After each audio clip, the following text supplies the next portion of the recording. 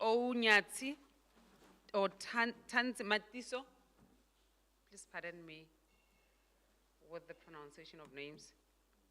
Tanzi also not yet here. I'll just say not yet here. Probably they'll join in the course of the session. Mazi. B. McKenna. PM Shabani. Okay. The C. Can you help me pronounce this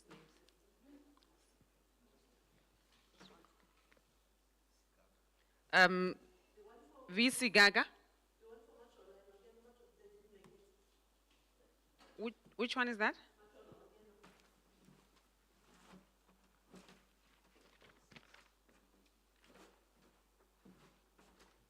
Oh, okay, this one. That's fine, thank you. Then M. Mazula. M. Mazula. Okay, so far we have only 1, 2, 3 presenters. If it happens that we only have 3 presenters, we are going to take the presenters for the second session, okay? Okay, let me now welcome and introduce you to the first presenter of this morning. I'll be Zimbiri from University of Malawi. He will share his topic. So what will happen is that we are going to give, should we give all the presenters a chance to present, then we take questions after all the presentations? They'll just sit over there.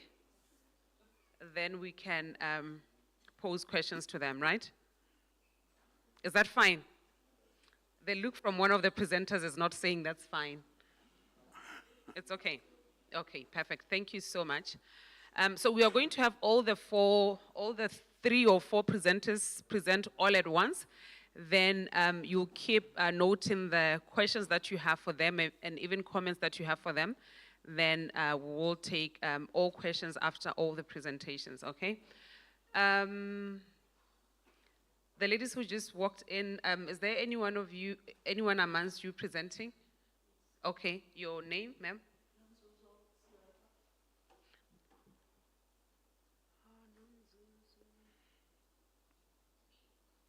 I have Buka, I have Musitwe, Galunkulu, Mazi, Sigaka, Mazula, or maybe a wrong session. 2B, it's after we are here. Well, 1B. 2B, it's after tea break. Okay. Okay, colleagues, let's get started. I'll give the floor to Prof. Zimbiri. You have 15 minutes. Mr. Alex, please be our timekeeper. I tend to be a bit lenient in terms of time, so strictly 15 minutes. Thanks very much. Colleagues, good morning. Zimbiri, Professor of Public Administration and Management from the University of Malawi.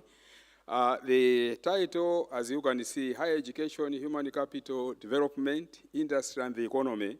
Where is the missing link for relevant skills?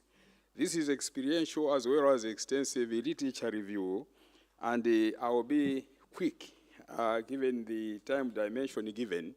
Malawi has a vision, 2063, just like the African vision, and it wants to be an inclusively wealth and self-reliant industrialized upper middle income country by the year 2063. And human capital development is one of the key enablers, because we want to have a globally competitive and highly motivated human resources. And we know how human resources, how crucial they are in any area of development. They are the ones who plan, organize, implement, and achieve development aspirations. And the skilled workers are crucial. And we know, looking at what you can see there, for Malawi to develop, just like any country, we need all those resources, professionals, administrators, and others. And higher education is the one that provides and equips the nation with people with competences, skills, and so that they can do whatever they have to do. And one aspect that has to be noted is that the quality of human resource, the quality of higher education determines the quality of human resources a country has. Therefore, higher education institutions are trusted to produce the most relevant skills that are required by the economy. The question higher education institutions have to ask is what graduate attributes are required to produce human resources that have to implement the vision Malawi envisages? And again, how can higher education institutions build human capital that matches the needs of the economy and industry? And how best can higher education institutions design, implement, and assess learning and training programs to produce relevant graduates? I attended a city council meeting of a private university where I'm a board, a council member. I discovered that the awards we were approving, they were about 1,002 graduates who were to graduate. But 500 of them had distinctions, and 400 of them had marginal distinctions, and only 37 had passes. That was something I intervened and said, I think there's something wrong here. This is not a normal distribution curve. I think the problem is with the academics. The type of teaching and learning that is taking place and the type of skills that they are teaching and asking are low-level skills. And if that is the case, educationists in this room are aware that we have a typology of skills that have to rise up as we go. But when you examine and ask people at low level, then you find they get distinctions, but those distinctions are useless to society because they have not gained the higher level skills required. So there's always a missing link, and studies have been undertaken, and I have read studies in the country also on capacities. And because I have only 15 minutes, let me point out that studies have shown that the quality and the quantity of people coming from universities are not the ones that industry wants. They are characterized by limited skills, and that emphasis is on soft skills. Hard entrepreneurial skills are not there. There's a huge mismatch between what industry wants and what universities are producing. And there are many, many shortages, and I can go on and on. There are also critical shortages in health, in various aspects of the public service. And yet universities are training people, and the hundreds and thousands of them, but they don't fit the market. Why? And all that is because the higher education institutions are producing inadequate graduates to begin with. Then the others are inappropriate, the ones that are produced, inappropriate to industry. There's a weak linkage between the industry and the universities.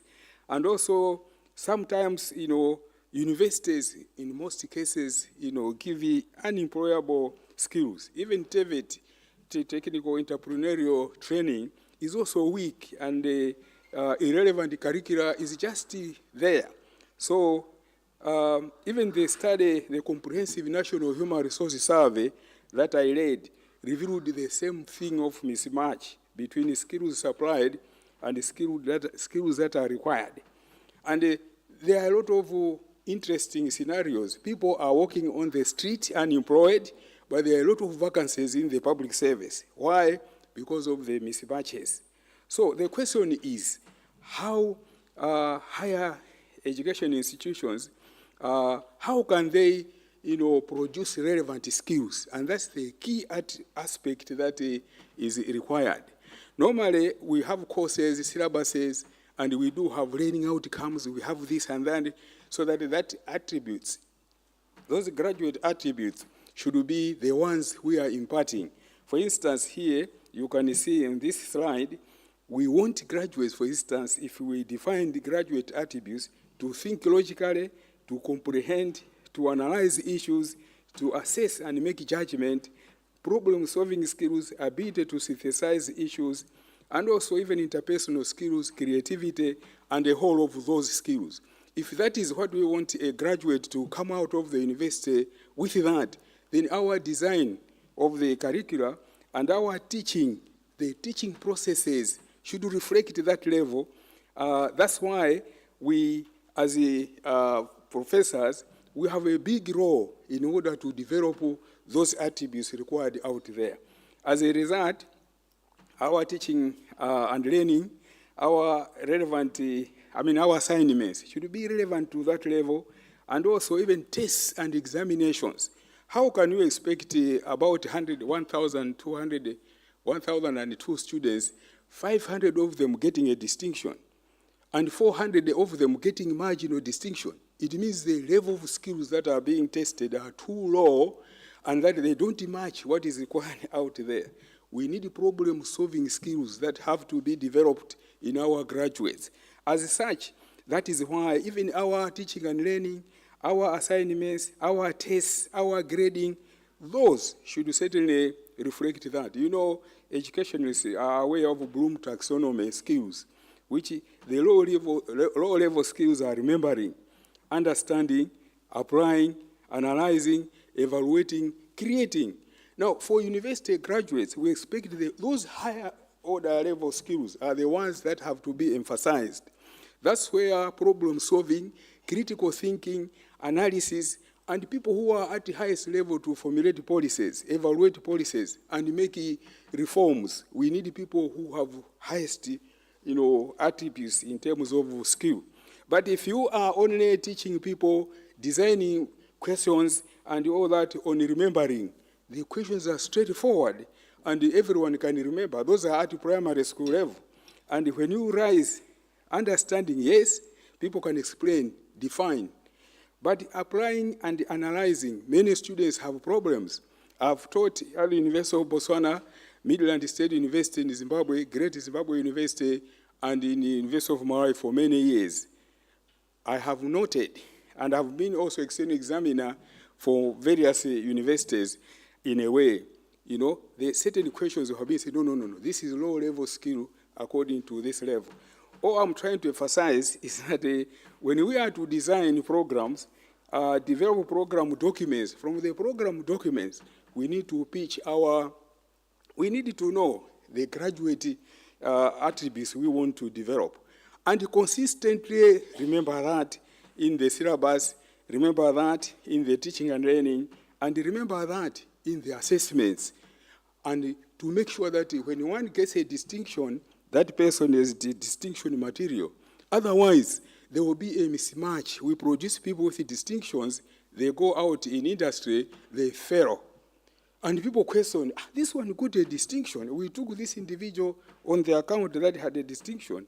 And now, what is happening? They are failing to perform. They can't think. They are given an assignment. They can't even, begin to conceptualize and solve a problem. A simple problem. Can you survey, look at why there's absenteeism in this organization? Just to design a study and conduct an investigation, analyze data, and come up with a report. They fail, and yet they got a distinction. Now, all that is a mismatch, and it is based on our problems as a human resource development experts. So, if we want to make sure that we have graduates that can stand the test of time, we need to ask ourselves questions. One, learning objectives. What do I want students to know how to do when they leave this course? What do I want them to do? But lucky enough, these days, there's need to undertake a comprehensive needs assessment to understand what industry wants. We need to incorporate industry in our needs assessment as we design curricula.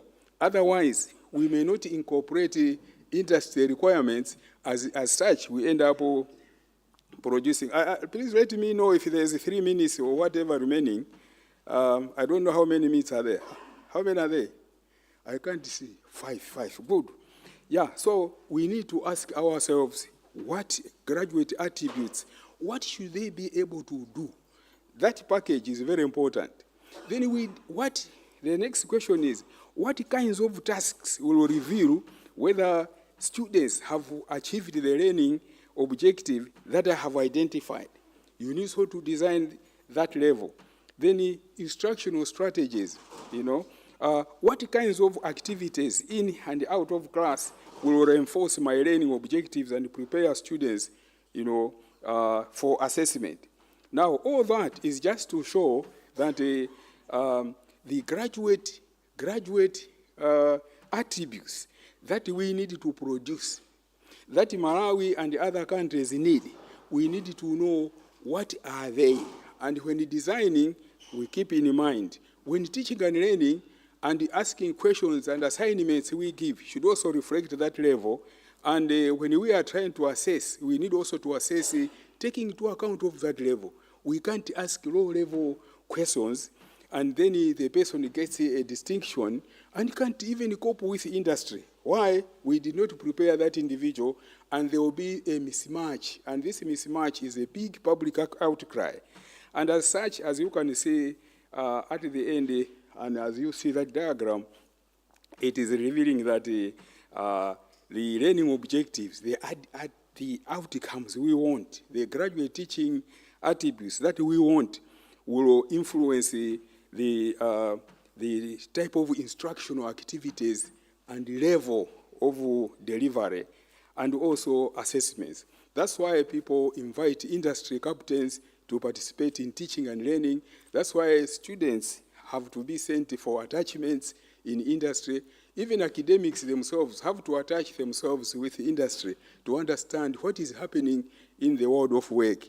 We don't just pick courses on the shelf or what another university is doing and just copy everything, or go into a book on management or human resource management and look at the table of content and just pick all those and say, this is my course outline, without resort to understanding what we are trying to build in the student we want. In short, there's a framework that you can see over there.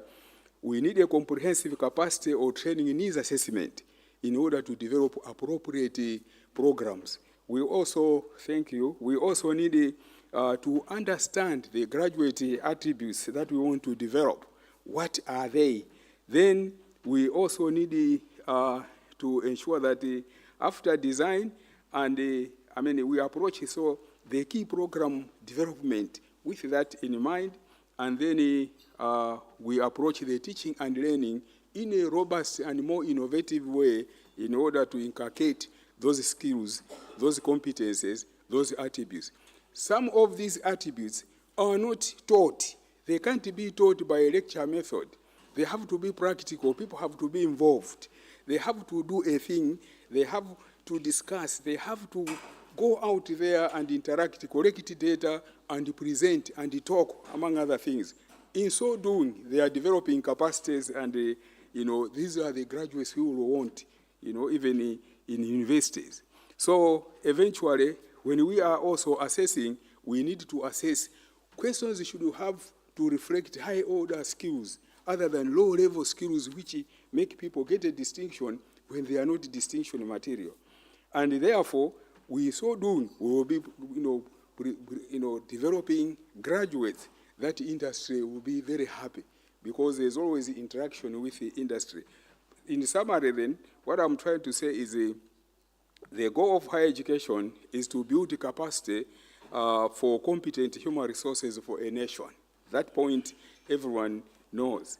And that the higher education institutions seem not to be doing the right thing in the production of graduates, and that higher education needs to understand what skills are required and then design their programs based on that, and also that they should establish graduate attributes, and those are the ones that should be targeted as opposed to the, I like teaching this, I like teaching this. And that's why it's dangerous to just throw courses to people without helping them to understand how to go about all this.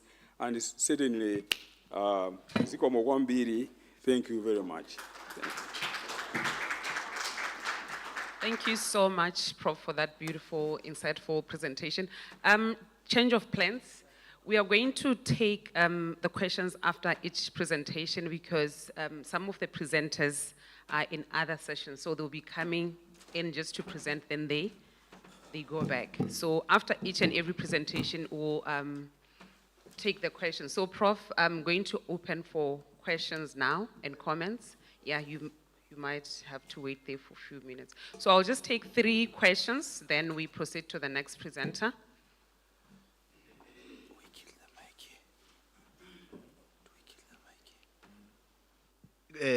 Thank you very much, Prof. Zimbiri, for your presentation. I saw you were so worried with the number of distinctions that were being obtained by the students.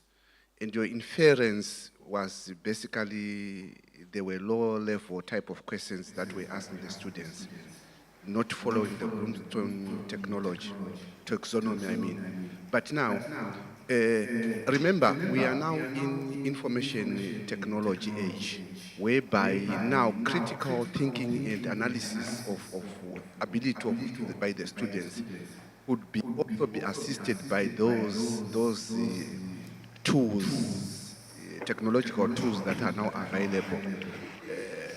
And it's quite possible for students to get distinction if you try to look from that angle, that these days we are now in the information age and people are now using those tools which assist them in critical thinking and analysis of any question. Thank you. Thank you so much. Any other question? Any other question? Okay, just to add up on that, Prof, you kept on saying professors should assess in this manner and that manner. What is it that should be done to lecturers, professors, to capacitate them to do that which you are recommending for them? Should we take them to education department and give them some refresher courses, refresher training, or anything of that sort? Because you would have a professor who's been there for like 30 years or so. Organizations are evolving, things are evolving, and they still use, teaching techniques, methods from, 10 years, 20 years ago, but you expect them to move with the times. What is it that should be done to professors to capacitate them to do what is relevant at this period? Thank you. Thanks very much. In fact, the lucky thing about me is that before I joined the higher education institutions, I was a management trainer at the Staff Development Institute in Malawi. And it was from that I attended the training of trainers programs, and also my master's is in human resource development. So issues of developing the capacities of people is part of my expertise. Now, one unfortunate thing about higher education institutions is that they are not capacitated. Lecturers do not even, they are just appointed on a distinction that they have gotten, and they are allocated their staff associate or teaching assistant, and they grow up without going to formal training. Of course, in the past, I was entrusted with orienting heads and deans and also directors at various colleges of the University of Malawi. And I was always recommending that the faculty or school of education should certainly be the center where all lecturers should go to be capacitated, to understand how we derive courses, curriculum, how we go about teaching and learning, how we assess, among other things. So the Faculty of Education is well placed to orient. And most universities, you cannot be allowed to teach unless you acquire a diploma or a certificate in teaching.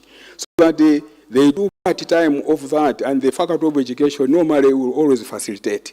But also, let me point out about the issues that you've raised about the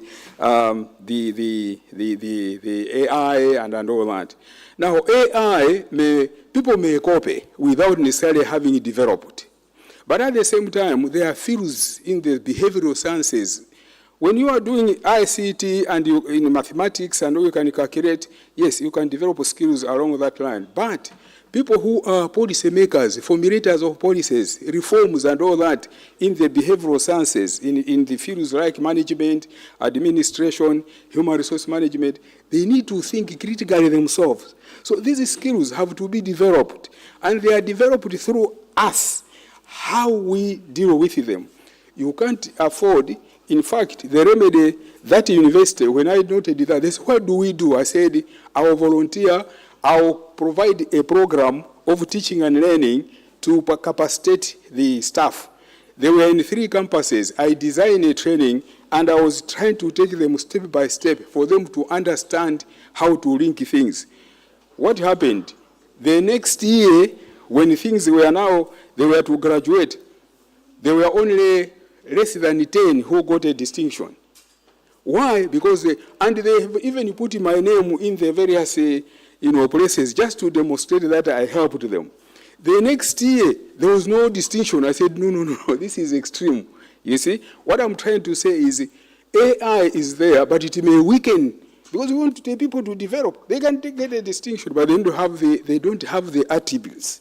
And therefore, that is dangerous and suicidal. Thank you. So much, Prof. Before you start another presentation. Thank you. A round of applause for Prof. Thank you so much. That was quite insightful. Our next presentation is going to be an online one. We have Susan Perry waiting to get us started. Susan Perry, we are handing over to you. Susan, are you able to hear us? Yes, I can hear you. I don't know if you can hear me. Which one works? This one or this? Hello?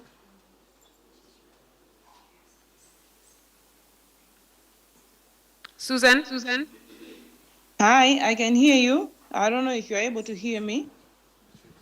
I think Can you hear me?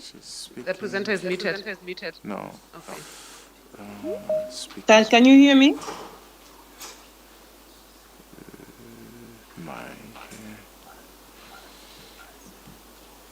Yes, can you hear me? Okay. Hello? Good morning, Susan. Good morning, can you hear me? She's trying also to connect. Hello? I can hear you, but I don't know if you are able to hear me. Let me see if I can hear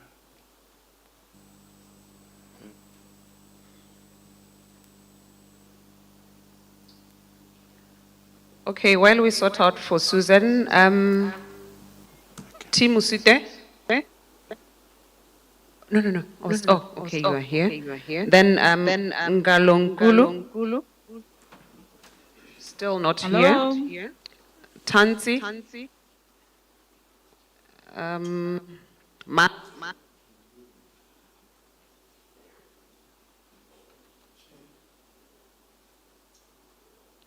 Oh, that's Mazi. So you decided to come and join this one? You're supposed to be coming for 2B or 1, so session A or B. Like the 8 to 10 one or the 10 to 1. Hi, can you hear If me? you can take for the first 8:30 to 10 one, that will do.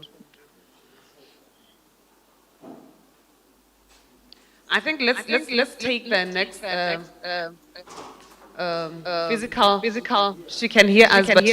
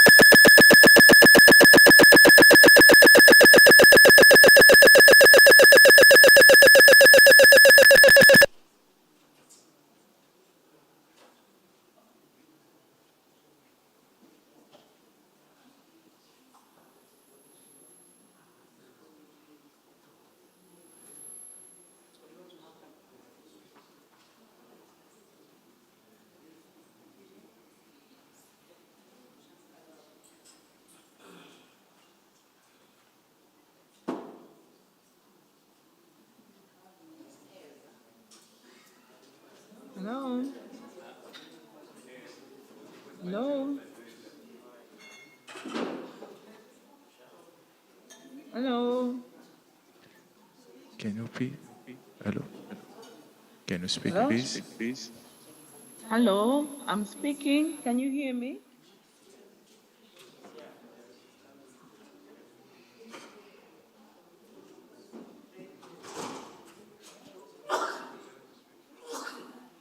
Can you speak?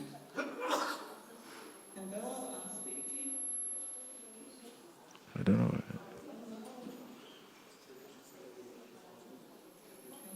Can you share your PowerPoint, please?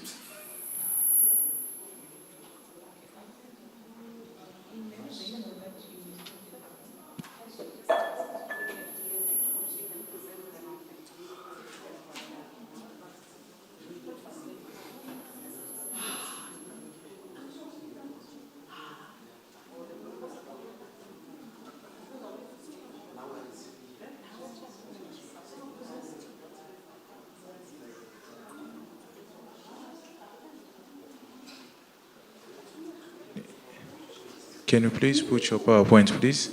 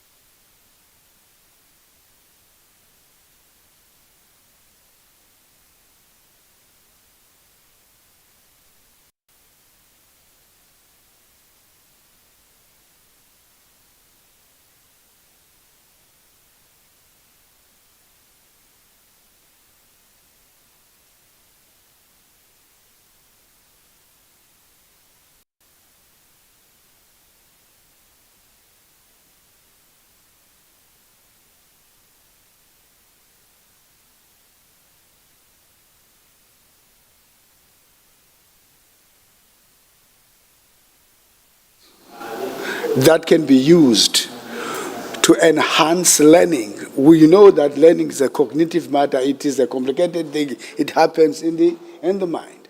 And then, so the inclusivity, gone that time when we take learners to a special school for moderate impairments. In South Africa, we are not saying disability, we are saying impairments. But the focus of the study, colleagues, is that it looks now at the leadership, how the leaders themselves, who are the custodian of policies, who are given a mandate to implement those policies, how are they, what is their take and their experience in terms of inclusive education implementation. I'm not going to bother about the history of inclusive education. It is there. But as much as we have seen so many laws, procedure, frameworks, but there is less impact that we can see to a child in the classroom. Less impact that we can see in terms of supporting the teachers, in terms of supporting the, other than we cannot rely, therefore, and cry that we don't have resources. The first resource that we might have, although it was, the previous speaker was talking about the capital, it is your mind. And then if you have got a good mind, you have got all the resources. So despite all those things, you can see that we don't see that impact that we need. This is all over in Africa, where we are poverty-stricken, we have got social, political insecurities, corruption. You can name those things. But I am saying those are extrinsic things. Those are extrinsic barriers.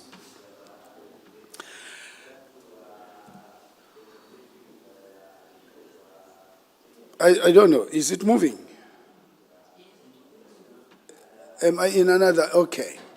Well, as you see now in the SDG 4 that promotes inclusivity, equality, equity, educational opportunities, those things that are there on paper, but we who want that kind of impact, that influences that can be seen in the communities. We are in a very beautiful space here, and then we're in Cape Town. You go to airport, next door to the airport, you see another different spectrum of life, which is squatters and amachochombe, and then they are still using the bucket system for ablution. So we are talking about exclusion, we are talking about discrimination of resources. We see, therefore, we don't see that progress in terms of implementation of policies.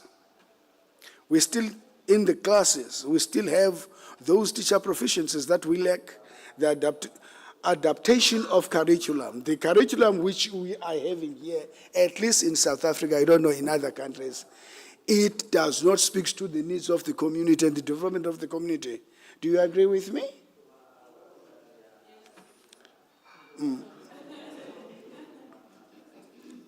So the focus, therefore, we are looking at how we can start things on our own ideas, in our own philosophies, in our own values at grassroots level to change things there. Well, also, although we can compare ourselves with the developed countries, your UK, your USA, there is no compelling evidence that there is an impactful implementation of inclusive education, at least at a larger scale. You will have those scattered and cases where in a very sports school, you can see that somebody is graduating. What about the masses? So, despite that we don't have enough schools except those that we inherited from the missionary schools, that they started the special schools. So that alone now is keeping children away from the system. Now, we are, in this study, we are introducing our own theory, which is Ilima shared leadership model.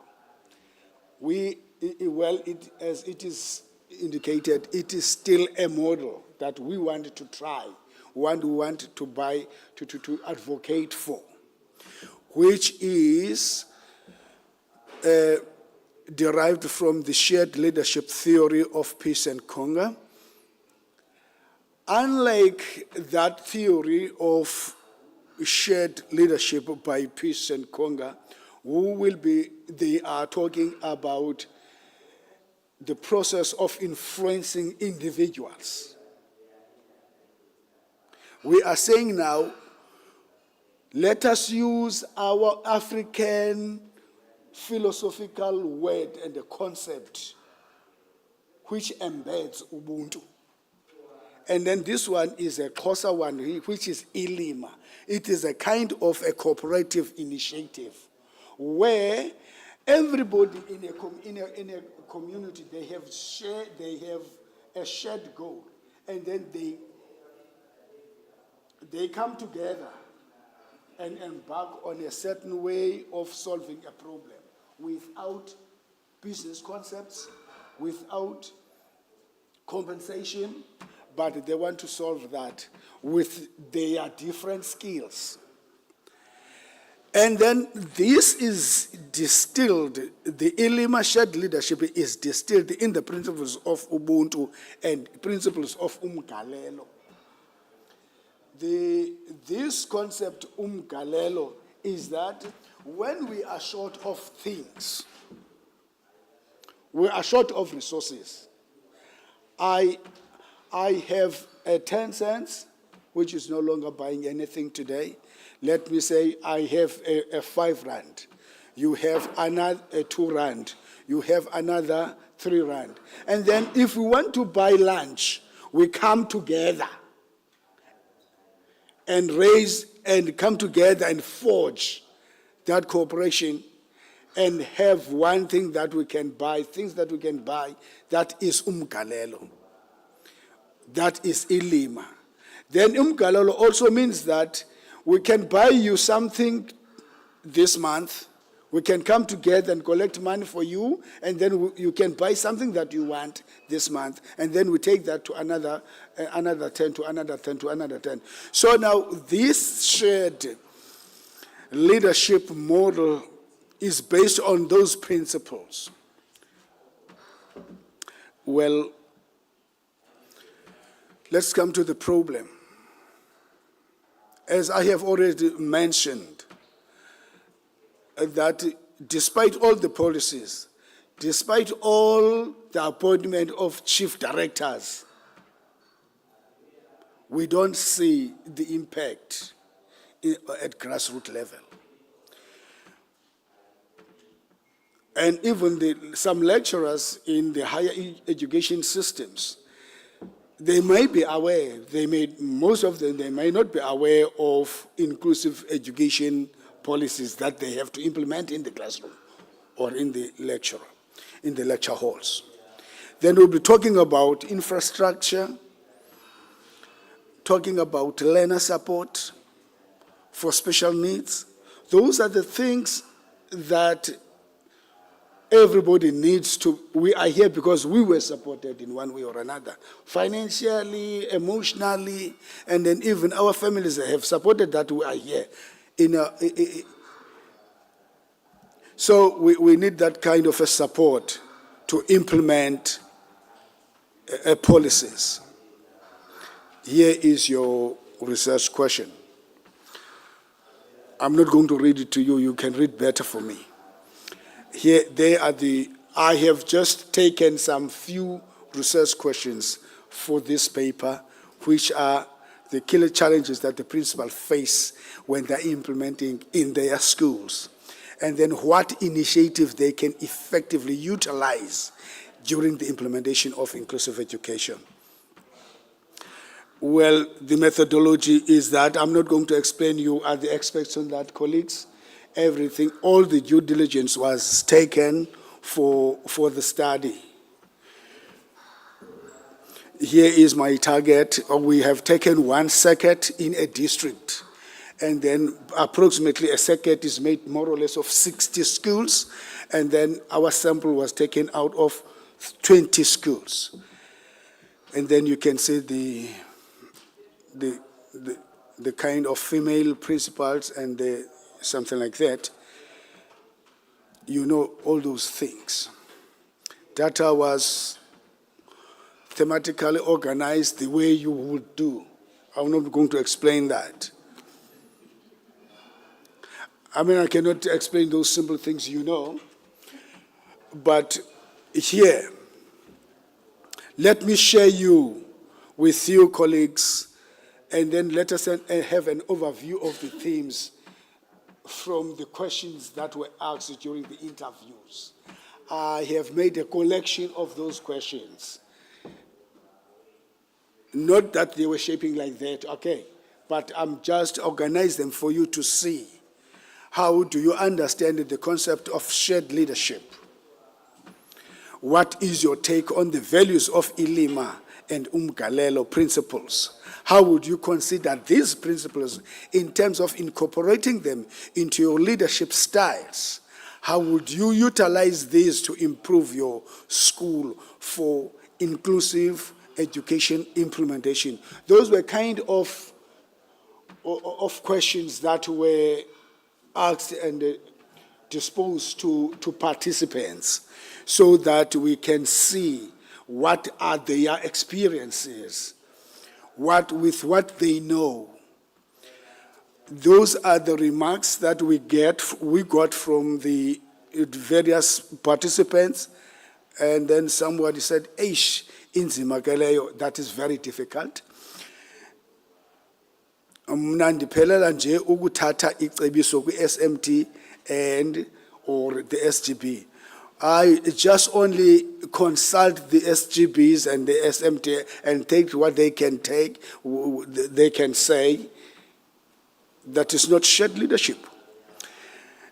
Leyo kuba kubantu abazinkokheli abangabanye apha ekuhlaleni yinyani.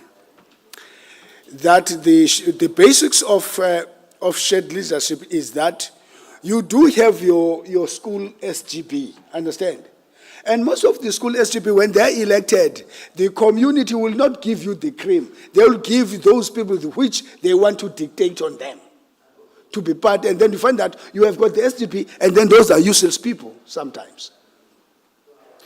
So now, the shared leadership, you must go beyond, and you yourself network with other leaders in the community that are listened to, that have good ideas, so that you incorporate those people, you co-opt them into what? Into your leadership. They become now they become your advisory council. That is what we mean by the shared leadership, especially in Lima. So now you'll have in our big study, we go to the traditional leaders, we go to the traditional healers, those are leaders. We go to the prophets, we go to the apostles, we go those whoever who have got leadership in their specialized kind of setup. And then we come to how do they can help us to change the school, because the school is an agent for the community. So these are the things that we got, and now that he said that I will try that one. In Lima, Yebafondin, this is a good idea for voluntary work by community members. These are collaborative effects of people who shared one goal. Abantu bapume from one school to another school. How many? Time is up. Okay, fine. Those were the findings, colleagues. Now, let me wrap up. Give me just to wrap up. So you can use, with Ilima, you can use those three patriots so that they mobilize school, they mobilize children that are being used by their parents to suck money from the government to come back to school. In conclusion, this exploratory study shows that we can invest and harvest from our own values, skills, and philosophies, which are gathering dust while we're experiencing academic destitutions. Universities and colleges may rethink their community engagements and adopt schools or community centers as they explore African philosophies and values. Education does not start with resources. It is a philosophy. It is a belief. It is a principle. It is a value. It is a practice. It is a vision. What is your vision for your people? What is your belief about your people? Thank you. A huge round of applause for our presenter for that insightful presentation. Now we'll open up for comments, questions. We'll only take 3 from the floor. 3 questions on Ilima or Umgalelo. Anyone? Colleagues? Colleagues? Even a comment. In fact, they cannot ask a question because I have asked them a question. What is your vision? What is your belief? You have to go back and answer those in your research. Questions?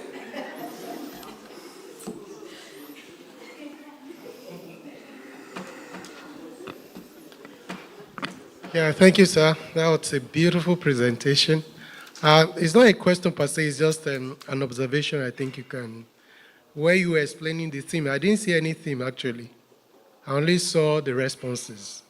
So it will be good if you can form those responses into themes that men looking at them will know what they're about. Thank you. Thank you, noted. Thank you. Any other? So, Mr. Buka, you said this, it's a model or a theory that you're trying to introduce, but this Umgalelo, is it not related to issues of social corporate responsibility that we already have, as well as Ilima? Is it really something that is really new, groundbreaking, or already we have traits of those happening? We say our shared leadership model is distilled. Oh, thank you. Our shared model that we want to sell is distilled on those African principles of Ilima, principles of Umgalelo, so that we go to the communities as principals and select those people that can come together. They can solve and make a ramp. They make, you have got those pathways that needs to be attended to. In one other story, we have got these 2 people that came to school, and then now they collected all those old steels, and then they make now imaging for ikrish eskolweni. You know, we are talking about those kind of things. So now they will come together as artisan, as different, with different skills, not for payment. They come and forge those efforts for the benefit of the school. We borrow from the Umgalelo principles, we borrow from Ilima principles. Chair, there's a hand. I'm used to be the chair myself.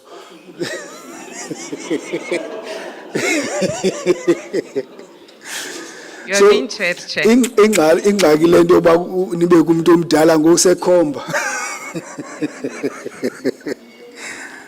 Are you happy now, sir? With me on the... We are not used to these things. I know. Thank you so much, Chair.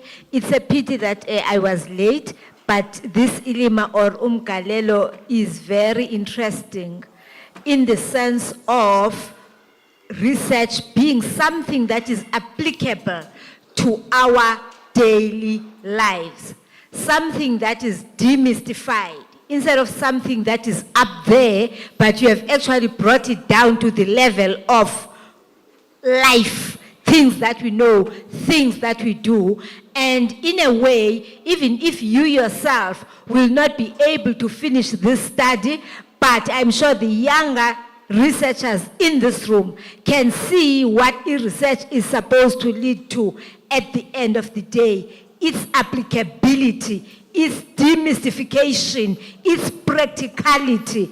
I'm impressed. Thank you, Chair. Thank you so much for that beautiful comment. It was indeed beautiful presentation, something that is tailor-made to our case here. Oh, we still have, okay, just one last one. Which one is more? Okay.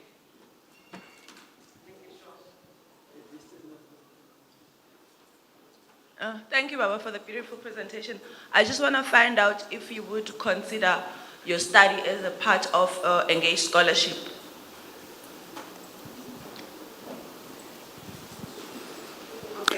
And then I also want you, when you are having your own engagement, adopt a school and then try to implement these African principles in your study. That is the advocacy. Thank you, madam. Thank you very much, Ntate Buka.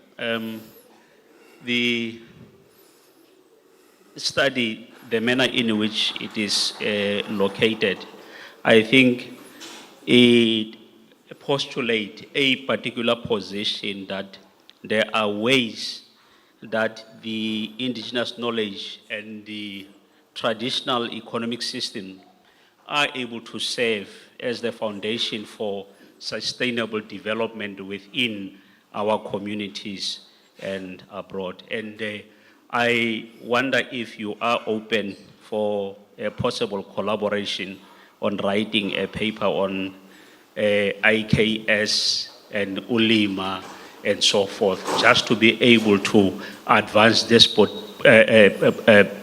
position forward. Thank you very much, Tate Buka. You answer for me, Chair. Yes, you will exchange numbers immediately after Thank you. this presentation. Thank you so much. Thank you for that. Thank you, Mr. Buka, for your lovely presentation. Colleagues, let's take the next presenter.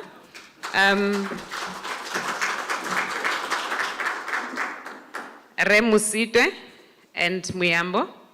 They will give us a presentation on access to curriculum through assistive technology. The floor is yours, sir.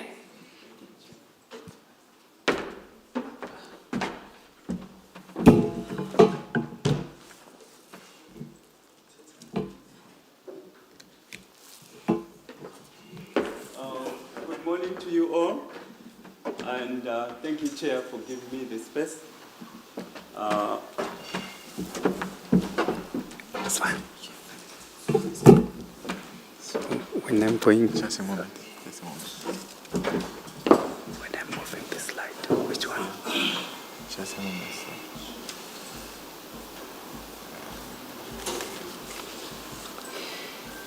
I can't even see his mouse. Okay, just need to go that side.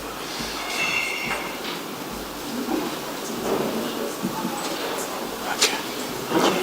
It's this one. This one. Yes. Okay. Thank you for helping set up. Once again, thank you for coming to this presentation. My presentation is access to curriculum through assistive technology, a case of primary school learners with visual impairment in Gaborone, Botswana. My name is Amos Muyambo, and I'm standing in for T. Musitwe, who is a special education specialist who couldn't be here with us today. I'm also reiterating on my previous speaker who took a length to talk about inclusivity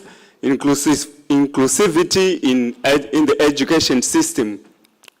Most of the time, policies are there, very good policies, but implementation becomes a problem. So our research look at how implementation processes are being done irrespective of the developmental plans and adoptive policies in government and secular to implement a program. Take, for example, Sustainable Developmental Goals 2030. So it takes as evaluative measures to check at how these developmental goals are being applied. The situation in most of our African communities that requires us to take a contextual perspective on context is because, for example, definition of inclusive mainstream schools and specialized schools are being distorted because in a situation where it is being applied, you would find that because of the geographical location in an area, there is only one person with living with disability among many schools. So being adopted in the school, then the school will have to find out how they can help that particular student. Or in the event that there are no specialized trained teachers and resources, you would find that that particular learner is being taken to another center within the area, and other learners are taken. Then they are put in a main school with a specialized unit where they are being able to be taught together. Or if those resources are not available, they are removed from their usual environment and taken elsewhere where there are specialized schools adopting techniques and skills. So this research looks at how the purpose was to investigate how primary school learners with visual impaired access assistive technology to access the curriculum. The research question was how learners with visual impairment access curriculum through assistive technology.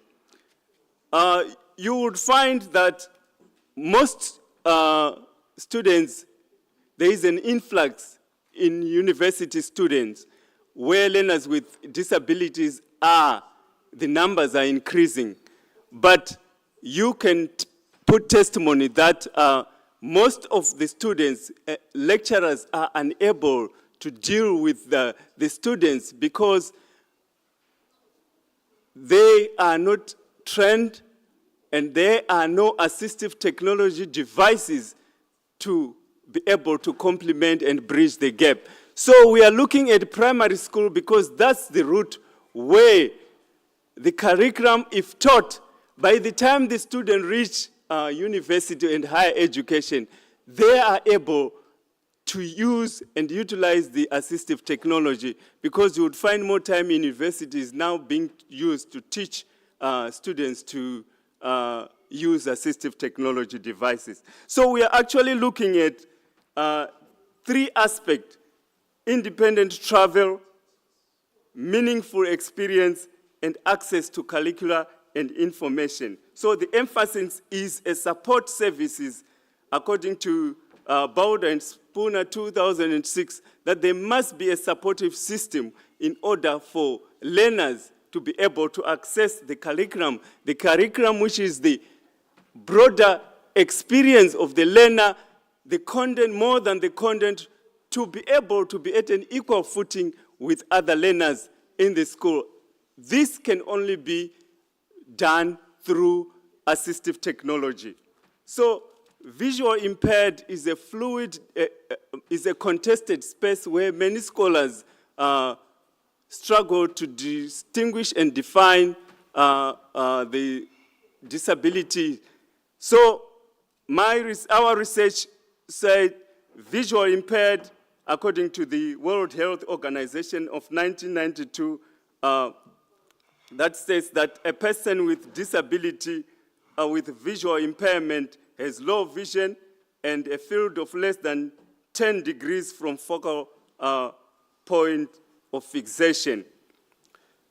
So a background also include SDG 4 that the previous speaker talked about, of inclusive, equitable, and quality education.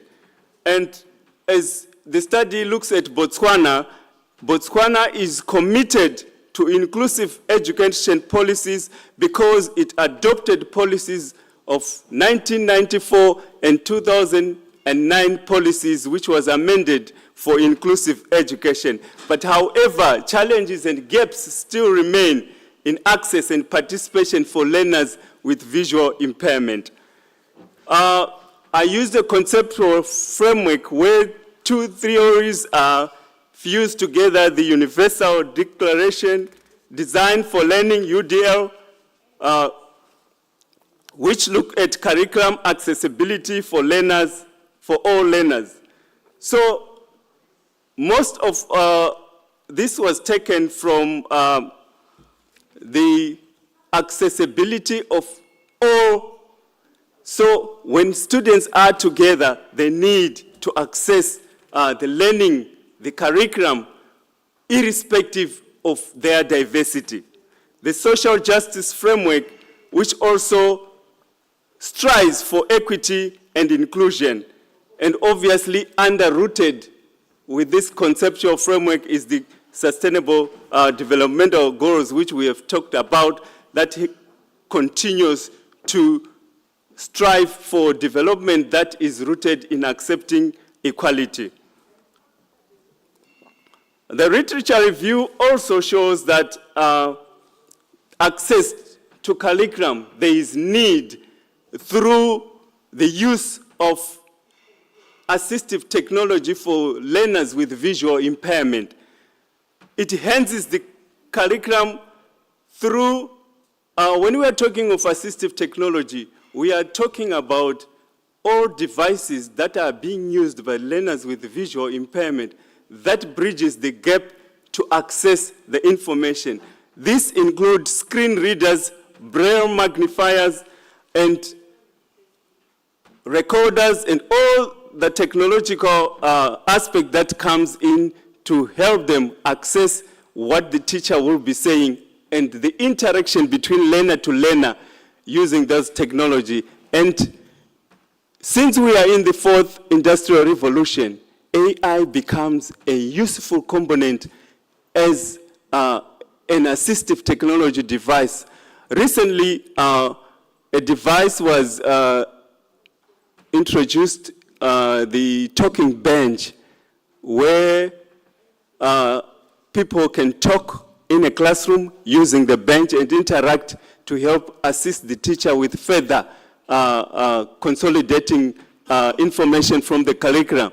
So those aspects becomes useful assistive devices to help visual impaired learners. They can, after the teacher has taught the content, they can interact with the bench on a one-on-one situation.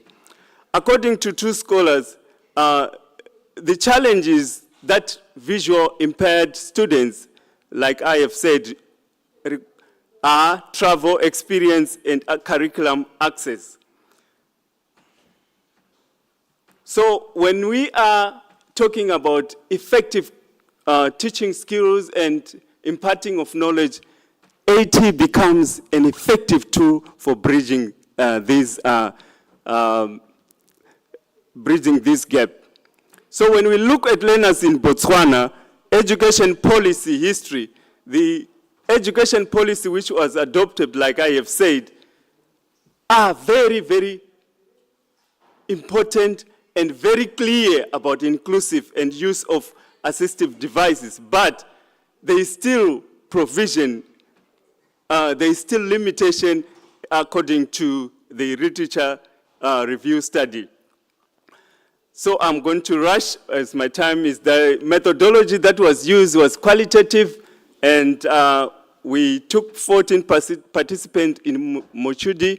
That's a district where students with visual impairments are scattered around, and the teachers, 20 teachers and 40 teachers and 20 learners. The data was collected through observation, questionnaire, and document analysis. According to the findings, it was found that inadequate AT devices were the major, they were using because of lack of resources. You know, those braille typewriters which were being used long back there, those that are still used in most of government institutions. This was done on government institution.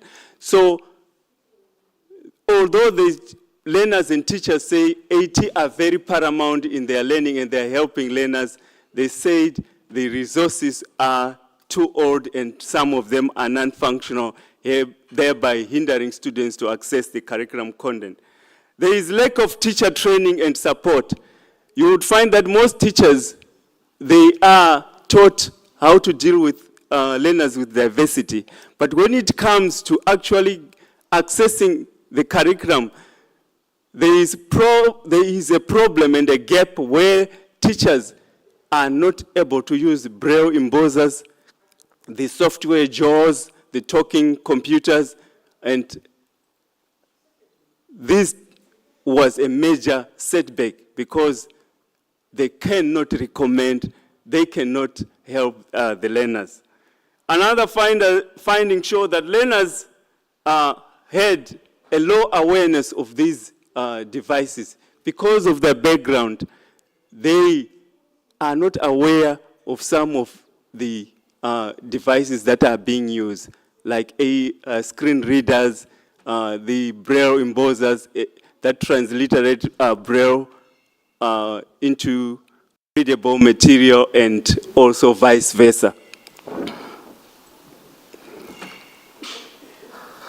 Degree of disability also influences the use of AT, the assistive technology, and there is also minimum systematic support from the ministry and administrators to make sure that these assistive technological devices are being improved and evaluated from time to time.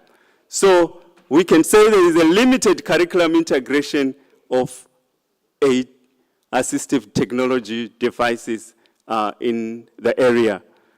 The conclusion, AT are pivotal according to the literature review that shows that these are a need for students to access information. The conclusion thereby agree with these sentiments that the findings also prove that AT are pivotal but under-provided. There is need to strengthen teacher training workshops, as most of the teachers are unable to use AT. Policy revision to explicitly support AT use. Policy, like the previous speaker said, must not be there on the shelf, but must be used in implementation where from time to time it is being evaluated to monitor whether the implementation process is taking place. Also promote experimental learning and AT awareness for learners. When new AT devices are being developed, there is need for experiential learning, whereby learners are taken through the process of utilizing these devices because they are their lifeline in being able to be transformed and be innovative. Thank you so much. These are the findings and the conclusion of the research, and we note that learners with disability, for them to be able to survive in the learning environment and transformation, there is need for support, and the support comes within these devices. And sometimes it is a problem because people stress more on financial resources, yet these are paramount for their access to the curriculum. Thank you.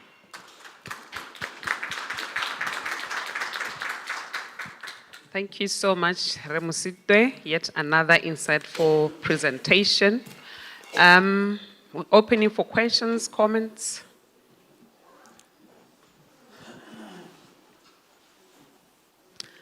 I know this one, it's an area that needs experts in it, but still we can ask questions.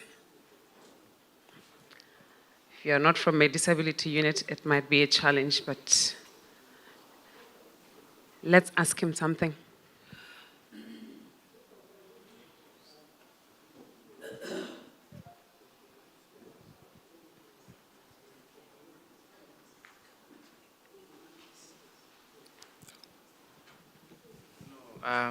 Thank you so much for the presentation. I mean, this is more technical and requires people who've worked with, it's a scarce area, you know, but I actually appreciate the efforts and the work that you're doing in terms of integrating AI tools and, you know, the talking bench and stuff like that. I think it's very great. But what was of interest for me is the emphasis you mentioned that the learner who's impaired, the learner who has some the terminology, you know, you said this. Yes, you said it's not disability. It's, you know, I'm actually learning. So that learner, when they transition to higher education, there is the educator, the lecturer in higher education is not equipped with the skills to train that learner who's visually impaired. So what are your recommendations to now go beyond the lower education or basic education? What are the recommendations to higher education, specifically targeting on the educator in that higher education space who is not equipped with the skills to teach the person who is visually impaired or any other impairment? Okay, thank you very much. You would find out that students living with disability, the success of these 80 depend on the factors. They are a learner support system. So I would suggest that university administrators have workshop and orientation for on how to deal with visual impairment students and any other students. For example, I think most of university has disability support services, right? These are units, for example, where I work. We support all students from all faculties. So lecturers, they have a software where they send in their notes, right? They have software where they interact with students. For example, now for a blind student, what they need is they record the notes for the students, or they make sure that they put the notes in software, they don't give it as print. And then the student goes to the disability support system, where they have a software, we call it JAWS, the speaking computer. Those notes, the students can listen to them through the computer. But it is the duty of the teacher to identify. The university must set up a process where a lecturer knows that I have a blind student, I have a deaf student.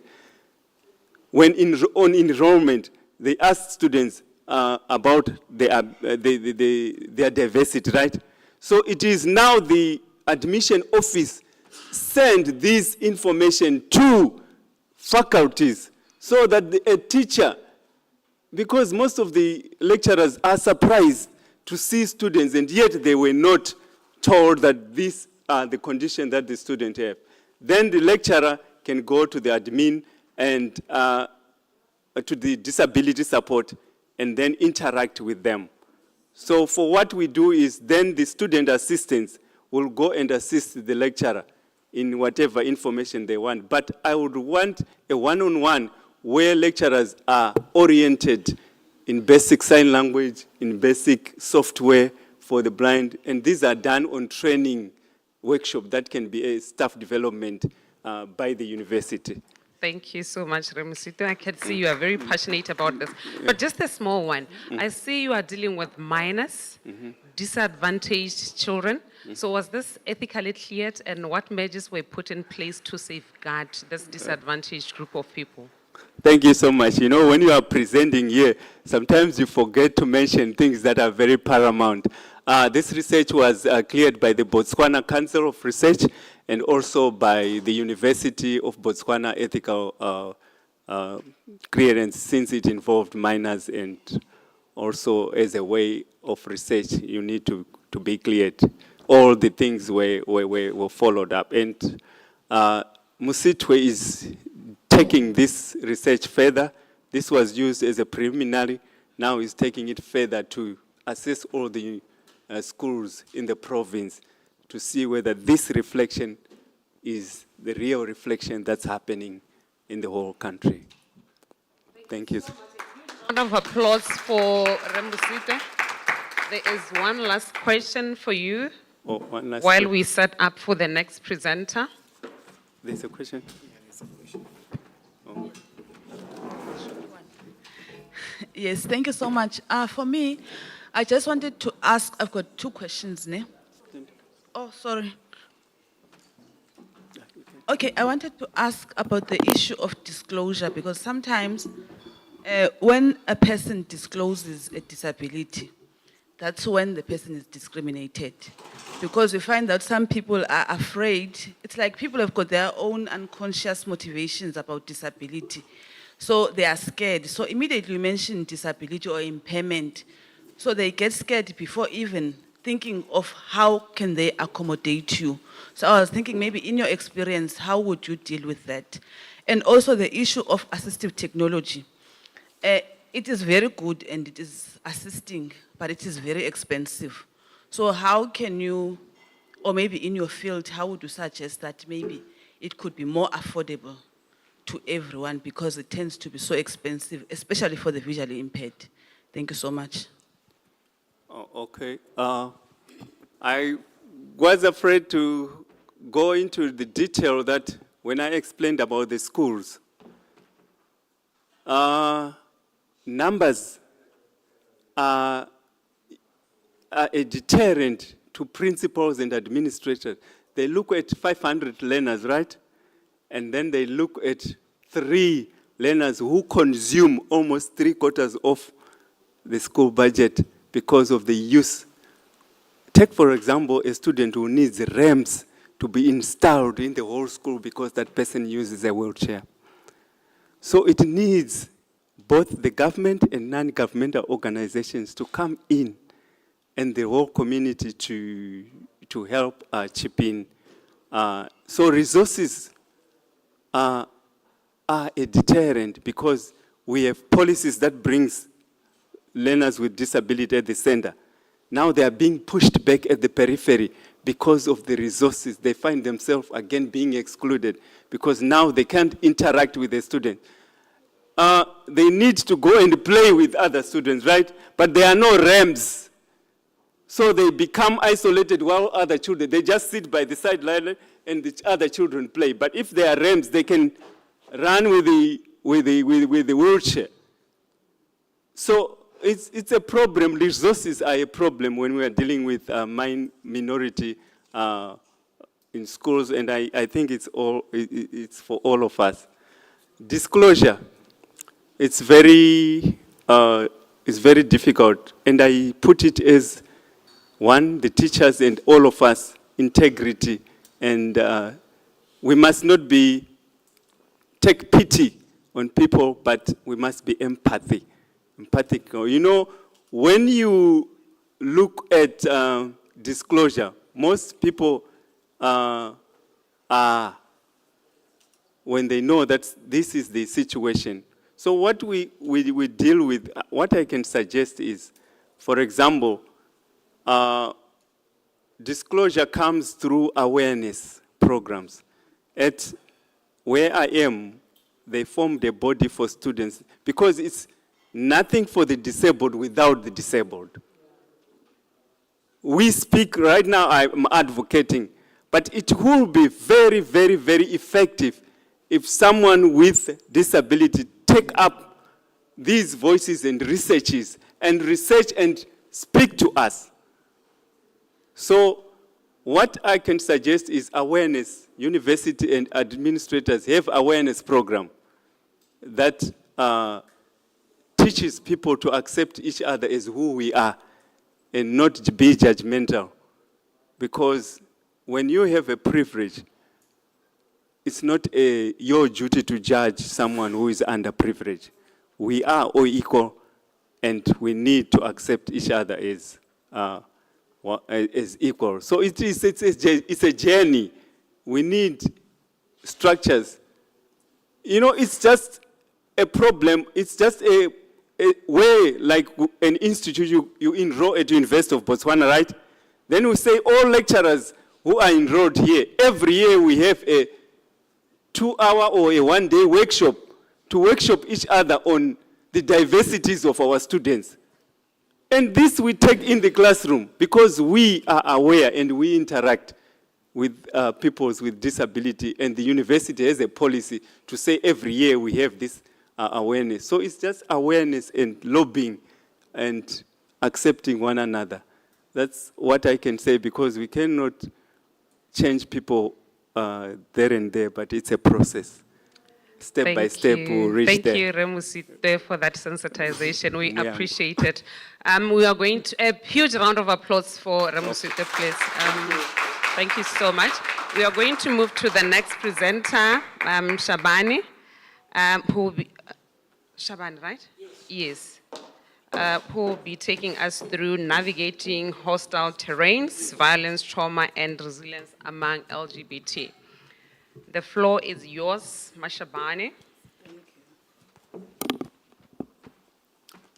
Good morning, everyone.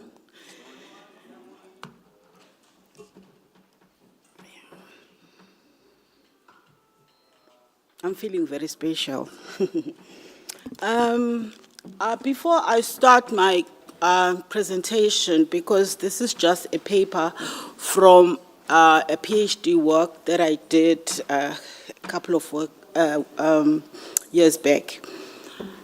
I just want to give a context of why I feel I was drawn to this kind of research.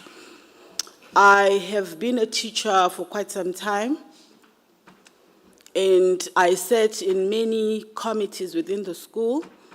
I was the secretary for the SGB, I was the secretary for the disciplinary committee, and I also was the teacher liaison office. So the students will liaise through me with the SMT.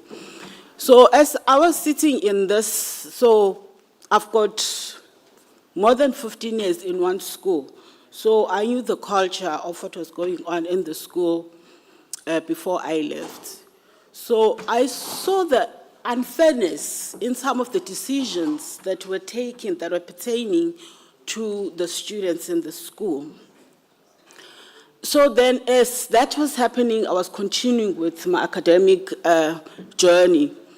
And then I was motivated to say, in South Africa, we've got SASA, South African Schools Act, we've got the Constitution, we've got the School Code of Conduct, but yet the implementation of these policies within the schools are disadvantaging people or learners that are not the kind of learners that the school would want to have.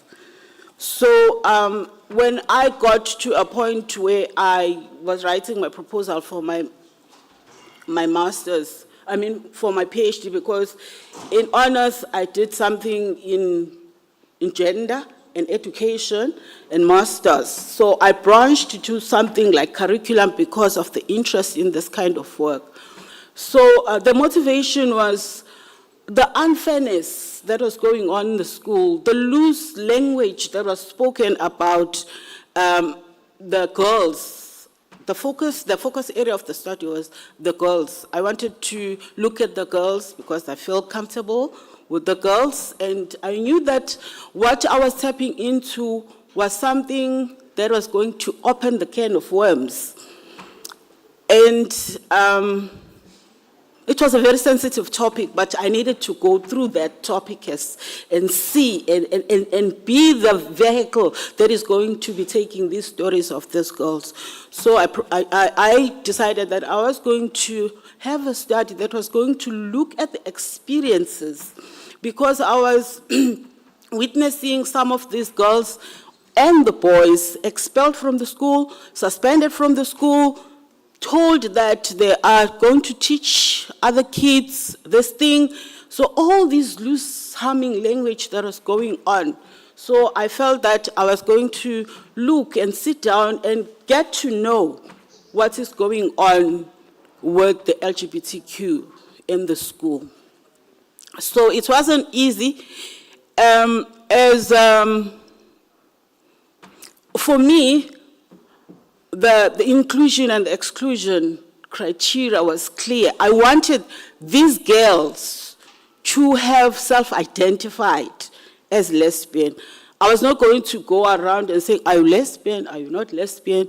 So I went to them, I went to an organization and I looked for someone because this was a very sensitive issue. And that was not going to happen in my school because I'm the teacher in this school.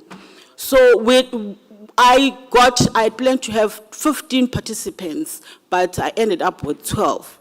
So it was purposive and it was through snowballing. It was a very difficult time searching for the participants, but I got the participants in KwaZulu-Natal. So the study was looking at the experiences of the lesbian, or another criteria was they should have been in school, secondary school.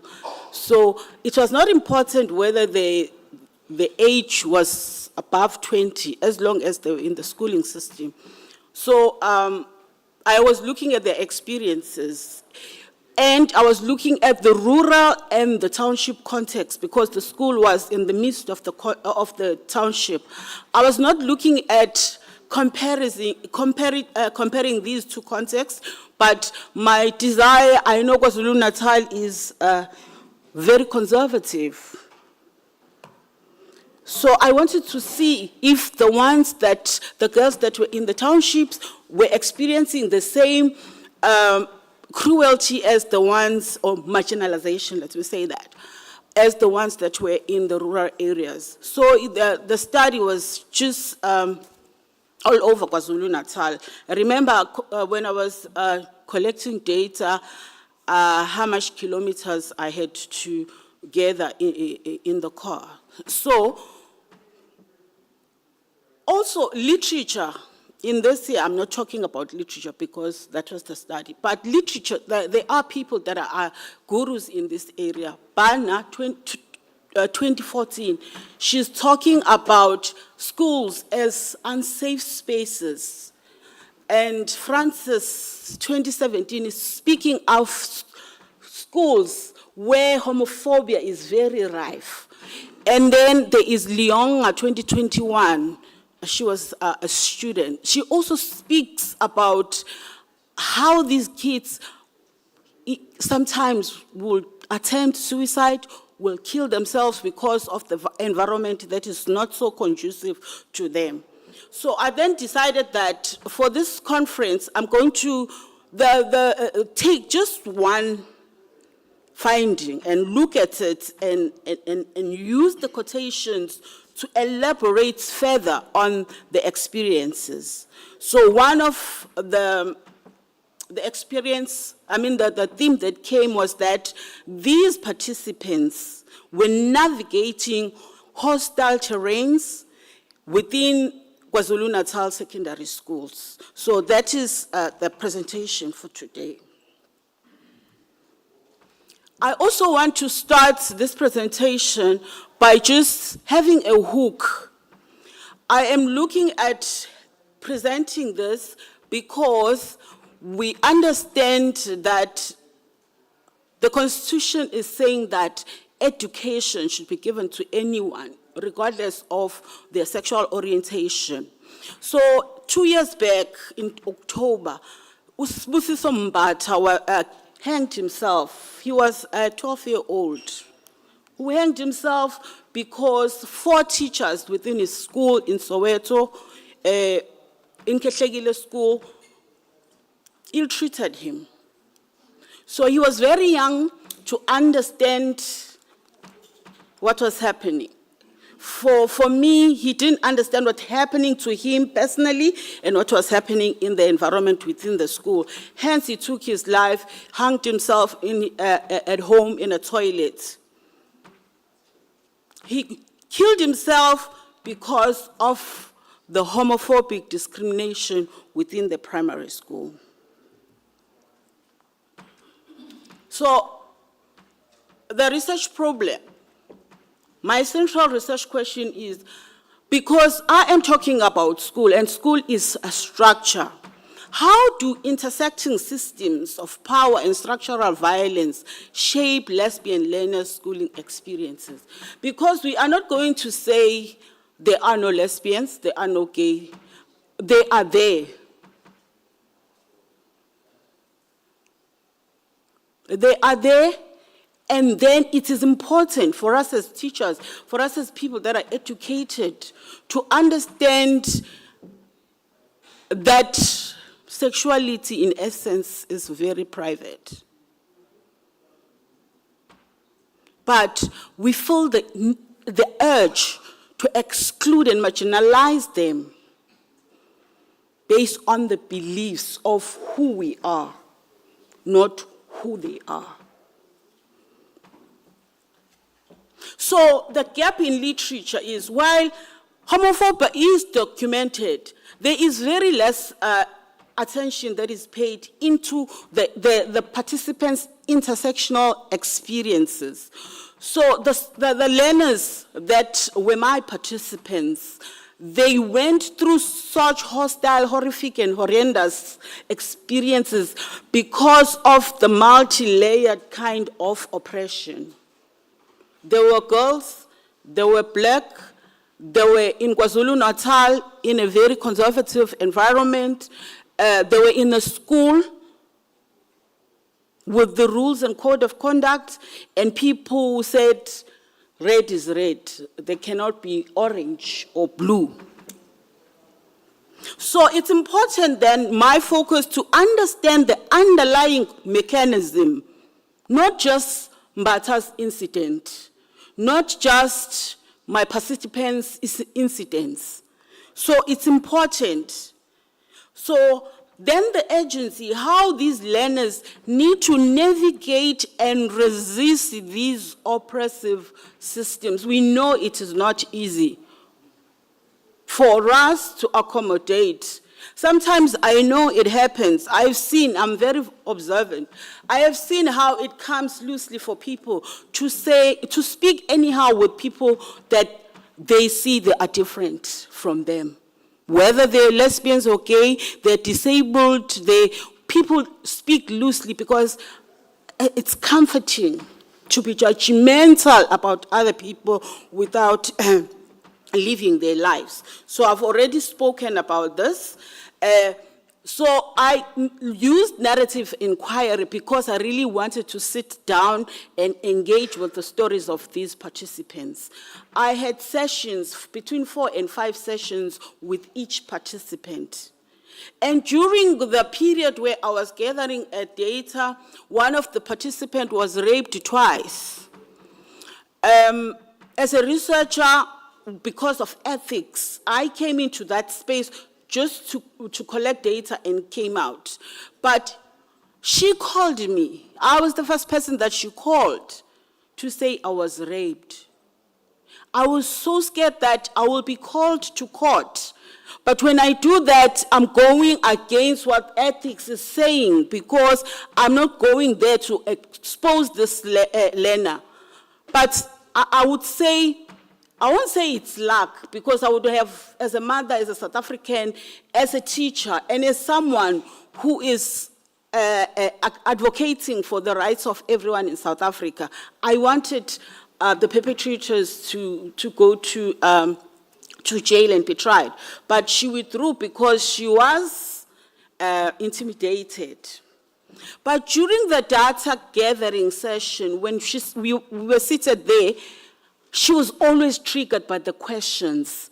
So we will never finish. I had 3 full months with her because she didn't want. She said, I want my story to be heard because you are going to be assisting us because nobody loves us.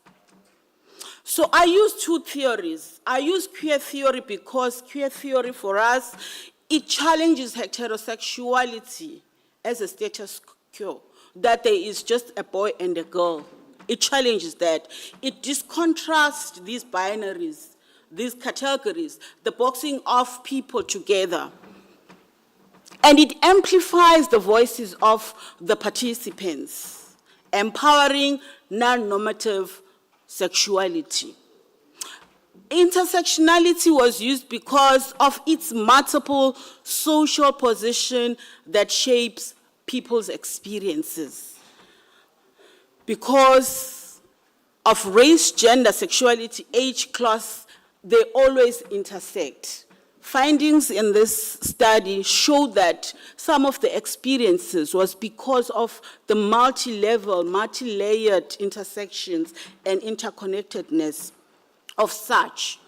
So, and also the interlocking systems of oppression, the school, the church, the home, the community at large.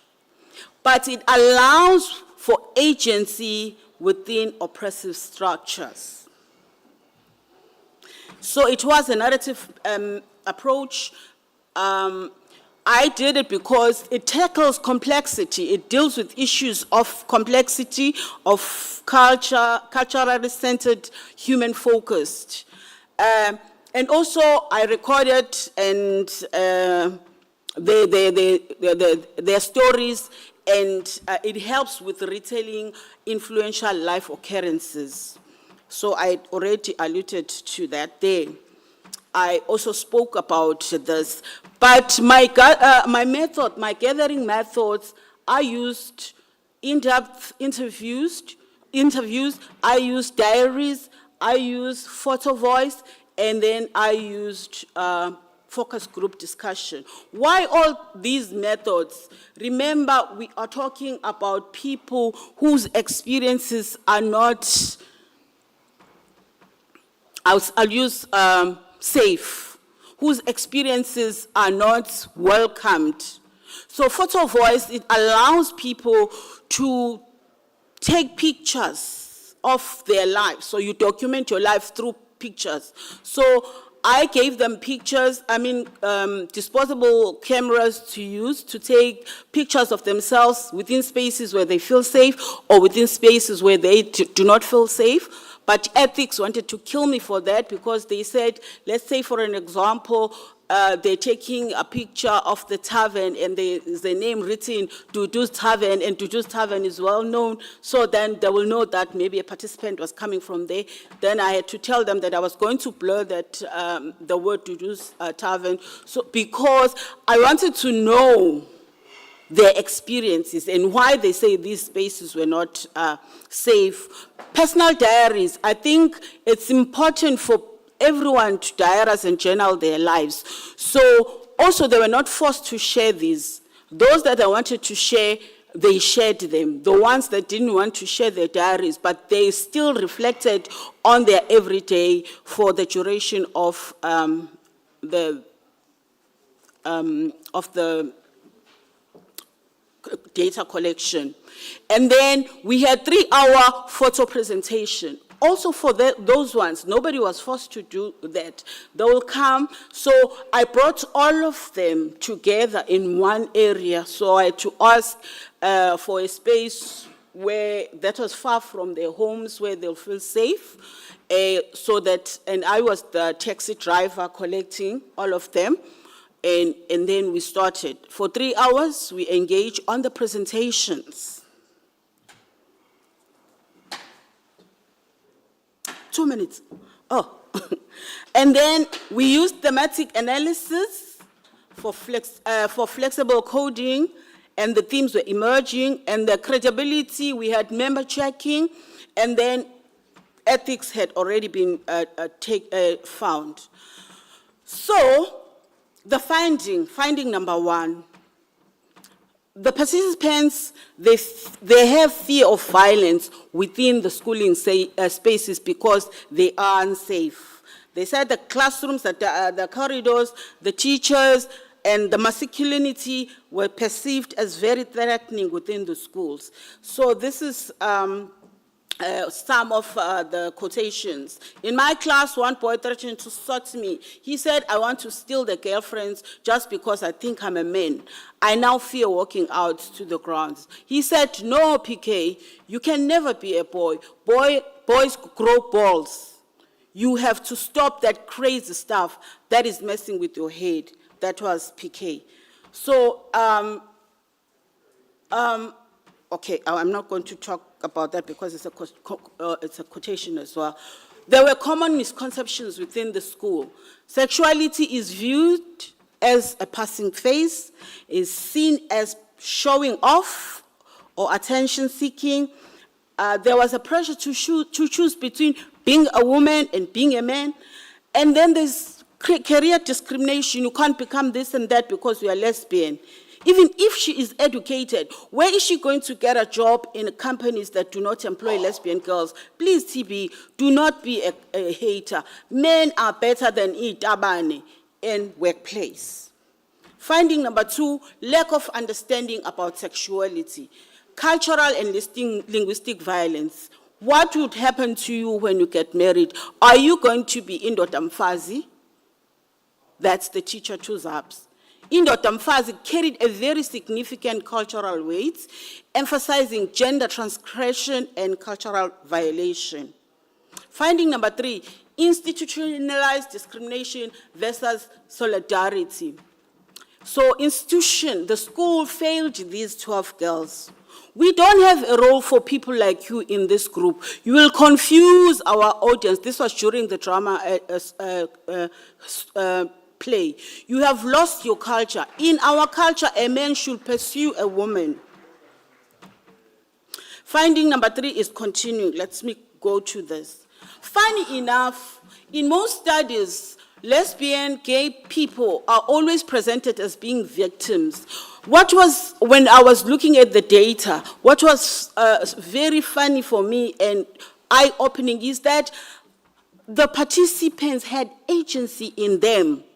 They took a political stance to say, even if it's happening like this, we need to be agents of change. Resilience was not just a survival. For them, it was an active resistance and identity in affirmation.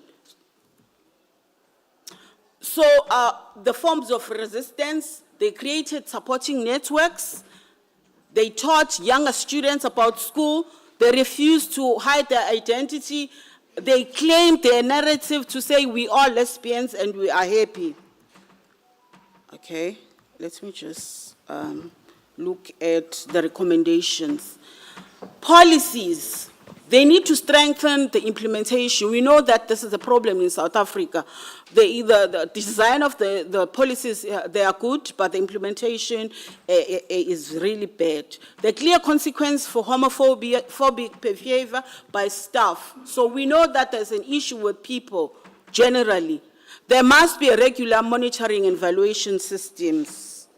I think, but I have for community as well. Education, community education that challenge harmful stereotypes. Parents and guardians should have sensitizing programs, youth-friendly counseling services, and cultural leaders. They need to be engaged in this. Thank you so much. I think I must just end there.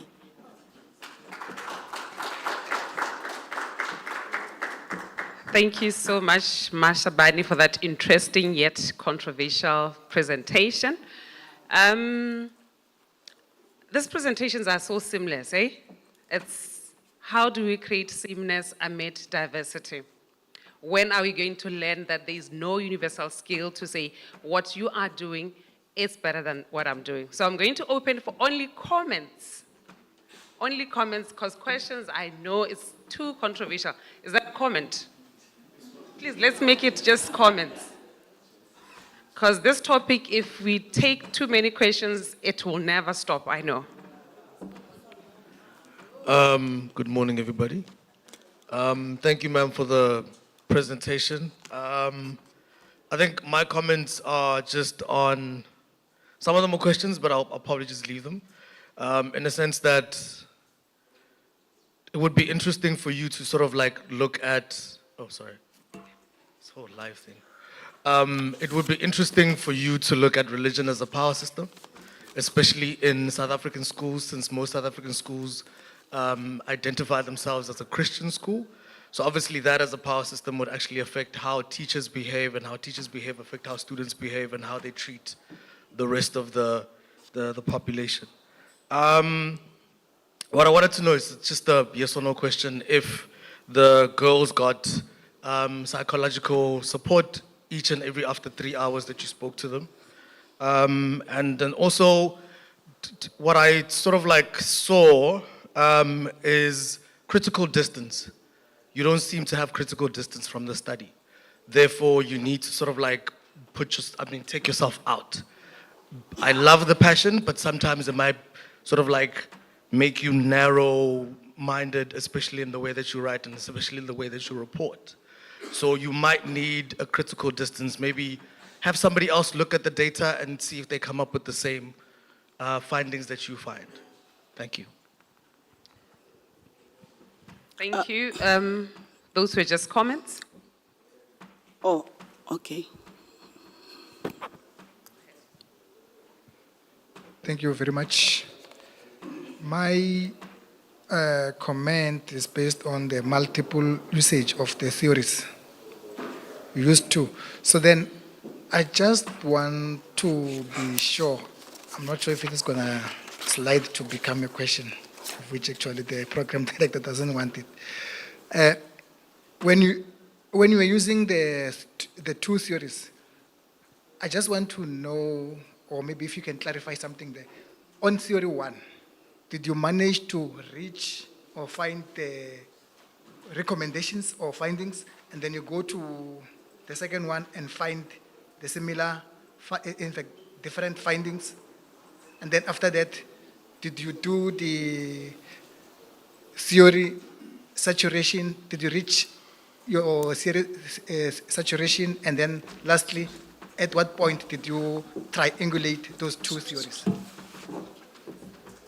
Thank you so much. I request that please, I think we can respond later as we have our tea, okay? Because we are really running behind time, colleagues. We should have finished at 10 and it's almost 10:30 and we have another presentation to take. So may we end it here. Thank you so much for that brilliant presentation, Ma Shabane.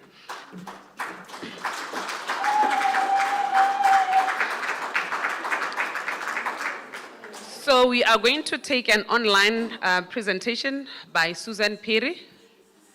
Good morning, Piri. Susan, can you hear us? Susan? Good morning, Susan.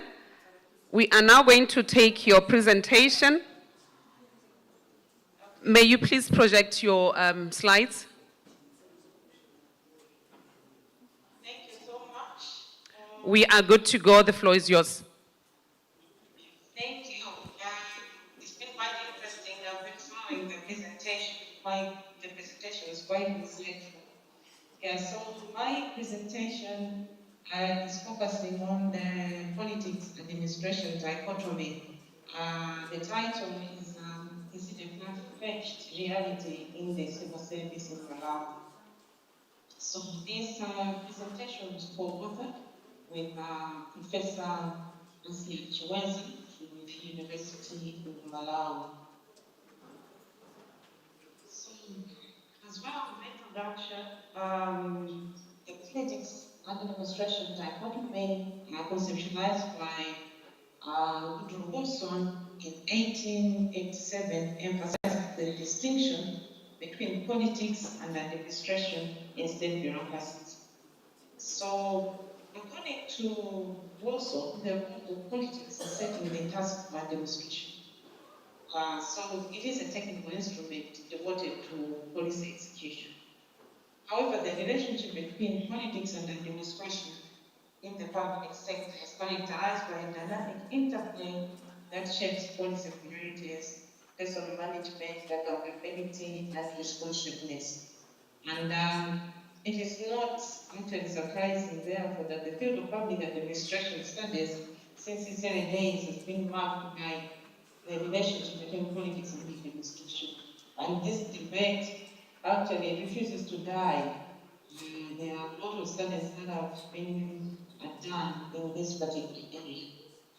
And our study contributes to that debate as well, but narrowing it down to the situation in Malawi and in other African states. So the aim, the research was to interrogate whether the dichotomy model is a fact-based idea in the Malawi civil service.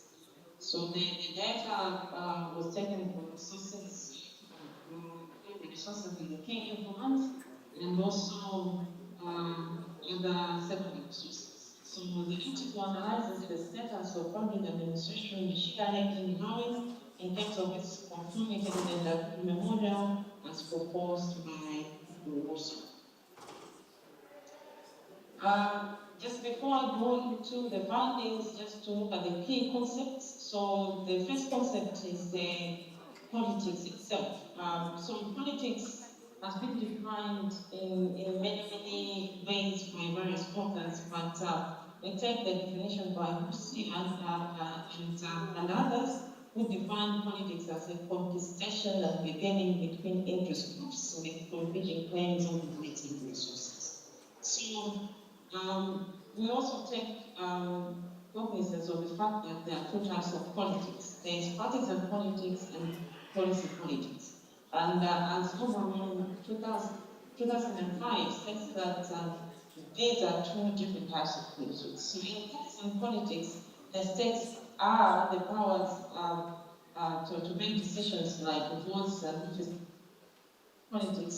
The states are the contents of those decisions. So in this study, we take the partisan politics as our operating definition when we are talking about politics. And then moving to another key concept is administration itself. So administration refers to the provision of goods and services to members of the public with the aid of administrative and administrative functions. So the administration consists of the actions involved in affecting the intent or desire of government. So that's why in most jurisdictions, we talk of administrators as the face of the government. They are the agents of the state, as it were. So those are the key concepts in this study. The theoretical framework of the study is the politics administration dichotomy theory, as already mentioned by Woody Wilson. So the politics dichotomy is based on the notion of dividing governmental authority between elected and administrative officials and functional units. So according to Wilson, administrative questions and political questions, because the field of administration is a field of business, and politics and administration are two separate analytical components, but they're largely integrated into the same political processes. The emphasis here is that these are separate sides, perhaps you could say, of the same coin. Moving on to the methodology, the study was a qualitative study. This is because it aimed at collecting rich narratives of individual experiences on the issue of the model of public appointment in Malawi.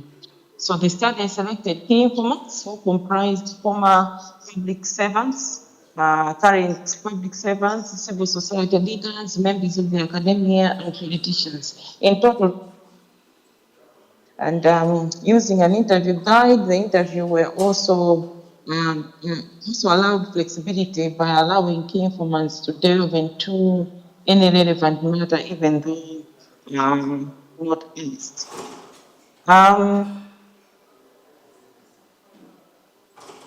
I'll now move on to the results and discussions. So on the results, mainly we're looking at the nexus between the theory and practice. And so one of the key findings is that there is a thin line that separates the bureaucrats and the elected officials in the running of state affairs. It was found that this was evident in a manner in which elected officials interfere with the bureaucrats and state departments. So this finding came from several key informants who highlighted that elected officials would interfere even in the way resources are allocated within their departments. So the study concluded that there is literally no separation between what the elected officials are supposed to do and what the administrators are supposed to do. So the elected officials, of course, they've also interviewed, however, they argue that bureaucrats are supposed to implement government policy, which mainly emanates from political manifestos of politicians. And in this regard, they need to have a say in resource allocation to ensure that what they promise their voters is being implemented. So to them, it's like administrators need to do their bidding because they, whatever the case, they have to satisfy what they promised in their manifestos. So, key informants actually pointed out that in Malawi, there's a tendency to put people in bureaucratic positions who are affiliated with the ruling party. So, most appointments of senior bureaucrats are made along party lines, and the finding was also supported by other various literature sources talking about how the appointments in key positions in Malawi are done. And we are not talking about political positions, we're talking about administrative positions being done in along party lines. So more or less to say there is patronage appointment.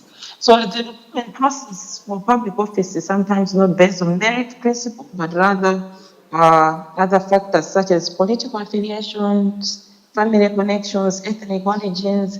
Therefore, the administrators act to please the appointing authority for fear of being removed because they are put there by politicians. So the implication of this is that bureaucrats are appointed through patronage rather than merit, often behave like the politicians and not agents of the state.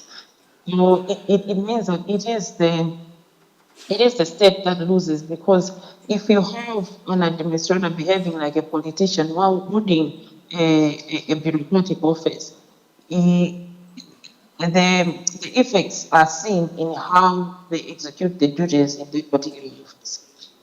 Beyond Malawi, the picture is not very different. The African public administration machinery faces almost the same challenges in conforming to the document model. So there are various studies that the paper refers to, studies done by in Ghana and also studies in Nigeria, Mafunisa and Sebola in South Africa, including Rwanda, Ghana, and Uganda. The picture is almost similar. It is a reality that most African states, in most African states, the Weberian and the Wilsonian principles face challenges in implementation. Now, having highlighted that finding, now the paper goes into asking now, what's the utility of the dichotomy model? Susan, you are left with 5 minutes. All right, thank you. So should public administration practitioners still advance this model? So the paper asked a question to say, what is the utility of this model? So the paper's findings indicate that the politics dichotomy model to a greater extent is not seen in practice in Malawi and globally, but data also points out that the theory is still useful. How is it useful? It helps in safeguarding or promotes the independence and correct functioning of public administration and public administrators. That it serves typical administrative values such as stability, reliability, effectiveness, and efficiency. So to conclude, the paper poses the question of whether the politics administration dichotomy is a practice reality in the civil service entities in many African multi-party democratic regimes and globally, let alone in Malawi civil service. So the paper's findings indicate that the dichotomy model is not implemented as envisioned in its conceptualization The indicators of such status quo include elected officials' interference, politicians interfering in appointments and decision-making, and all that. However, although the findings show blurred lines in terms of roles and authority, the paper still posits that the dichotomy model is too useful. It's too useful to bring sanity in the way public administration is run, and it's too useful actually to protect the public administrator. Thank you so much, moderator. That's the end of my presentation. Thank you so much, Susan, for that beautiful presentation. A round of applause for her. Comments, colleagues? Comments to her? Do we have any other presenter left? Any comment to demystify that bureaucrats operate under the agenda set by the politician? Something contrary to her? Prof. But I think politicians lately are learned, so they can be separated from bureaucrats. Is that not the case?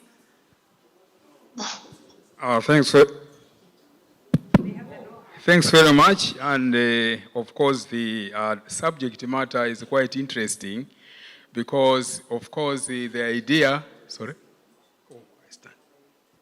Okay. I want to congratulate the presenter, the presenters, of course, for this topic. In fact, in theory, there's this issue of separation, but in practice, it's not. Because even if they had to act professionally without being appointed through patronage, naturally, the politicians are not experts. When it comes to policy formulation, they depend on the bureaucrats to organize a workshop, brainstorm, come up with a concept note, try to finalize and all that. Even in Parliament, when they are asked questions, they don't answer them directly from their heads. I don't know maybe where others are coming from, but my experience is that questions are given today and the ministers take them to their principal secretaries, the bureaucrats. And they try to research, write, and give answers to their masters, political masters, who eventually appear to know and they answer the questions in Parliament.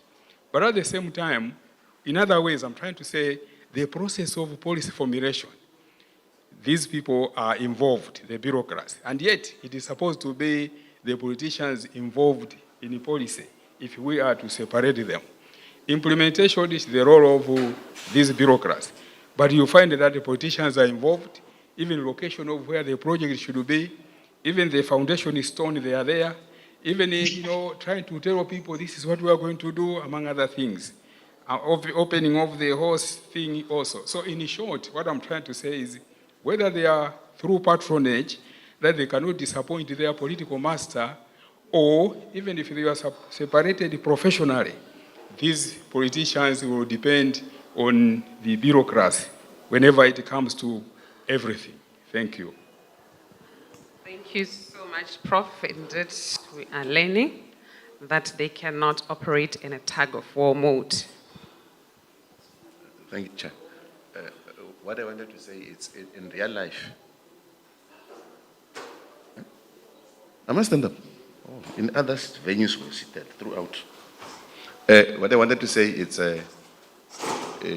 because of the nature of human beings are naturally political. So in real life, in real sense, there is nothing as political neutrality. And maybe it's about professionalism, that one will need to act professional and not act like it's not political, but in the real sense of. Thank you for that comment. It was just a comment, Ma'am Susan. Susan, thank you so much for your presentation. Another round of applause for Ms. Susan. Thank you. Thank you so much. Colleagues, we've come to the end of our session, and thank you so much for being a beautiful audience and for your contributions to this session. And many thanks to our presenters. You did beautiful job. Thank you so much. There is just an announcement. We are going to have a closing ceremony, but since we are running behind time, we were thinking of having it just prior to lunch, but it seems now we are going to have it after lunch. So please don't leave before the closing ceremony. Thank you. Are invited for tea.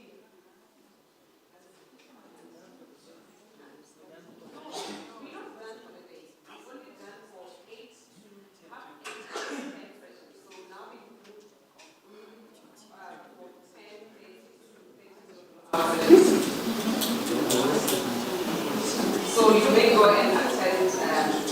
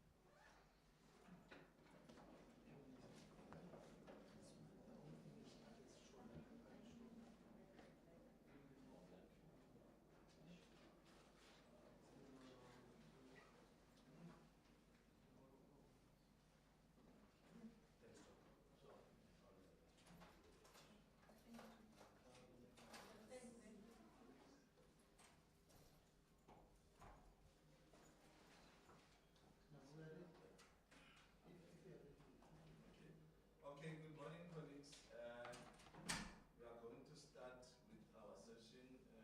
I've gathered that we've got 3 presenters. So our time now is 11:05. So what we are going to do is we are going to allow all the presenters to present for 15 minutes and then have perhaps 20 to 30 minutes discussion, then it will take us to lunch. So try to tell your story within that 15 minutes, because even if we can give you 3 hours, you won't tell us your story. So try to tell your story within that 15 minutes. Over to you. Thank you, Chair, and thank you, the audience. Indeed, I will even take 5 minutes just to sum it up, what it entails. But let me just begin by introducing myself. My name is Dr. Thabo Lucas Sileke from the University of Botswana. I'm looking at this topic titled Overlooked and Underserved: Cancer Care, Access Gaps Among Gays and Lesbians in Botswana. Let me first start with a disclaimer. I am heterosexual. I look at men, but I know that there are those who do not. But I'm not neither homophobic. So that's just me in a nutshell.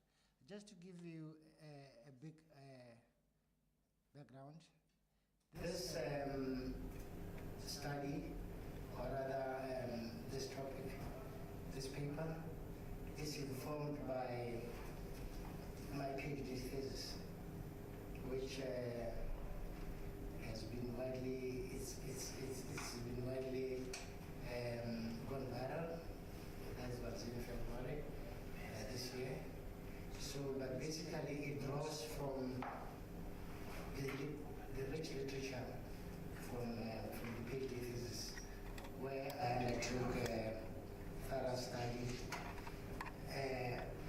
But it was more to do with non-communicable diseases and how government responds to non-communicable diseases. So during the interviews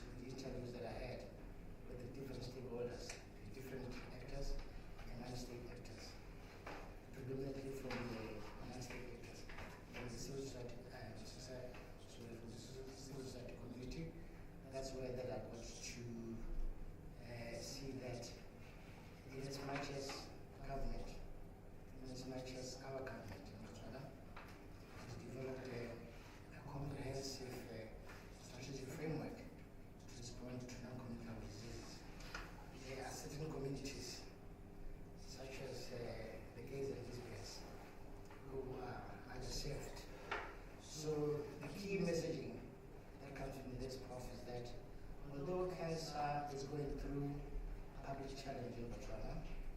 Gays and lesbians remain largely invisible within the national health policy framework. The Botswana National Strategic Framework, which was developed also on prevention and control of STDs, which was developed in 2017 to 2022, it set out priorities for cancer prevention and management, but however makes no reference to the sexual minorities. In 2019, the High Court of the Republic of Botswana made a ruling which decriminalized consensual same-sex relationships, a landmark step for human rights.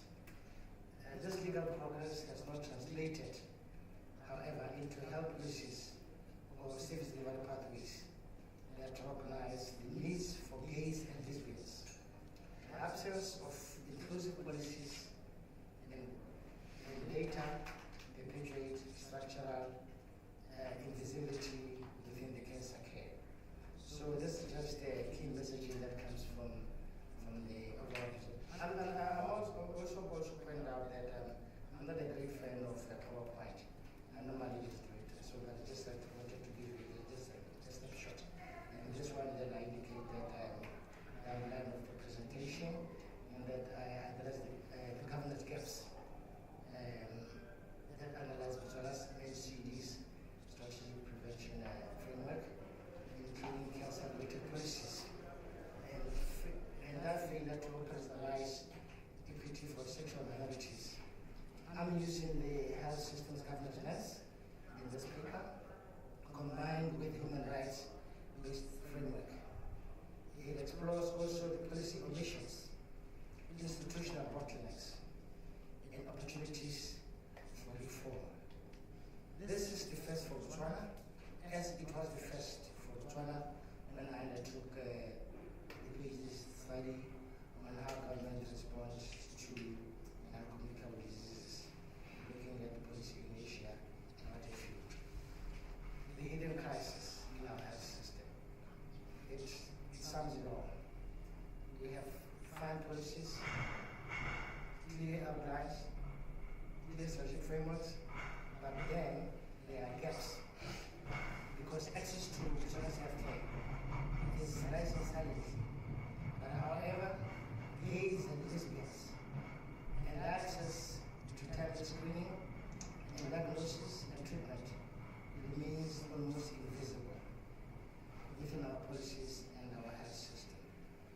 This is just not only a clinical gap, but also, however, overlaps into issues of governance that challenges equity and quality to healthcare service delivery amongst this population group. So I illustrate in terms of what is it that I cover as well. So here I give, this is on the left, this is the Botswana National Strategic Framework that I made reference to earlier, that talks to issues of prevention and care. It was developed in 2017 to 2022, informed by the World Global Framework as prescribed by WHO. And here I just give the rationale and the background, in that I also look in terms of the demographics that, and I start by, in the paper itself, which is in depth, I start giving by the global demographics, then go to regional perspective, and then to Botswana's case study. And I state that in Botswana, NCDs and cancers related, actually cancers and NCDs related, they're reaching to about 40%, as per the latest report from WHO. Out of this, cancers are the leading causes of mortality and morbidity in the country. And they account to almost 80%. And amongst the most predominant ones are cervical cancer, breast cancer, and prostate cancer. So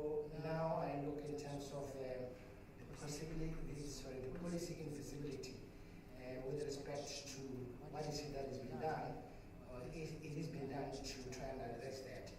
In as much as we have the National Strategic Framework, which is a guiding principle in terms of what is it has to be done to respond in terms of the preventative mechanism and control. However, as I've stated, there is policy invisibility with respect to sexual minority because they remain invisible within the National Strategic Framework. There's also equity gap with respect to what is it that is being intended, and this came out clear during the time in which I was doing the PhD thesis study, and it also is proven coming out within the thesis itself. I'll share the link to the thesis later. So the paper itself, the aim and objectives, primary aim are just to look extensively into the systemic barriers to cancer care, access among sexual minorities in Botswana, and Botswana's health system, and policy framework. It also looks and addresses the issues of policy gaps. And here, the primary aim is to identify specific policy and service delivery gaps that prevent equitable access to cancer screening, diagnosis, and treatment. As well as I also address issues of barrier and come up with recommendations and new pathways with respect to what is it that can be done to try and mitigate the challenges that are faced. In the paper itself, I also look at the conceptual framework that gives me the gateway in terms of making an assessment with regards to how to address the title leadership topic I've just said earlier. So I looked at issues of cancer equity. Here I examined disparities in cancer outcomes and access across different population groups. Here systematically focusing on gays and lesbians. I also look at issues to do with intersectionality in terms of understanding how multiple identities create unique barriers and experiences within healthcare systems and policy frameworks, because oftentimes they do overlap when you use the health systems. When you use the health policy and systems lens.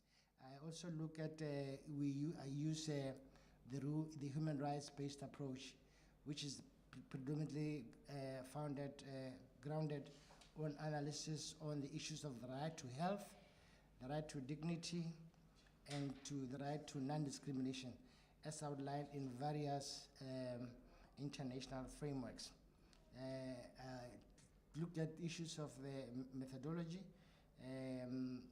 the research design, data sources that I used, and the comparative insights. I'm happy that I'm here with, I call him the academic Traore, who is one of Africa's and South Africa's renowned methodologists. So feel free to engage Traore on that. Coming to the key findings, they are outlined and discussed this extensively in the paper itself. But here has to deal with issues of screening for the gays and lesbians. Thank you, sir. For the gays and lesbians, they do not have that. They're sort of excluded when it comes to such kind of healthcare service delivery. And there's also an issue of stigma itself. I discussed this in detail in the paper, but if any questions are there, then I'll engage further. And also it has to do with data collection, and I state how this is related to the paper and explained it in detail, but here just to state that non-discriminated cancer data by sexual orientation, preventing evidence-based policy development. So we don't have a lot of data with respect to these issues that I'm making reference to, and the exclusion.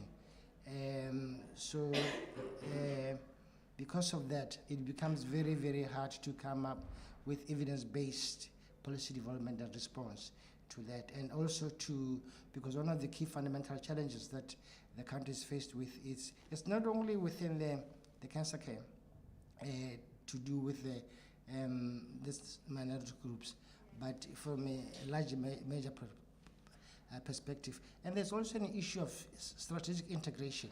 You know, we in the country, Botswana developed the Botswana National Strategic Framework on the prevention and control of NCDs as a gateway and pathway to respond to this rising epidemic in the country, which is, it's basically our silent killers, and they are on the rise. They are more prominent in terms of morbidity and mortality to HIV and AIDS. But in as much as the country has come up with mechanisms to try and address them, there's still policy lapses. There's also administrative and policy inertia, but I discussed this in detail in the paper. Also the issues of strategic integration in terms of how to integrate these minority groups within the policy response, within the national strategic frameworks, as I outlined. And then I also touched base on issues of comparative insights using the case studies of South Africa, where it has clear outlined policies in terms of respect, in terms of how they align and include these minority groups within the NCD strategic framework, as well as HIV and AIDS, through participatory governance structures and community engagement protocols. I also used the case study of Argentina, as well as Canada. And then, although I do not mention here in the slides, okay, let me just sum up, Prof. In the end, I also come up with recommendations with respect to what has to be done, policy alignment, and regional leadership. And I conclude with a pathway forward in terms of what it has to be done and how and when. I wish to thank you. I must also bring to attention that this paper, it has been reviewed and accepted for publication. So when you engage and ask questions, you should be prepared that now you are leading with an expert who would. So thank you so much. Thank you, Chair, for the wonderful time, and thanks for your audience. Thank you very much. You managed time accordingly, so you were left with 4 minutes. So we'll have the next presenter. Are you not taking questions here? No, we shoot straight and then we will deal with questions. You are doing very strangely, Prof. Okay, so.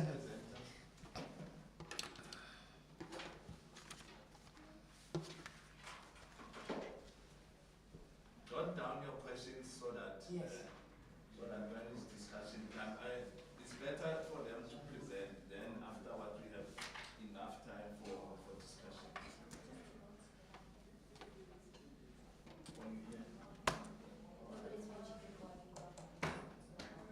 Oh no, when you were asking.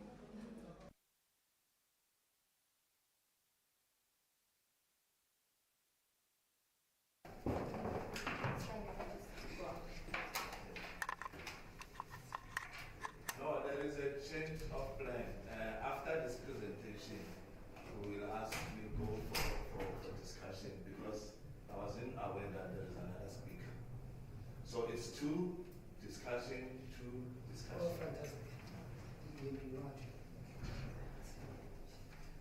So which I'm presenting in another session. All right. Okay.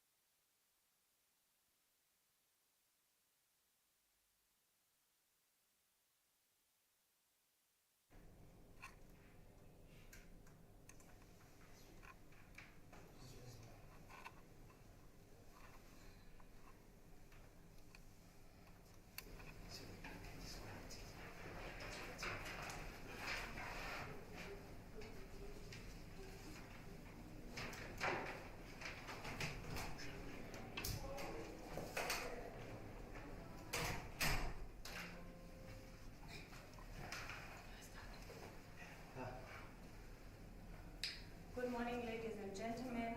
My name is Aneli Jaribane from Nelson Mandela University. Today, I will be presenting a qualitative study which is entitled The Challenges Facing Black Single Mothers, Households and Investigation into the Double Burden of Dual Labor in Motherwell Township. Motherwell Township is a township in Gala, the Eastern Cape. Just a disclaimer, I would like to state that this is an ongoing study. It is my PhD topic, so therefore I'm still developing the study. So in the presentation, I will touch on the introduction and background, the problem statement, the research aim and objectives, the research questions, the significance, the research methodology, the theoretical framework that is underpinning the study, and a section on theorizing the history of women, literature review, the ethical considerations, and the limitations of the study, and therefore conclude. So single mothers' households are increasingly common globally, with many facing double burden of paid and unpaid labor. In South Africa, over 45% households consist of children living in single mother households.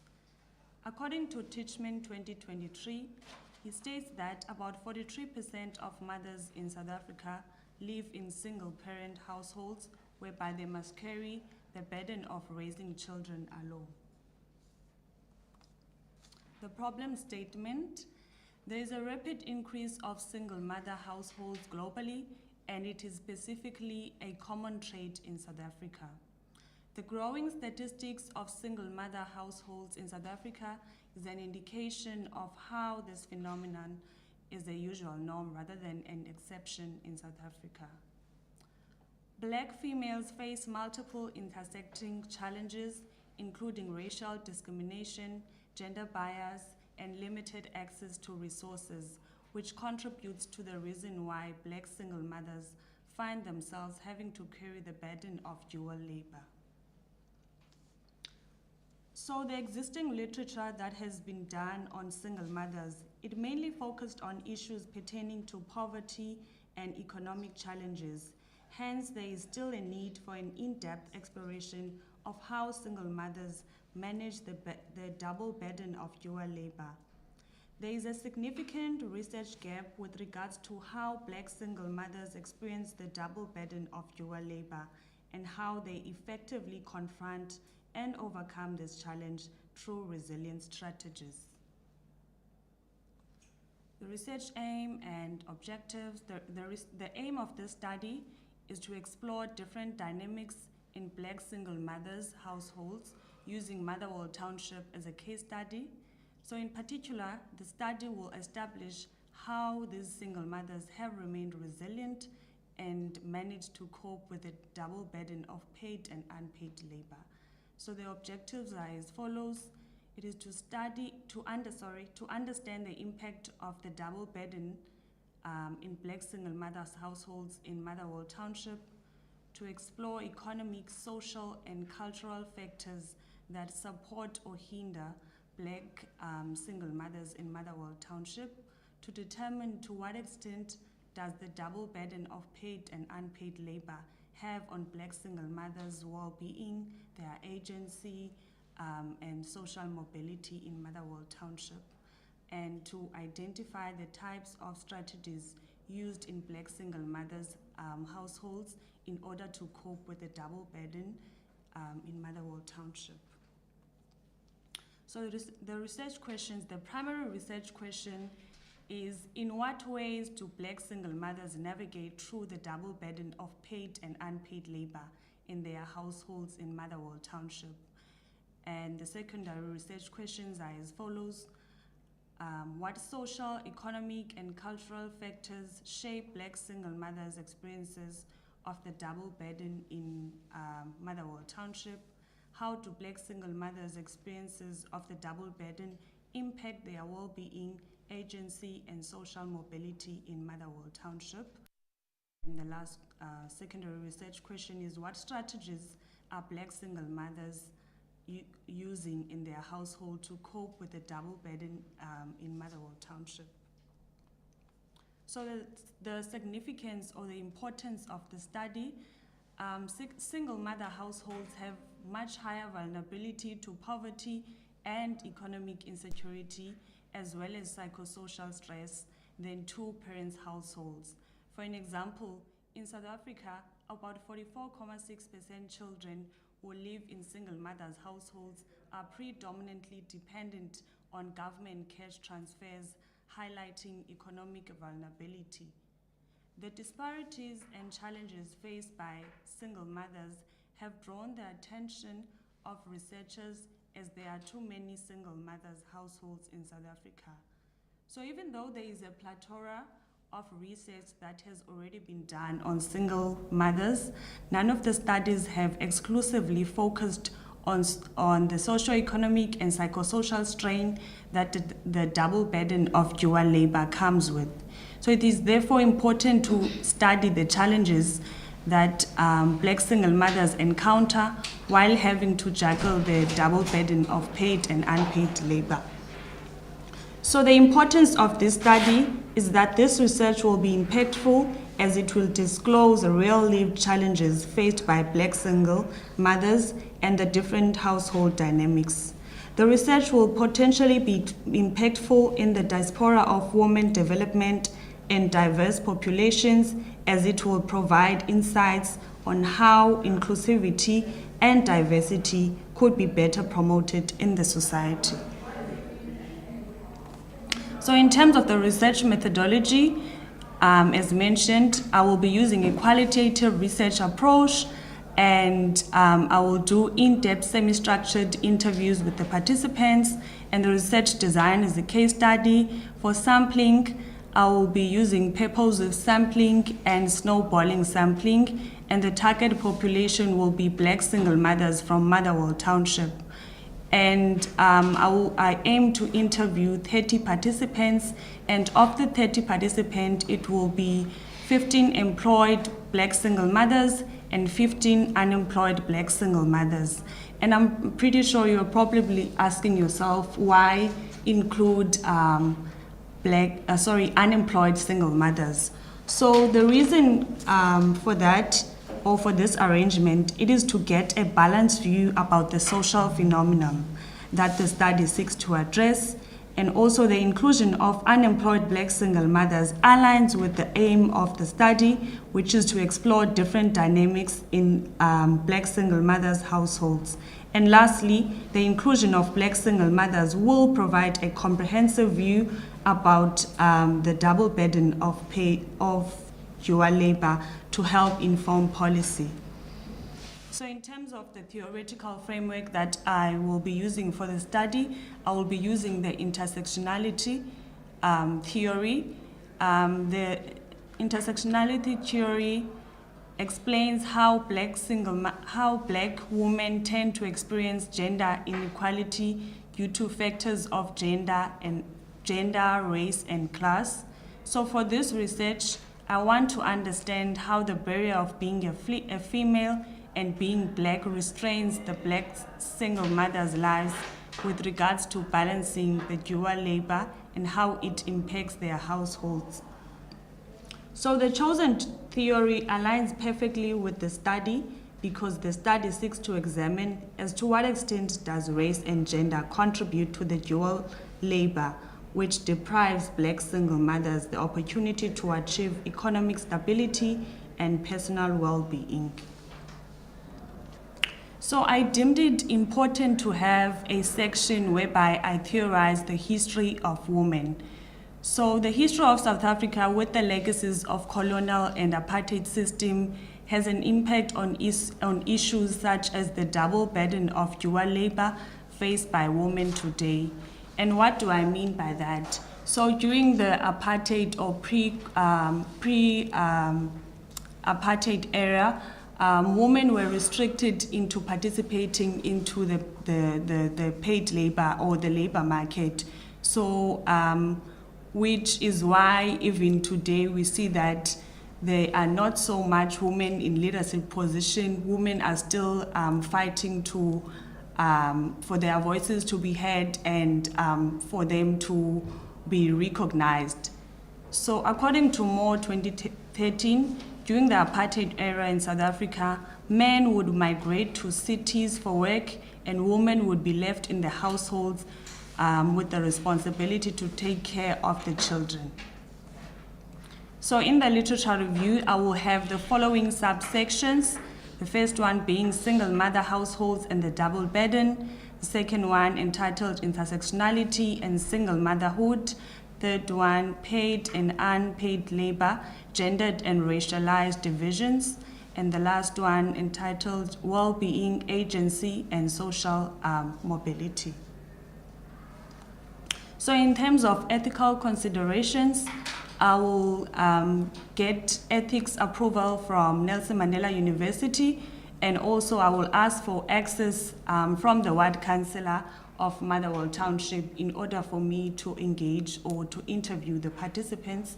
And I will also inform the participants that participating or taking part of the study is voluntary, and I will inform them about what the study is, about the aims of the study, the objectives, and I will also inform them that whatever information they share with me, it will remain confidential between us. So in terms of limitations, so one of the limitations that I foresee as the researcher is that research participants might be reluctant to be sharing their experiences with a young woman like myself. So since there are stereotypes about single mothers in the society, it might be a challenge to get study participants. Another limitation that the researcher might be conflicted with is participants might want to withdraw during the interview stage, as this is a sensitive topic. So in conclusion, from the relevant literature that was consulted in this study, findings of different scholars assert that single mothers are facing real and serious challenges in their households, and the double burden of dual labor is a barrier to the social mobility and career development of Black single mothers, as it restricts their agency to plan their lives and make goals and live a financially stable life. I thank you so much for listening.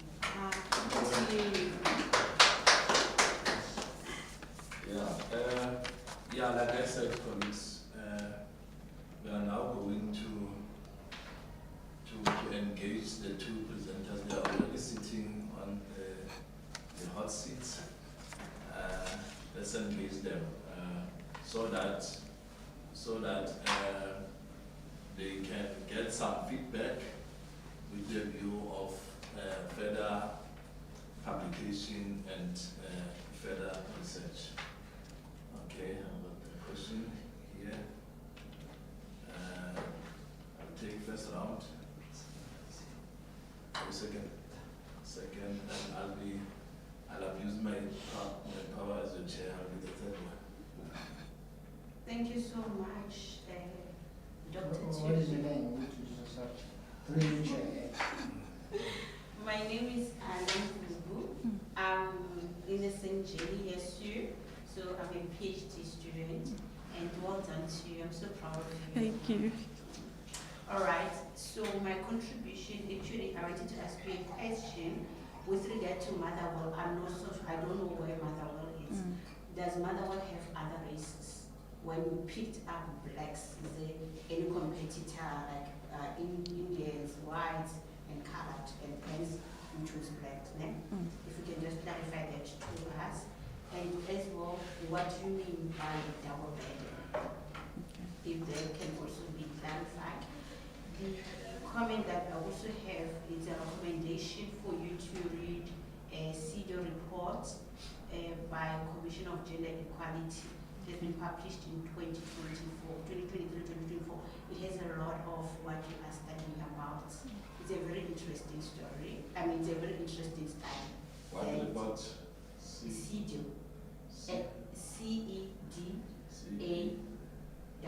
published in 2024 on the Gender Commission website. And then the The other part is on the theoretical framework. You're using intersectionality 1989.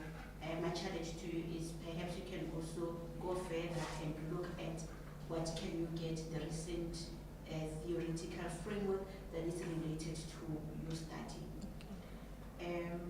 The last part is a personal one. Single parenting or single mothers. I think it's one of the areas that has not been given attention, and with your study, I think it will do. I write books. I also have a book that is somewhere there, but I also wrote more about single parenting, particularly with the focus of being a single mother. So well done to you. Thank you. Thank you so much. So it's basically just a comment? Yeah, It's a comment. Comment and some question. I'm sure you also want to comment on the comment. Okay, thank you so much, President. Mine is mainly on the first presenter, because you said it's just a comment. You indicated it's already out for publication, it has been reviewed. Yes. I thought maybe in your study, in your presentation, you will tell us the limitations for further study. Okay. So that it should also help other people to go and continue from where you stopped. Thank you so much. I can answer. No, I've got a question as well. You'll respond after, right. After this round. For you, Zanele, I recommend that you get the book by Parliament John Wyatt. The title of the book is Who Cares? The Plight of Lone Mothers. Who Cares? The Plight of, it was launched recently at Nelson Mandela University. The title is Who Cares? The Plight of Lone Mothers. Perhaps we might benefit from that book. To Dr. Snig, I'm grappling to get the context of your paper. Are you saying the Constitution of Botswana is indirectly or explicitly marginalizing the category that you are studying or not? I'm raising this question because clearly from the Constitution, there's no Constitution that can exclude, that can be explicit about excluding the minority. So what is the Constitution saying? And then, maybe I can put it that way so that I don't confuse the whole discussion. All right. You may respond. Yeah. Let me start. Can you go there so that you can raise the audio?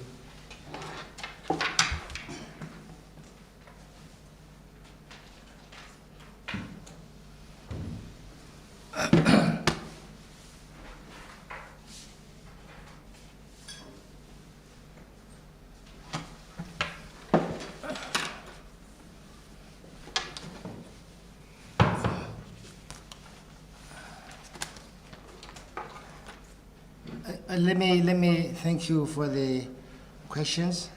I'll start with Prof.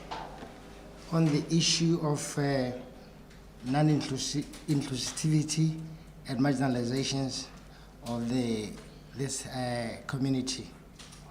What is it that the Constitution is saying? Is it silent or not? I have this to say, Prof.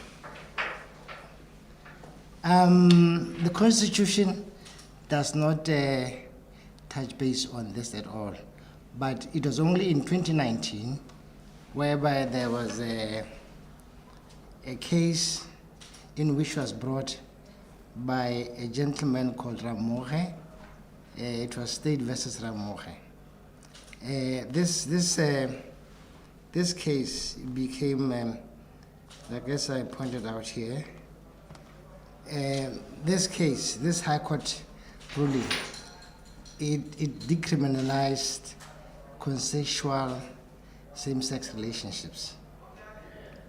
It was a landmark human rights case that gave leeway to the legal process.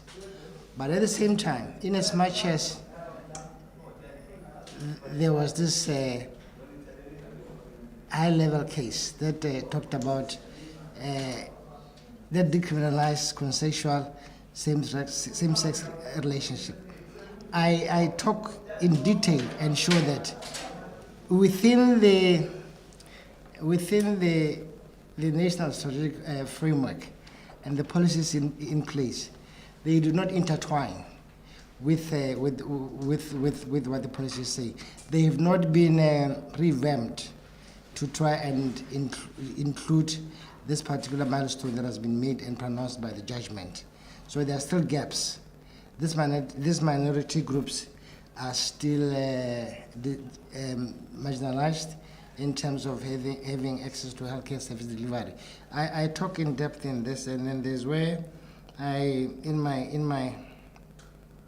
my key findings of the paper that I explicitly talk in detail to address the different circumstances in which how they are marginalized, and I also talk about make reference to the case itself. But for the Constitution, unfortunately, our country does not have a colorful Constitution like South Africa does. So there's an element of that discriminatory perspectives that are coming up forth. I don't know whether I have answered to you or whether you have a follow-up question.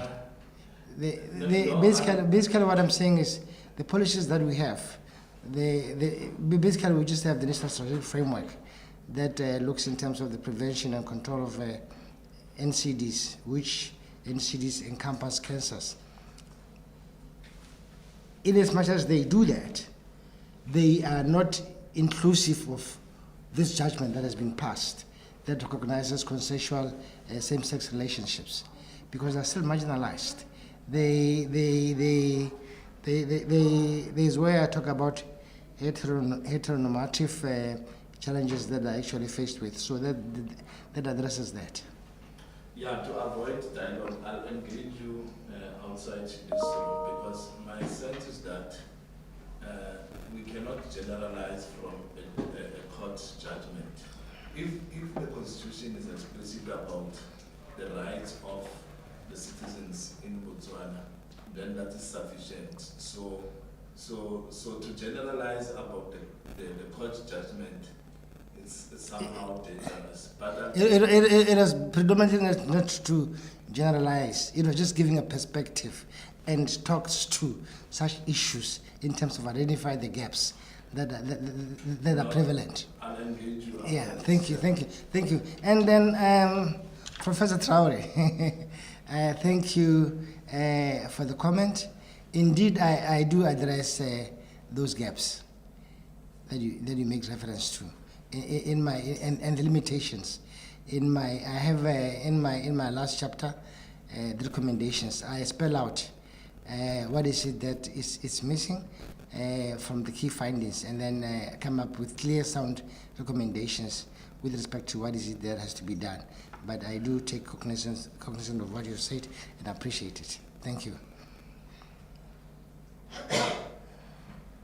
To Anna, you didn't answer me. You didn't ask me a question, but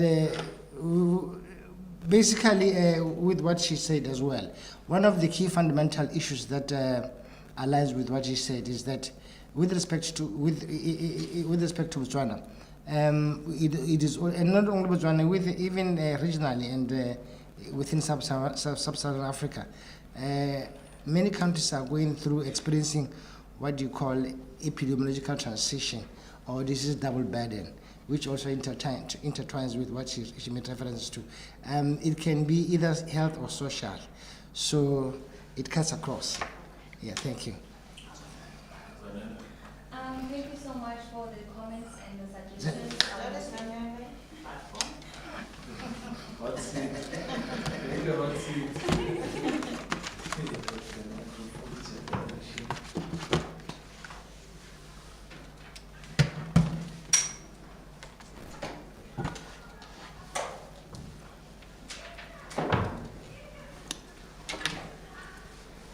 Okay, thank you so much for the comments and suggestions. I welcome them and I will take them into consideration.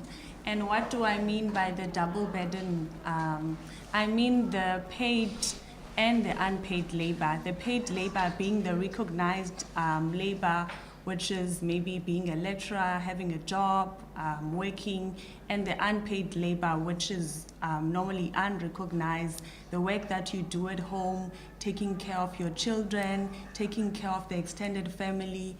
So basically that is what I meant.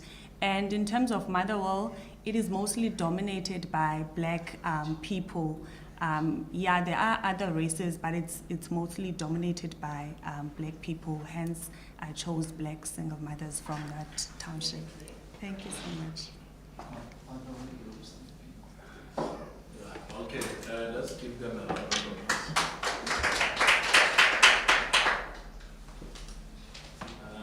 We'll have the last two presenters.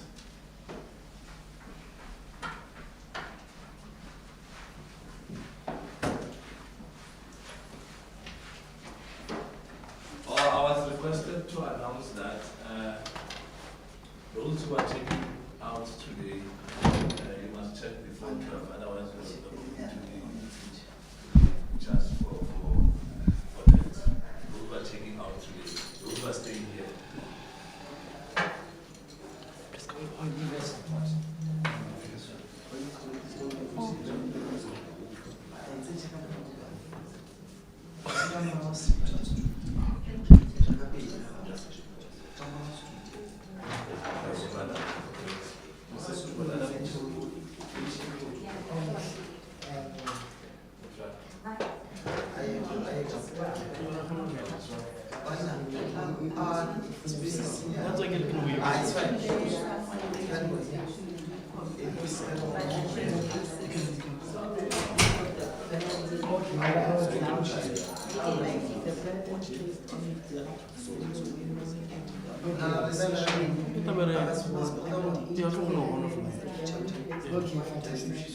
You can come.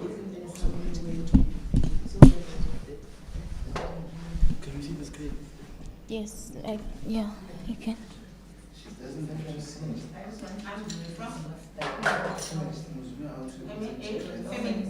Feminist.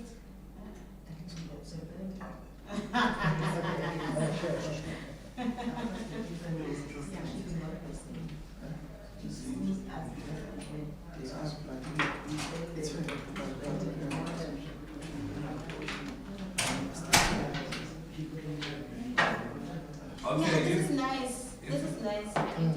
If you are ready, you can Okay. Okay, can I just start? Yeah. We're waiting. I don't know, I've put it in, but I guess something might be technical.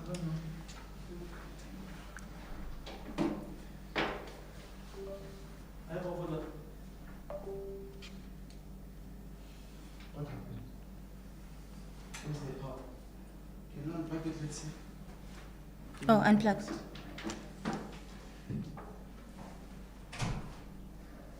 What happened to the power?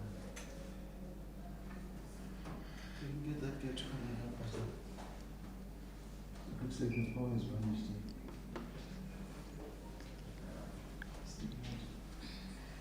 Is there not more sound? Yeah, just one.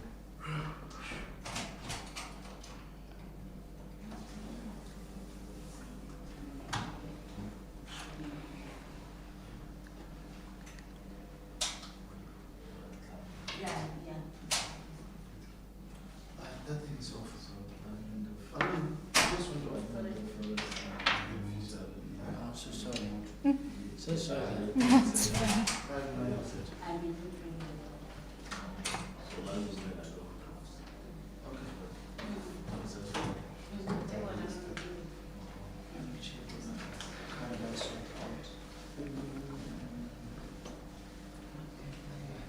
And then unpack this to the general article.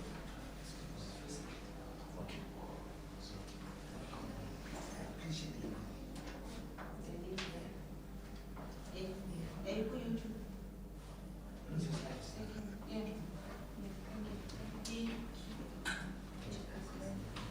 I'm saying, permission to gender. Do you also get subsidy from DHC? I haven't got, because this would be my fourth one, but my first publishing. So the three publishing ones, Supervisor from when? Hey, we keep it on. The all of it, yeah, I want to do that.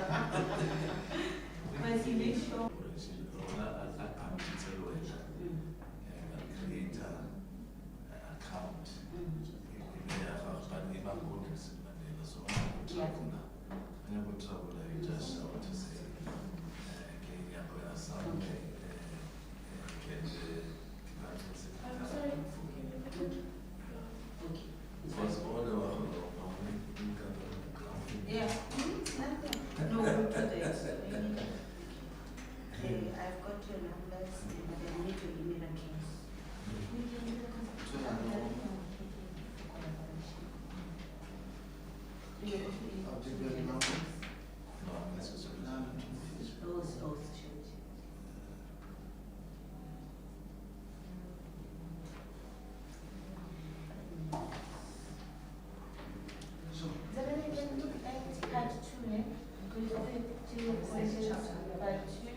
Chapter 9, chapter 9,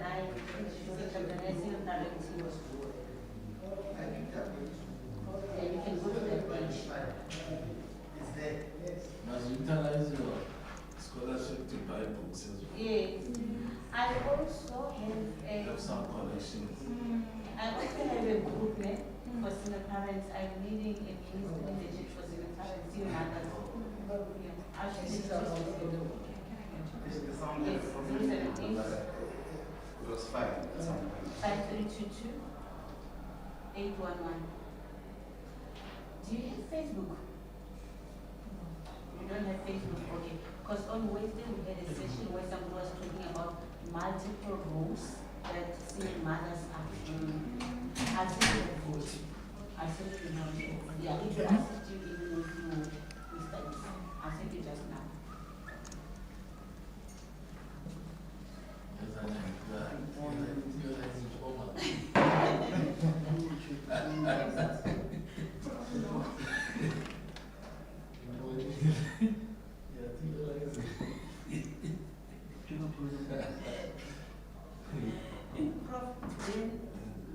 In this case, you should be choosing the topic. If I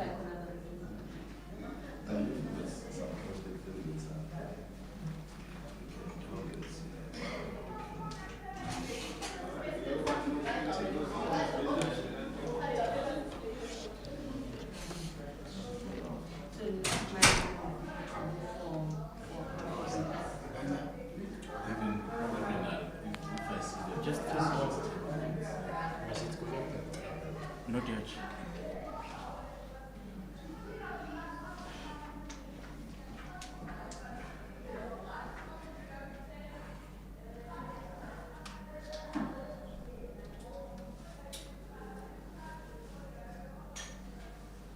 The thing dead.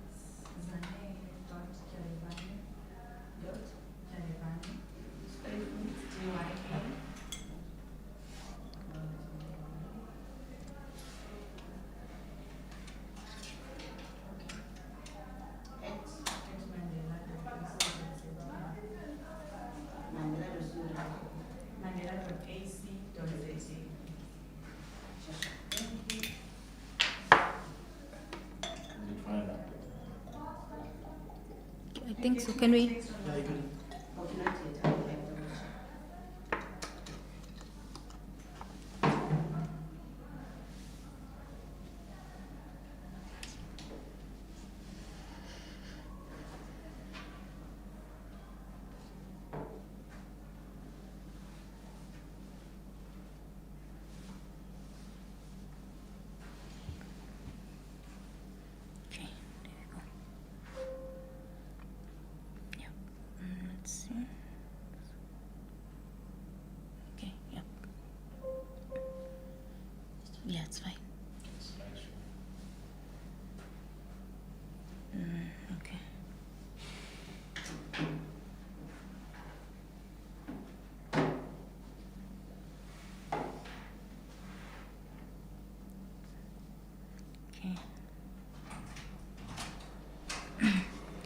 Okay, Right. when we are ready, we can start 15 minutes, Okay. say your story, and then, Let me try and yeah. cut the corners, Prof.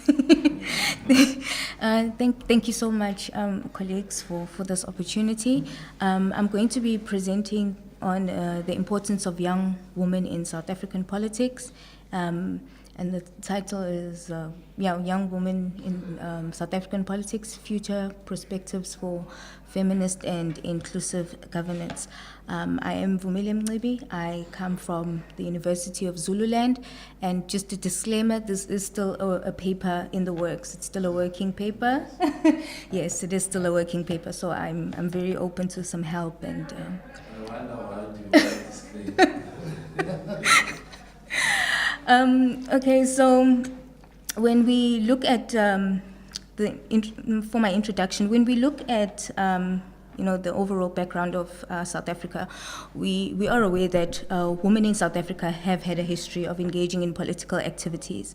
As we were transitioning into democracy, we've seen quite a lot of women engage in negotiations through, civil organizations and political parties, and engaging with political parties at that time, and so forth. We've also had organizations such as the Women's National Coalition, which was a group of women who had pushed, for feminist agendas and the promotion of gender-sensitive, basically, laws to be included in the South African Constitution, and so forth.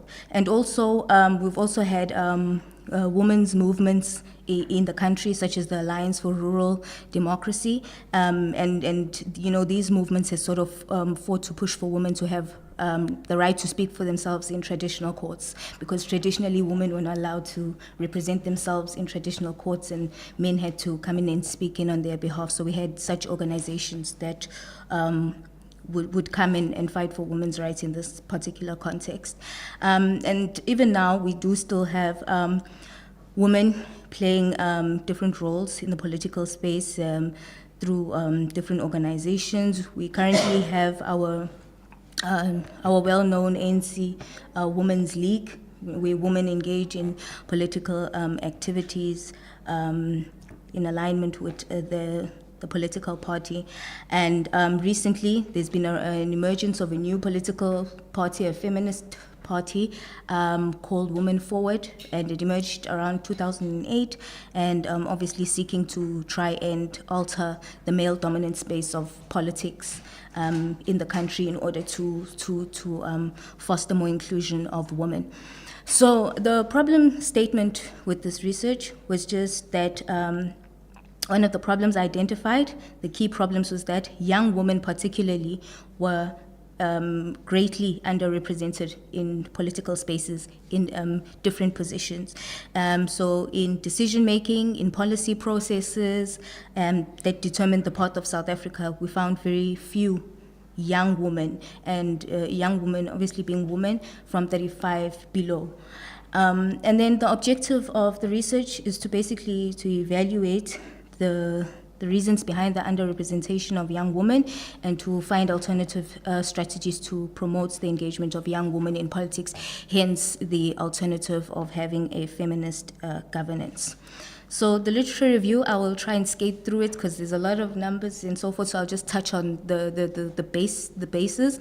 Globally, there's been an agenda to promote women in political spaces, and so far we find that we have 5 countries that have done exceptionally well in exceeding the gender parity in terms of political representation, and these are Rwanda, Nicaragua, New Zealand, Mexico, the United Arabs, and South Africa is also coming along very well, being ranked 8 in the world in terms of trying to promote the participation of women in the political spaces. So in the political space, women, as we know, they take different roles. They are voters, electoral staff, members of parliament, provincial premiers, cabinet ministers, and also political activists. So initially when the quota system came, initially after apartheid, one of the things that the ANC government did try and introduce was the quota system, which was then based on a 30% representation, but it has since developed to what we now has as a 50-50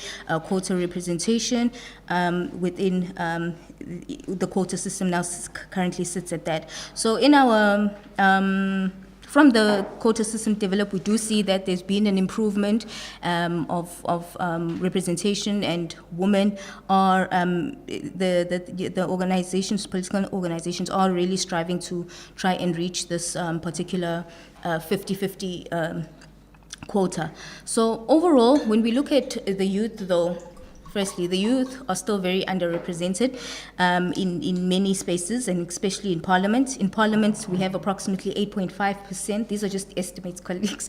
Approximately 8.5 youth people in National Assembly, and we find obviously them coming from our dominant political parties, our EFF, our DAs, our ANC, and so forth.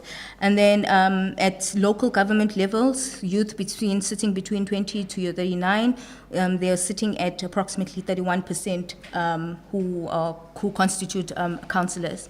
And if we look at the state of young women in South Africa per se, and those under 31, I'm just going to skip. We do have women in Parliament serving as MPs, but they hold very little position. We have very little women holding high positions, and many of them are more at municipality level. There's more women at the municipality level engaging in political activities there at that level than there are in the higher structures of the political settings in South Africa. So we obviously know we have some of our known young women that have come up to surface from different political parties, and I'm not going to name them all. So just to quickly underpin the theoretical framework I used the feminist theory, and for its fundamental principles, it advocates for gender equality, and then at its core, it acknowledges that there are different systems of power, such as laws, family, the economies, and so forth, which obviously push the marginalization of women and brings about, the dominance of men in different spaces, and therefore, it's also one of the theory that advocates for, restructuring of these systems in order to bring about a bit more equality. And also looking at feminism through the lens of intersectionality, it also underlines that there are overlapping oppressions such as gender, age, and race. And particularly with young women in South Africa, this issue of gender and race is a problem.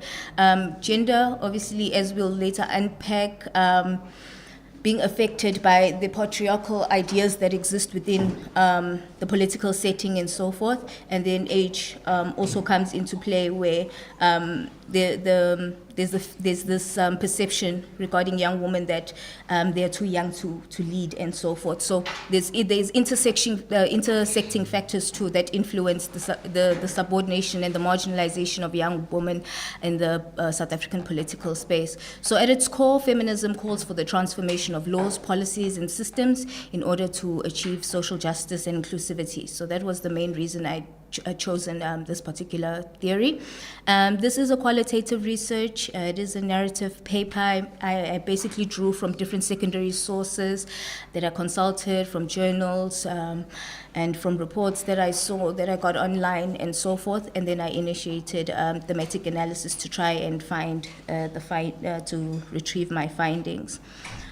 One of the most important or interesting things that I picked up in the findings, and what really contributed to the underrepresentation, especially of young women, was that South Africa in itself has a quota, but it doesn't have a youth quota system, which means the youth then get excluded. There's nothing that can really push, to hold accountable, to say we need this amount of youth in these particular positions and so forth. So I think that was one of the biggest things I identified with this, was that this essentially means that women in political spaces, basically their integration into those spaces is determined by the political parties that they are affiliated to and so forth. So if those political parties don't hold it to high regards, that they would like to incorporate and empower women, then then you find that women continue to be marginalized.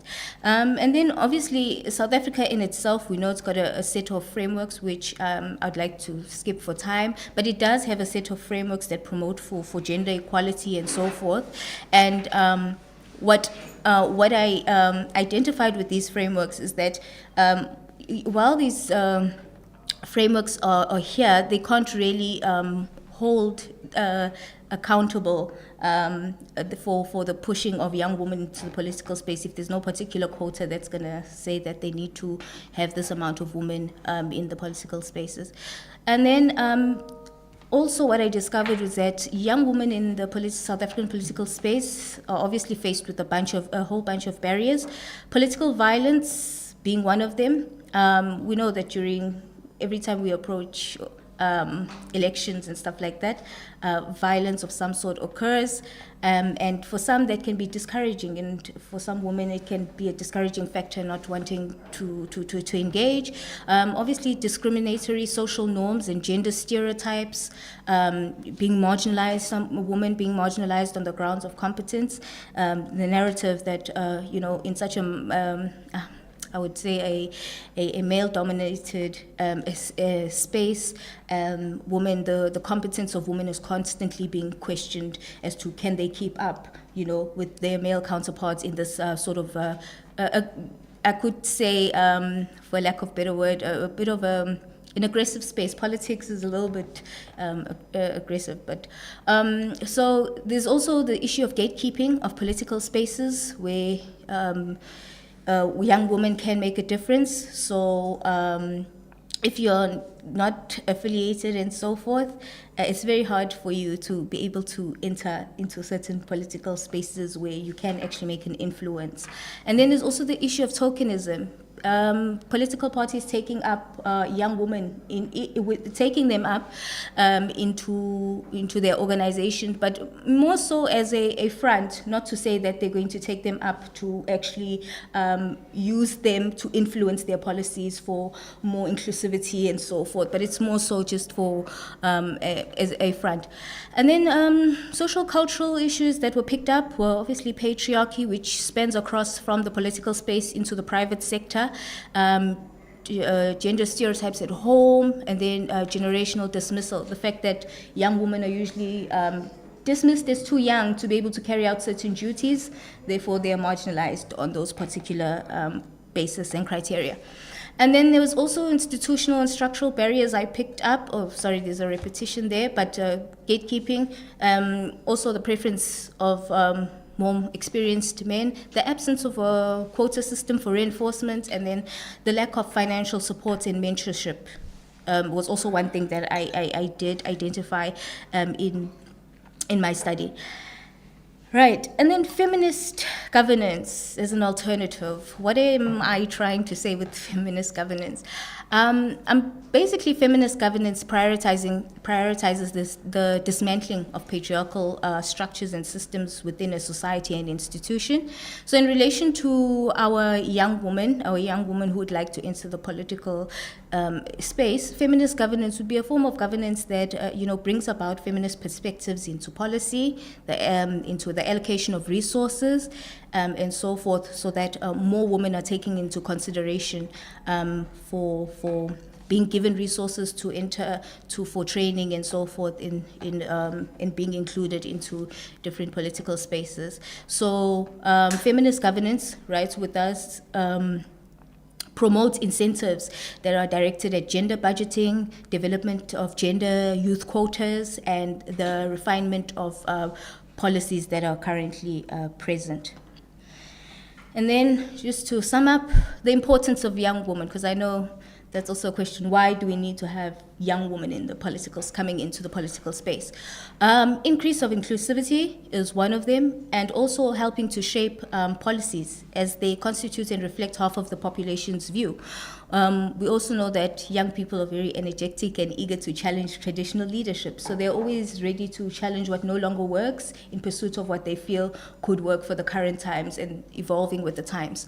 Furthermore, young women, we find that many of the youth, right, and young women, they are very connected and in tune with what's happening on the ground, given their interaction with social media platforms and so forth. So issues that are happening on the ground are they're very up to date and aware of these things, and they're able to push forward these things such as your gender-based violence and so forth. And then obviously they can also push to promote more young people in different political spaces. So I won't conclude because my conclusion sums up pretty much my study, but my recommendation would be simply for us to start with a youth quota and then refine some of the gendered policies that we have to be more youth inclusive. Thank you. Okay, we have the next presenter.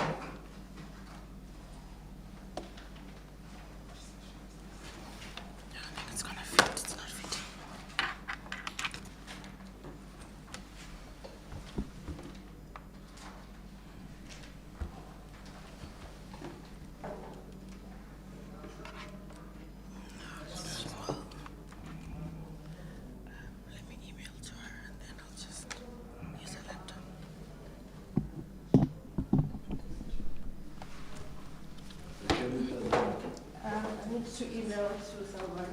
My laptop doesn't have the.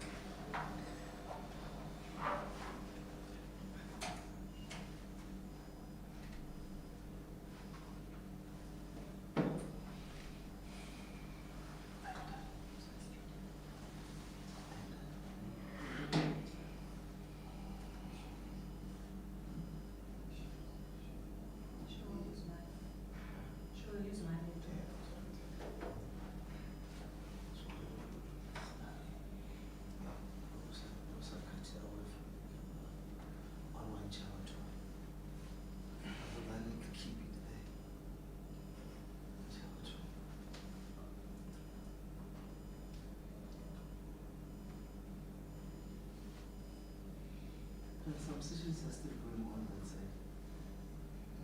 Where? On the other side.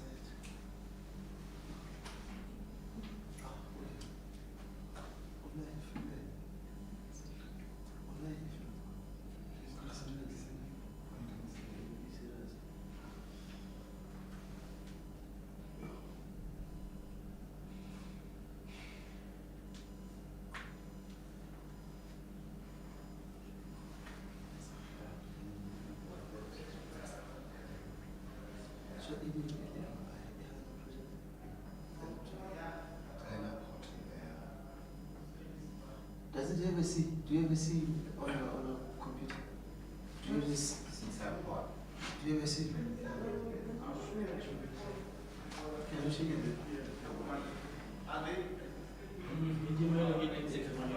No, see, I don't see. Because mine I can see. Yes. That's true. Oh, sorry. Okay.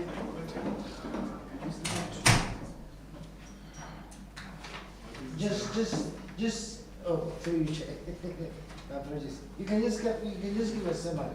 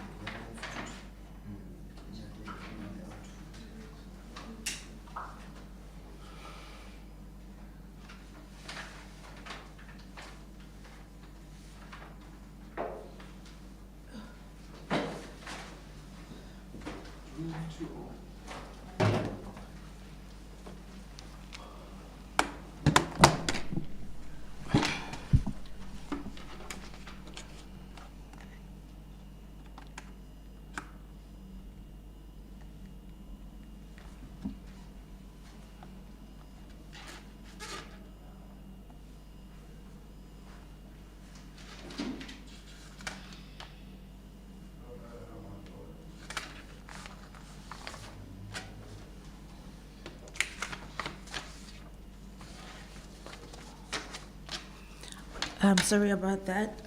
Good afternoon, everyone. My name is Rubengo Mpapuri. I am from Nelson Mandela University. My study is a qualitative study on cultural influences on perceptions and attitudes towards abortion in Maravoe village. And if at any point I make you uncomfortable during my presentation, then that is good. I would have done my job. My contents are introduction and background, problem statements, research questions, the objectives, the methodology, ethical considerations, conceptual framework, my literature review, research findings, discussion, recommendations, limitations, and then I will conclude. To start off, globally, abortion is regarded as one of the issues which holds controversial debates, and these debates mostly revolve on whether people hold a pro-life or pro-choice stance. And with pro-life are those that are against abortion, and the pro-choice one are those that believe in the choice of women deciding on whether they want to keep a pregnancy or not. And in South Africa, abortion has been legal since 1996 after the nation came into democracy under the Choice on Termination of Pregnancy Act. The Constitution of South Africa promotes a woman's reproductive right to have an early and safe and legal abortion. Where my study is Maravoe. It is a village in Limpopo in Venda. And, my problem statement is that in an article in 2023, it was stated that the Commission for Gender Equality is still receiving reports of an increase in women dying due to complications of unsafe abortion. There are not a lot of awareness campaigns in South Africa when it comes to abortion, and stigmas against the procedure do not help either. Reducing the stigma against abortion is crucial. Women should be able to say that they do not want to have kids and get the opportunity to terminate their pregnancy safely and with no judgment. My research questions were that, to what extent do the perceptions and attitudes towards abortion affect women living in Maravoe village? And how have men and women in the village been affected by the negative stereotypes which are against abortion? And also, how is the health care service in Maravoe? Much of research on abortion is really done in villages in Limpopo and in Venda.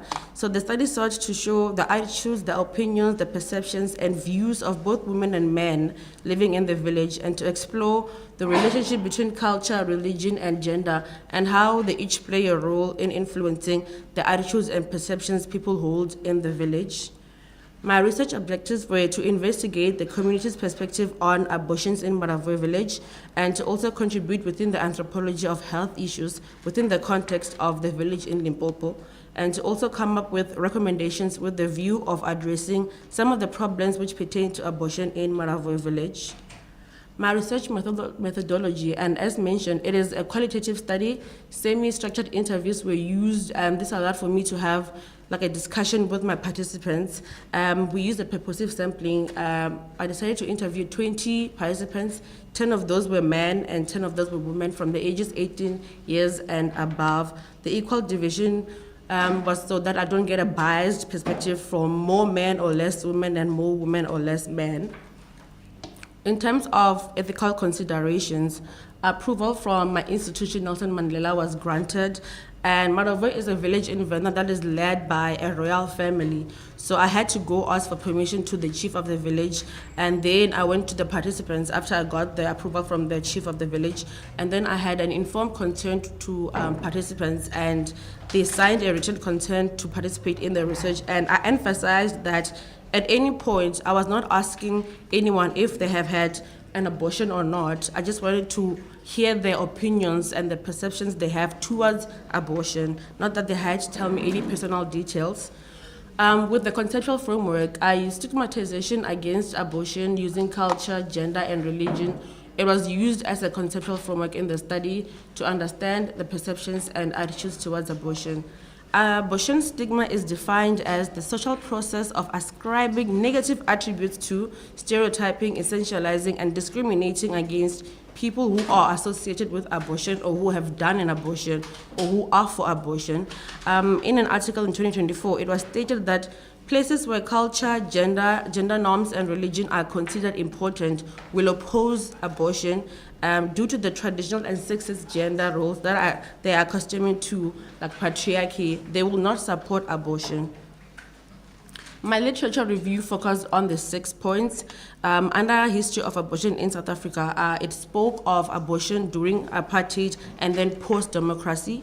Under sexual reproductive and reproductive health, it spoke of the issues women face about their reproductive rights, which are affected by and shaped by gender inequality, culture, and society. Under pro-life and pro-choice attitude, I looked at literature that spoke of those who are for abortion and those who are against abortion and their reasons for being or for not being for abortion. Conscientious objection focused on medical practitioners who refuse to give out abortion or be part of the procedure because they state their constitution for their rights to their beliefs, their thoughts. It's also a shortcoming of the CTPOA where it doesn't necessarily state if they are allowed to say no or not. So it's like a shortcoming of the act. And with abortion healthcare, the literature focused on the lack of the abortion healthcare in rural areas where women don't have access to it. Like Maravo is a village where there's one clinic, the doctor comes maybe once or twice a week, it does not offer abortion. Women have to travel far to get to a hospital, 2 taxis or 2 buses, so there's lack of abortion healthcare in the village. And with illegal and unsafe abortion, most of us have seen that posture, those posts somewhere walking around in South Africa. It focused on those people who give illegal abortions and they advertise it like this. With my research findings, religious participants were more pro-life than non-religious participants. Female participants believe that the spirit of the aborted fetus will haunt them and they must get cleansed. Some participants allowed for abortion depending on certain circumstances. Male participants in the study believed that they should be informed of a pregnancy before an abortion is carried out. Trust me, some even thought it was a right to be told in the Constitution. Most female participants would not get an abortion at the village because of lack of privacy and the fear of being recognized. With my discussion, the connection participants have with their religion, it guides their behaviors and it gives them a sense of belonging in their lives. It also acts as a moral compass. If a religion of theirs says no to abortion, then that means that is the right way. The cultural belief that a cleansing must be done after an abortion, it further stigmatizes abortion as being dirty and that someone must be cleansed, it must be made anew because they did a dirty thing. And also male participants believing that they have a right to be told about a pregnancy if a woman is considering getting abortion. It speaks to the control of the reproductive rights of women through their cultural norms, which are influenced by patriarchy. In an article in 2024,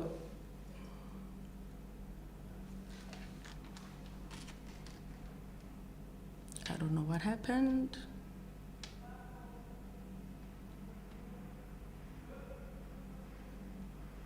I'll just continue. In an article in 2024, it was stated that the lack of confidentiality is a barrier women in rural areas face when accessing healthcare services. Female participants raised their concern of privacy if the clinic should start carrying out abortions. I recommend that For those who are guided by religion and culture in their lives, they should not impose those beliefs on other people. If I don't believe in God, because when you tell people you are for abortion, one of the biggest reasons they say is it's a sin. So when someone says, I don't believe in God, what then do you say to that person? So you should not impose your beliefs in other people. And also I recommend that the fear-mongering by religion and culture should be something that the community of Maravo works together to fight against, so that women are free to go get their abortions without being stigmatized. I also recommend that the village should have sex education campaigns which teach both men and women about sexual reproductive health care rights. And the leaders in the village should sit down with parents and also show them the importance of sex education, because there is a lack of sex education in the village, and also a lack of abortion knowledge in the village. And the clinic in the village should also impose its system of patients standing outside in different lines, because it makes the privacy of the patients. One of the limitations that I found was that more young people were willing to talk to me and to participate in the study than older people.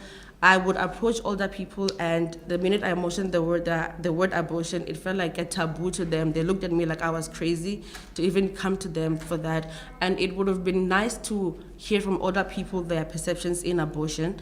Another limitation was that I am from the village, so not everyone was comfortable with participating in the study. Some didn't want me to know whether they are against abortion or for abortion.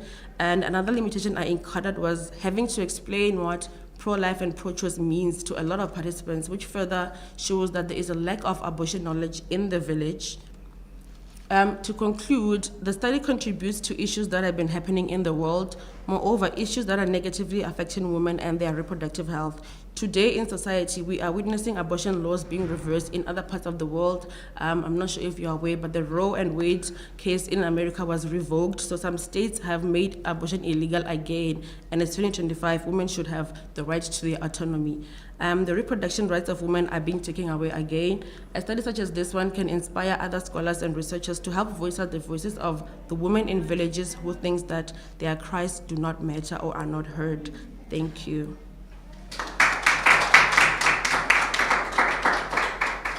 Yeah, it's discussion time. I'll take the first round of questions.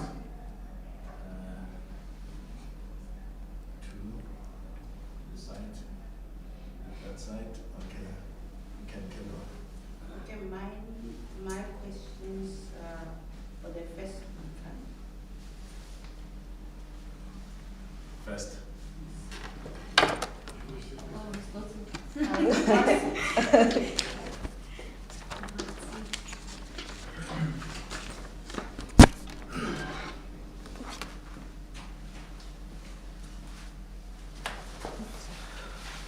Okay, firstly, I want to compliment you for the amazing presentation. That was very good. Thank you. And also the area that you are studying is very, very, very good. The suggestion is on the problem statement. If you can just, where you were ranking, you explained other countries in terms of the percentage, but with South Africa, you didn't put the percentage there. You just mentioned it's ranking 8. If you can just put it, I think I saw it somewhere down. If you can just put it there so that there is the comparison. Okay. The other part is, I'm not so sure whether you're taking notes or is it fine? Yes. Can I please have a...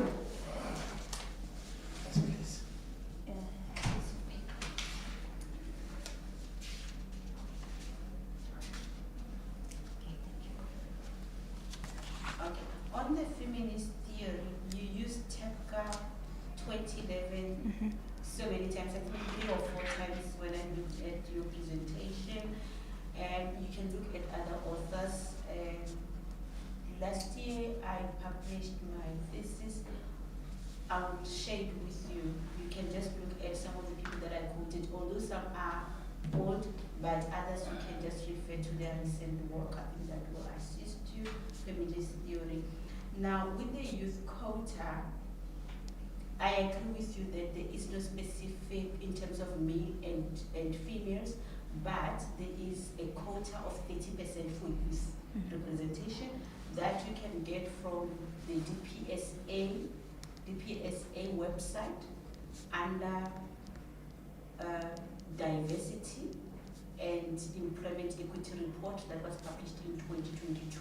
I'll share it with you as well. You will see that figure is there. And thank you so much for a wonderful presentation. Thank you so much. Thank you. You see, I'm a qualitative researcher. Once you start to talk about qualitative research, I start to pinpoint a lot of many minor mistakes. The language usage prof. She said she used a semi-structured interview instead of a research guide. In qualitative research, we use a research guide. That's point number one. Yes. And secondly, I'm not sure because I was outside, I didn't see your theory. What was it there? Okay, because I was trying to check when we go down as to how it was it linked to your study. And the number of people that you also interviewed. It's always advisable to indicate your saturation point. You might say I had 20, you were targeting 20, you only reach your saturation point at 10, for example, so that we can know when. And then I also did not Sorry, I didn't get that. Saturation point. The saturation point. Okay. When did you get enough information? And then the method that you used, I was still outside. How did you interpret your data? I also didn't get that because that is also key. Thank you.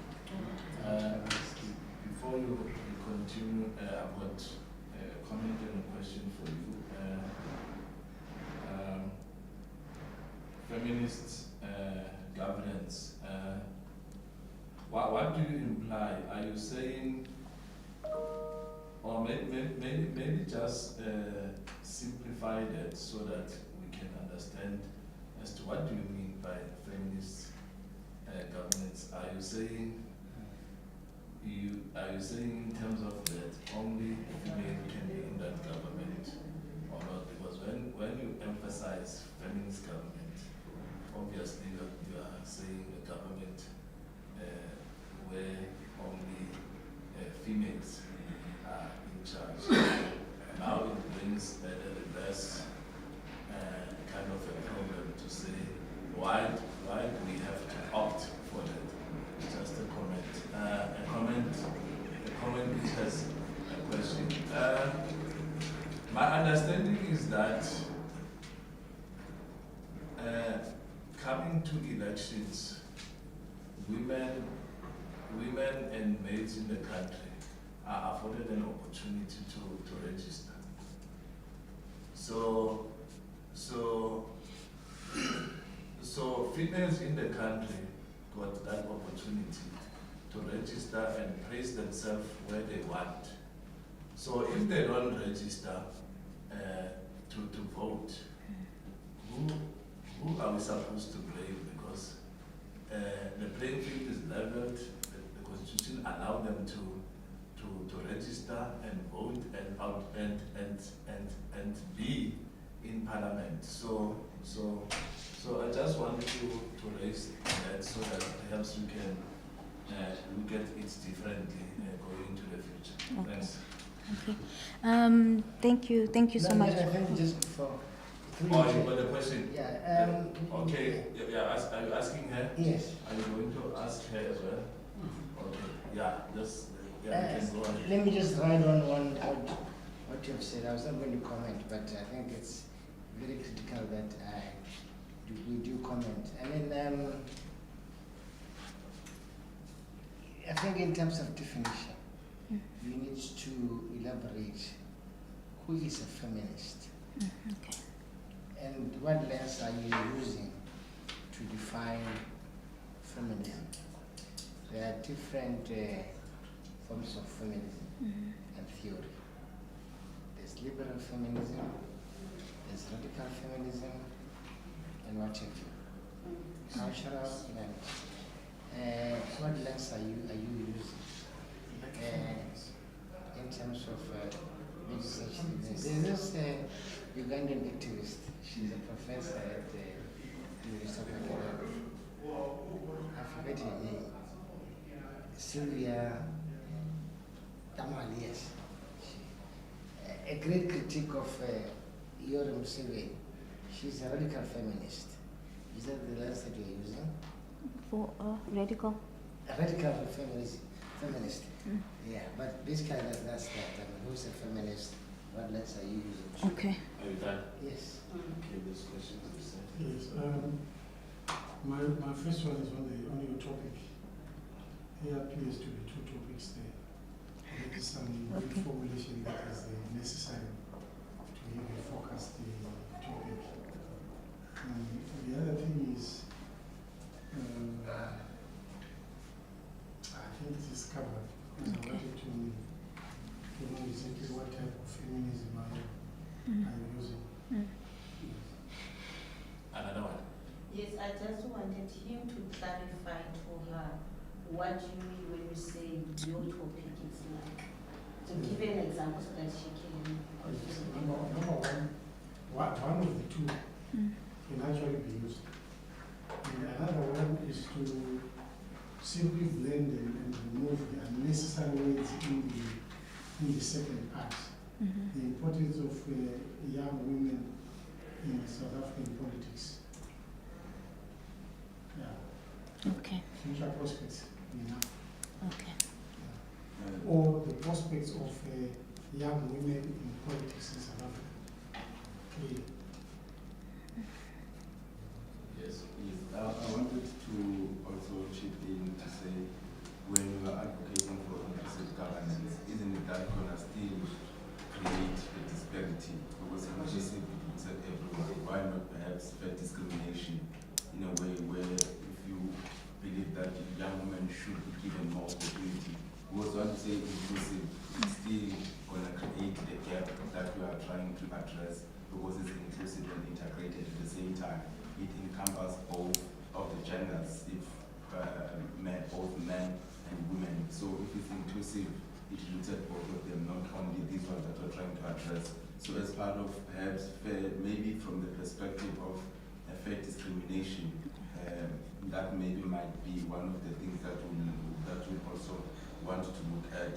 I was not sure, perhaps I think Doc might have covered, or we've covered when we spoke about the issue of the issue of your dissertation, that perhaps you can look at the issue of maybe when you are saying South African politics, it might be too much.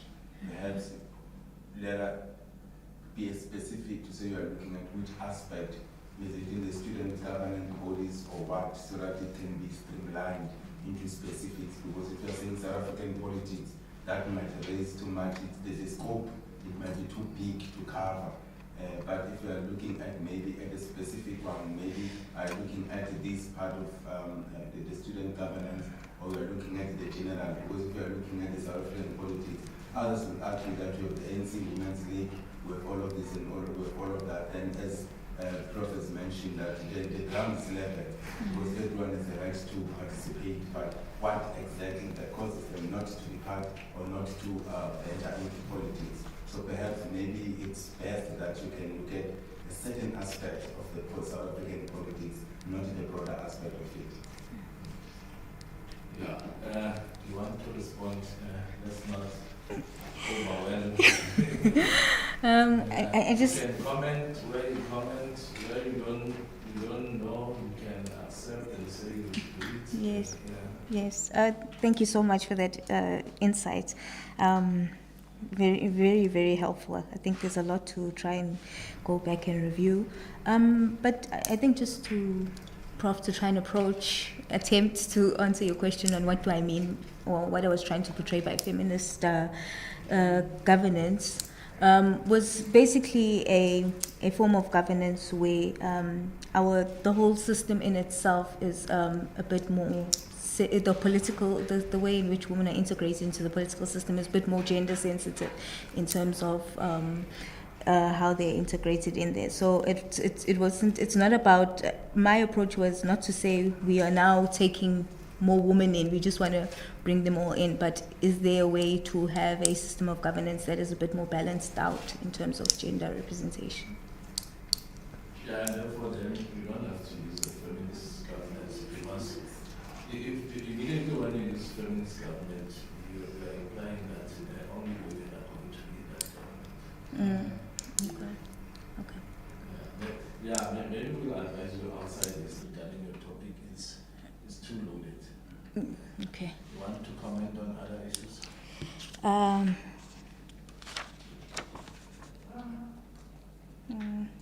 No, I think I need to go and look at other comments in a bit more detail. And then, yeah, but it was very insightful. Thank you. Did you get a question? I do have a few. So, all right. The first one is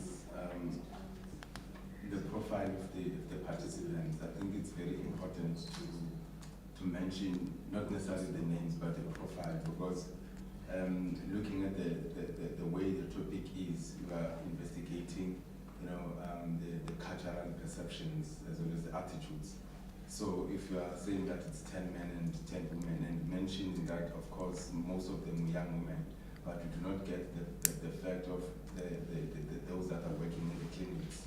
Have they been part of this? Because I believe that their perception would have shaped how the findings are. Perhaps also pastors would have shared, because we've also spoke about religious perspectives.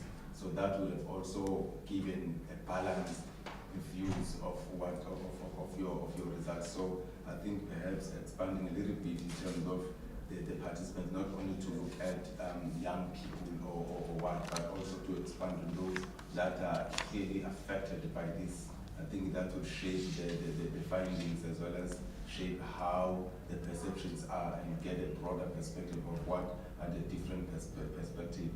Secondly, I wanted to check, this is a very sensitive study in a way, so issues of ethical clearance and ethical consideration, how have those been dealt with? Because I know that if you are dealing with this, it might raise, to some, even though people have not been self-affected by these issues, but when someone has been affected by such, so perhaps how, if there are any issues that might have emanated during the course of the interviews, how we might have dealt with this, because I know that such a study is sensitive. In most universities, they will give it a red light, and ethical clearance will not gonna get it. So perhaps how have you dealt with that, and what were some of the dynamics? It would be interesting for you to share.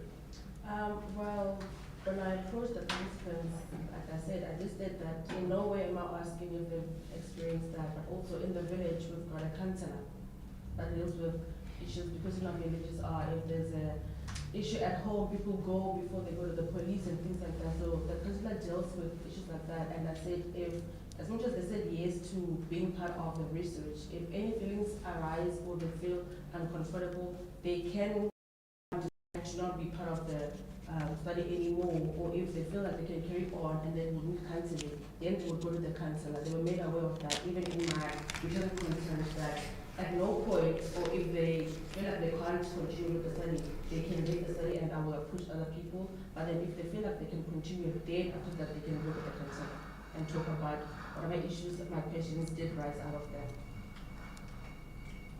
Ethical issues? With my ethical, it took 6 months to get ethical clearance. it took 6 months to get ethical clearance, but at some point we did agree that I can carry on with my research. We did resolve the issues, because their main concern was, like you were saying, what happens if they get an issue, and I did state that there is a counselor at the village, and also if they can access internet, because the village not everyone has an internet access. There are 3 organizations in South Africa that deals with, if it causes you anxiety or depression. They were made aware of all of that, but it took 6 or 7 months to get clearance for this study at my institution. And then the adult participants can talk on it. Why is it missing? So.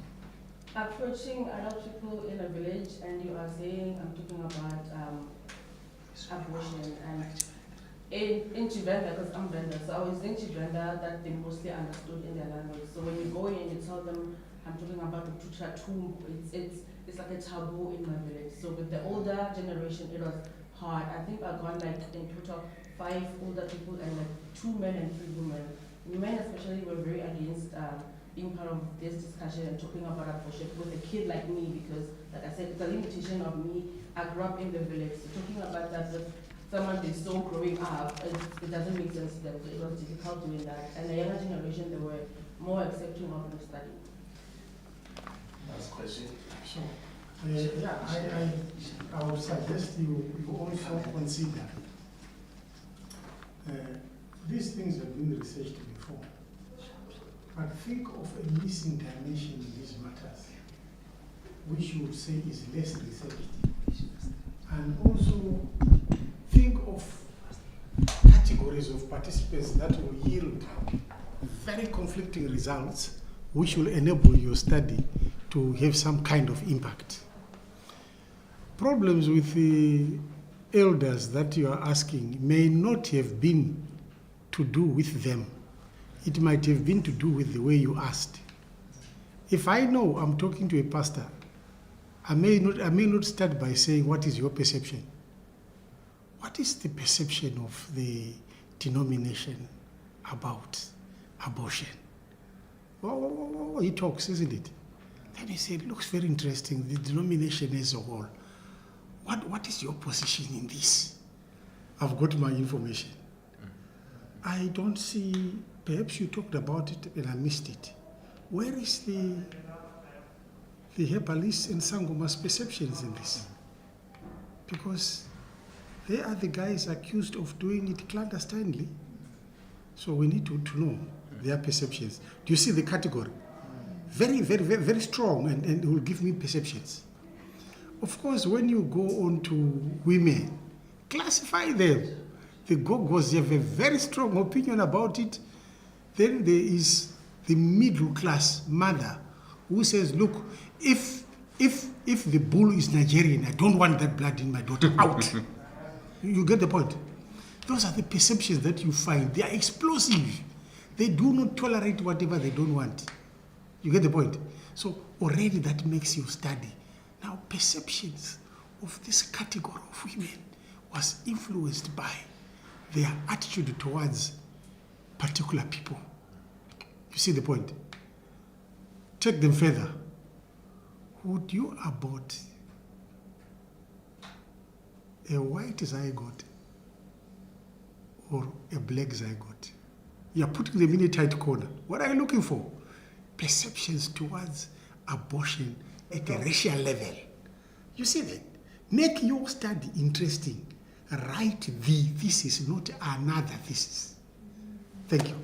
Before we go on, I would like to thank you for that, but because I had to summarize a lot of things, this is a paper that's going under review. I have the details of divorced women, divorced men, single women, or single mothers. So I have all those distinctions, but in the official research report itself. So I had to just summarize a lot of things here.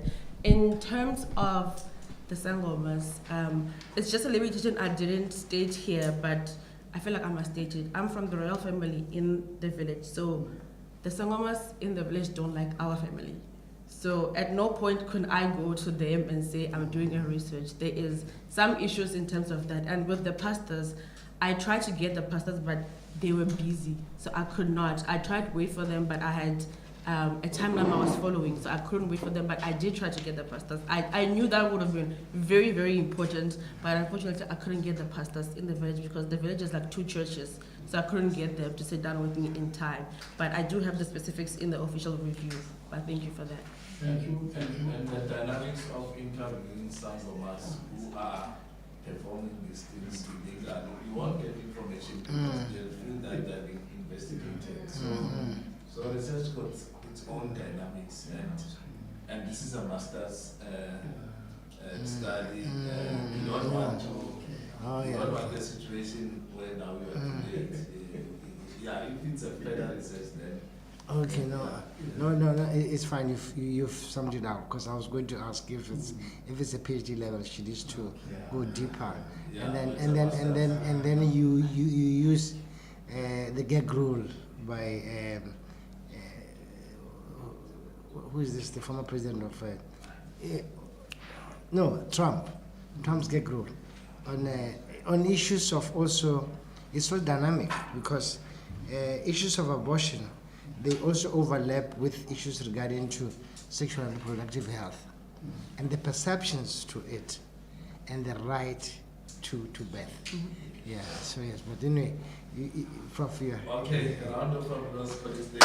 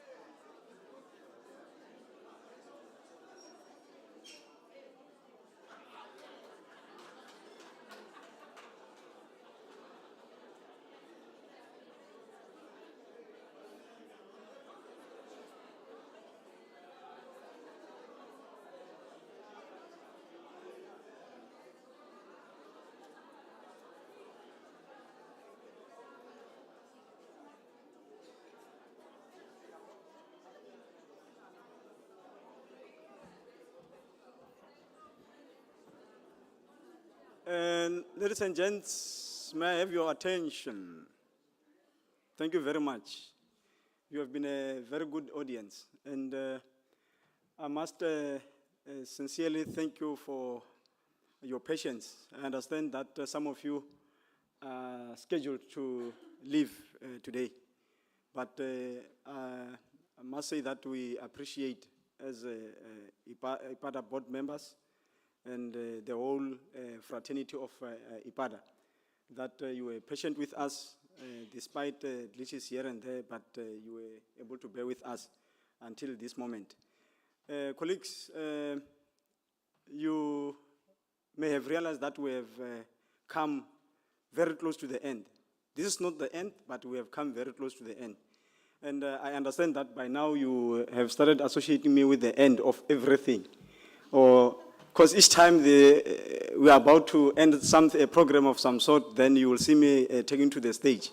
So indeed, when you see me taken to the stage, you must know we are about to get too close to the end. So, colleagues, you have been very much awesome. That much I must repeat, I must reiterate.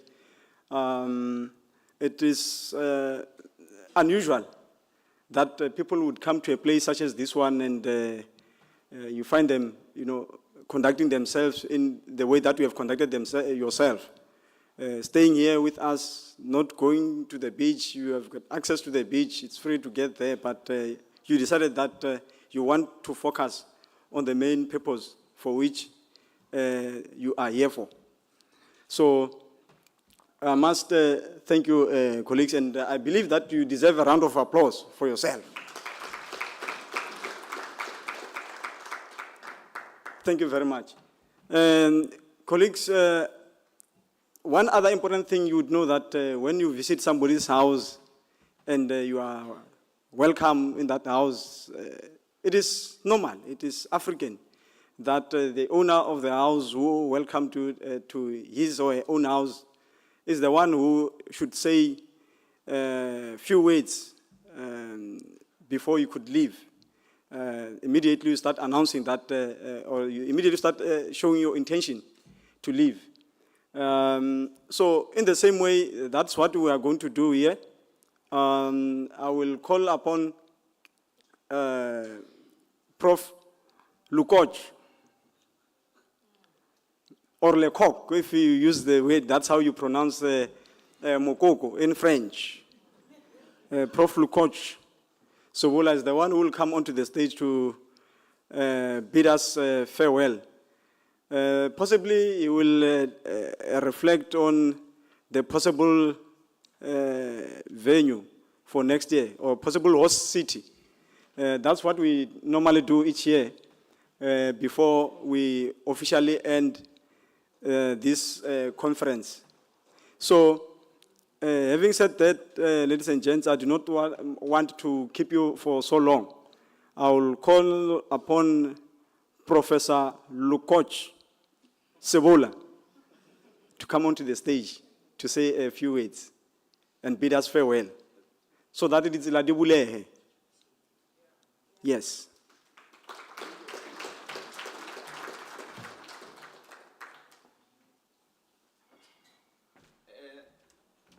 Thank you, Professor Tlongwane. Colleagues, this is our last day, and it has become our practice. And this practice is a practice that we have not been doing in any way. We were advised by the Premier Office from Limpopo last year, from our province, to say people cannot just leave after the conference without what they call feedback. That's what is normally taking place in government after their workshops. So we find that to be appropriate, and then we started it. I think it's the second year that we are starting it. Okay, but colleagues, I don't know what to say, but on behalf of the IPADA board and our small office that is organizing this event, we would like to thank everyone and all of you who participated and celebrated with us this 10th annual conference. And I should say thank you, all universities, students who are here, politicians who are here, and academics who are here. And I'm not going to be specific because when I become specific, sometimes I become exclusive because I'm not perfect, and then I forget people, and especially those that are very much close to me. There are people that I'm going to be specific with that we have never acknowledged, and we normally acknowledge them at the end. Our media partners, Pap Mabuta Production, and his two sons, I forgot the name. Narestati, can he stand up? Can you show your hand? You know, they put on some kind of Narestati. And then he always conduct interviews and in a stylish way. And then Masikela Banda is the one that is coming this side. He's a social media specialist, that one, and a camera specialist. And then it's the one who's making all of you visible throughout the globe currently. These guys have put us live since we started this event on Thursday. And we really appreciate that. And then you must clap hand for them and pray for them to be alive even by next year. I think they are doing media studies in other university in Cape Town, but we always take them from their classes when this event comes. Thank you very much, colleagues, on that. And then secondly, we also want to apologize for the inconvenience. I know some of you want to be on lunch, and then we decided that we must do this to come in between yourself and your good meal. And then we also acknowledge that we are not perfect human beings, and then we made mistakes sometimes, especially when you are running this kind of an event, that some of you might not be happy with what we have been saying, what we have been doing, and how we have been doing things in this event. And therefore, we have also adopted a feedback tool that will be circulated to you or distributed to you. And Dr. Skosana and Dr. Matlaji will analyze your inputs, which we believe they will help us to improve where we have not done well with regard to this event this year in order to improve for next year.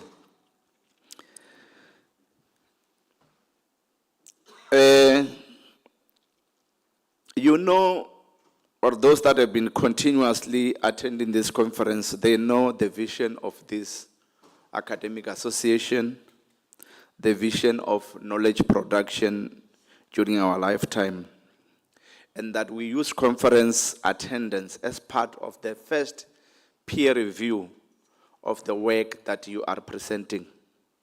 And therefore, we do not appreciate when colleagues uses the university resources, they come here and they do not present their papers.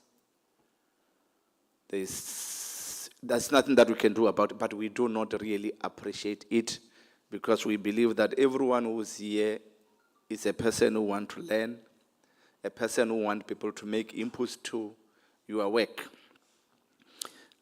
That's our dissatisfaction. And also one thing that we do not like, which will unfortunately will not be able to stop, is when other people want people to listen to their work and they make contribution to their work, and after that they take Ubers and goes to town.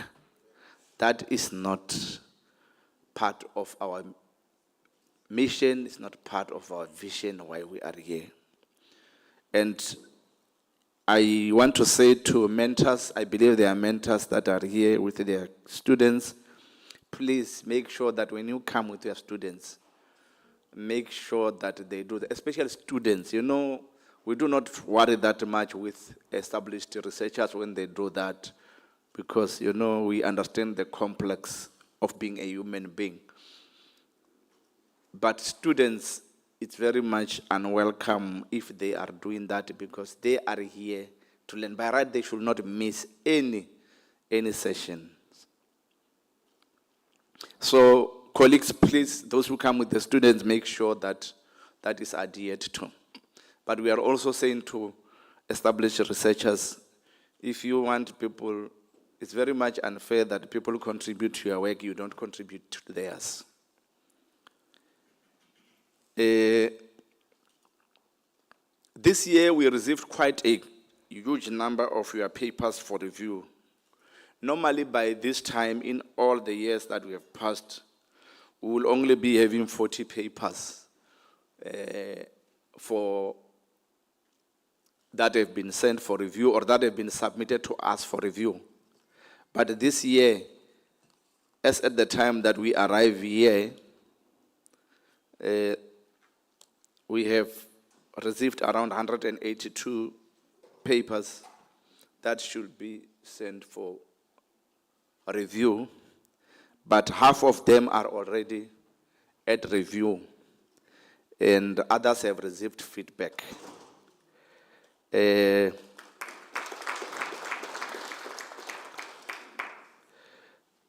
Which means that this year we are going to have a little bit of a problem. And again, I am coming to the same issue. There are people who want their papers to be reviewed, but they don't want to review other people's papers. And then when that happens, then the whole project is sabotaged. So, can we please talk to our conscience? If we want this project to succeed, I believe it will succeed. But it is a challenge because we have almost triple or 4 times the challenge. 50%, 100% the challenge. We never had problems previously because we know that you will present 180 papers here and then only 80 papers will be sent for peer reviews and so on and so on. And then, but this year is almost 100% increase. So please, we appeal to people who have submitted their papers because this is a peer review. We are helping each other to improve each other's work. Please, when we send you the review, papers to review, please do likewise review them. There are many people that are not in the conference, but who provide immediate feedback when we give them papers to review for us. So it's very strange when people who have sent their papers, when you give them their papers, they don't. But they write emails and others phone to say, how far is my paper? But the person still has 4 papers in his email that he has not reviewed. Please, I'm requesting that we be human on that. Work as a team. Let's work as vana vamutu, children of the same parent. Okay. For those who have not submitted up to this time, we'll only give them 2 weeks from now.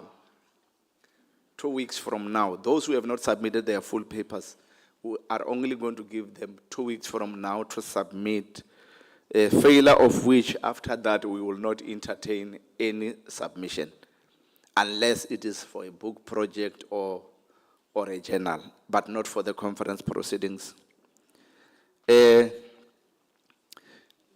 From our side, we have requested Prof. Ngamu to assist with about 18 articles for the December issue. And people must understand that I am not the editor anymore. And Professor Ngamu is not Mutramamba. He is not the son of a king. asi mntwana nkosi. So things might take a little bit of a turn. So I will depend on him. So we are only going to select the papers from our side and then we'll give them to him as a chief editor. And then if he refuses them, then we will accept that he has refused them and then we'll take them into the conference proceedings. I think I have said enough there.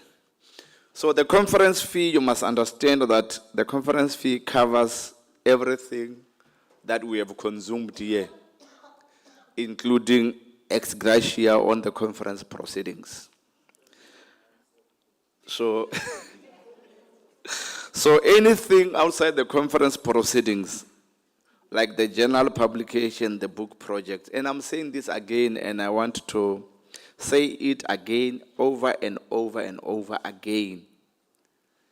When we take your paper to a journal,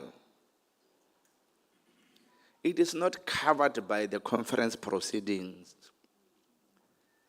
When we take your paper and then we decide to create a thematic book publication, it's not part of the conference proceedings.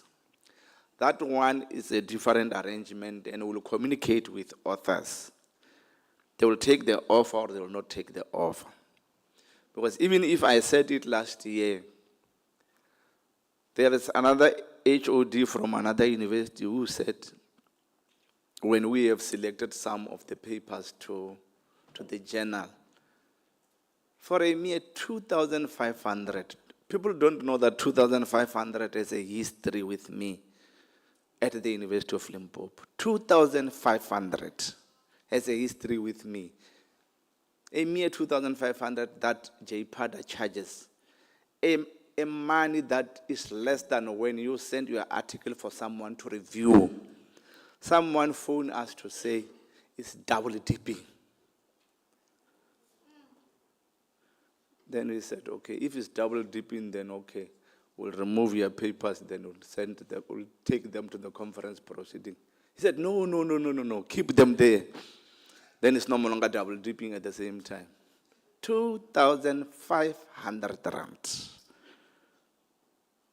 When I sent my article to be edited, people even charge 3.5 others. Others even charges more for those 10 pages. So publishing in IPADA is like, with that 2005, it doesn't even make any value. Any value to a designer who designs the journal itself.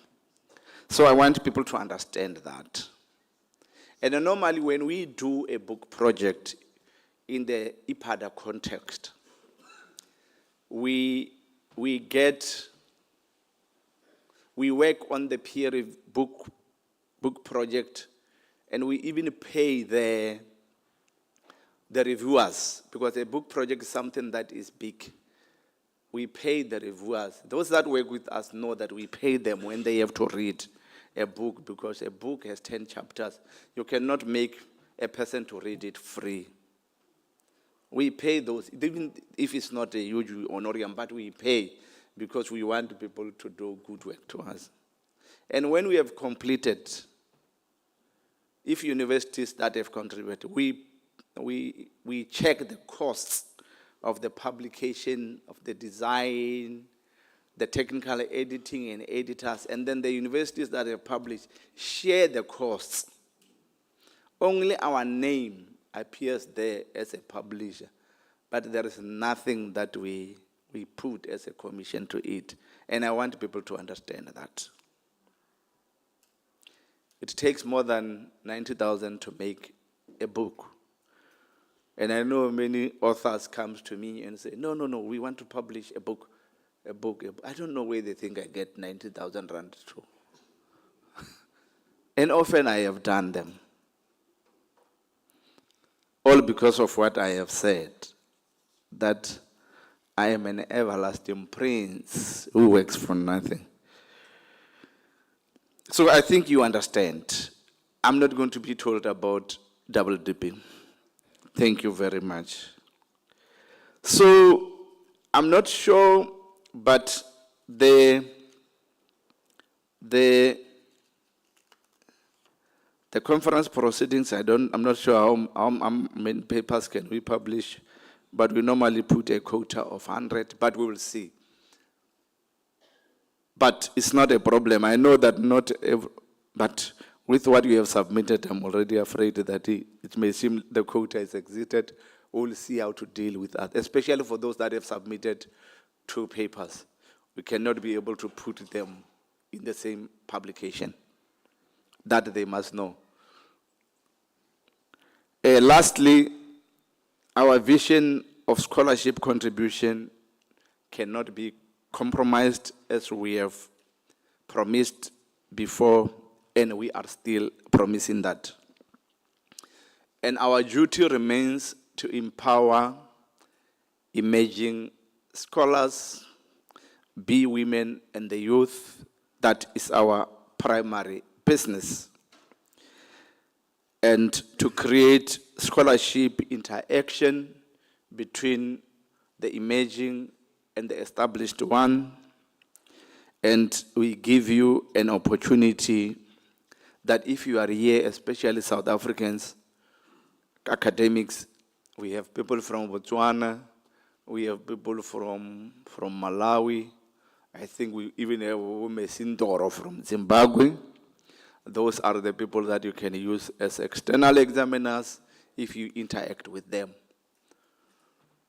I think our country and our universities currently encourages that we cannot examine our thesis amongst ourselves. We must make sure that we get input from international colleagues. So, lastly, colleagues, on the issue of the hosting for next year, I'm not sure if we can discuss it, but I think there is a proposal by one of the partners that we go back to Durban because the partner is in Durban.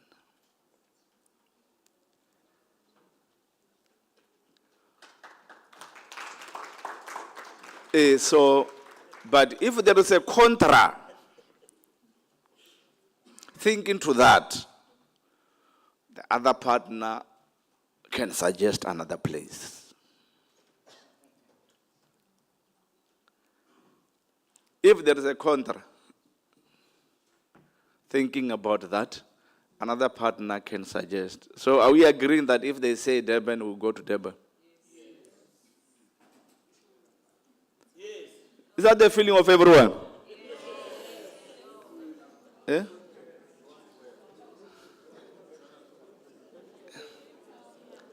Okay, the inputs are not a problem. Maybe let's get 3 inputs and then we close. If there are any inputs. Remember, there are those who do not care where we go as long as it's not in their home place.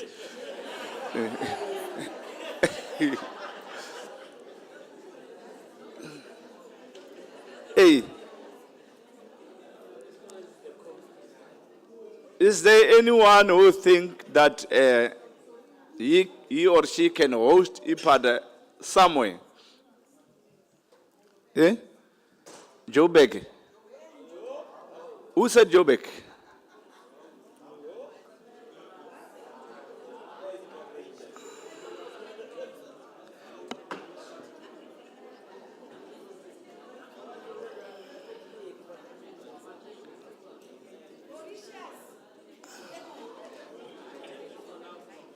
Okay, Prof. Okay, Prof. Ngani.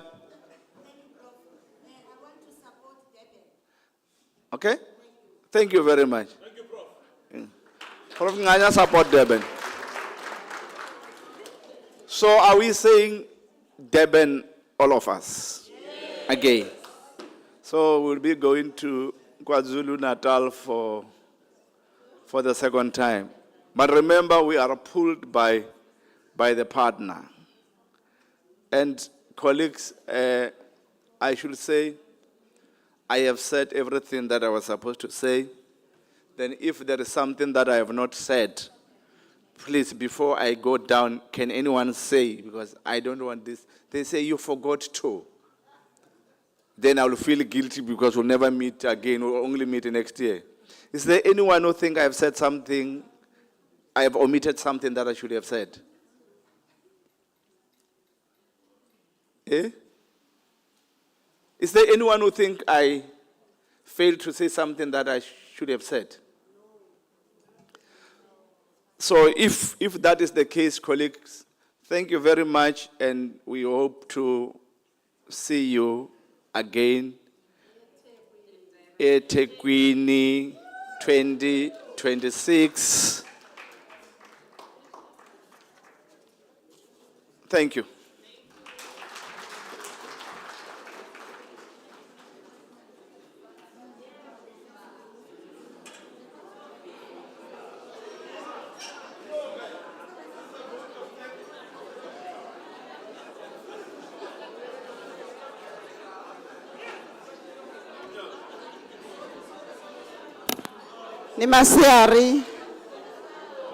Nimasiari, good afternoon. May we be seated a little bit. Nimasiari, good afternoon. Mribwanje. Macho mabwanje.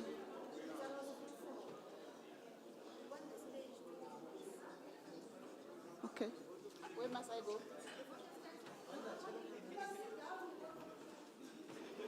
Colleagues, thank you. I've been tasked by the board as a board member. I am Chimangado Selina Mdau to come and give the vote of thanks, which are going to be very short. I know Prof have already mentioned some, but the board felt that we must come as a board and say thank you.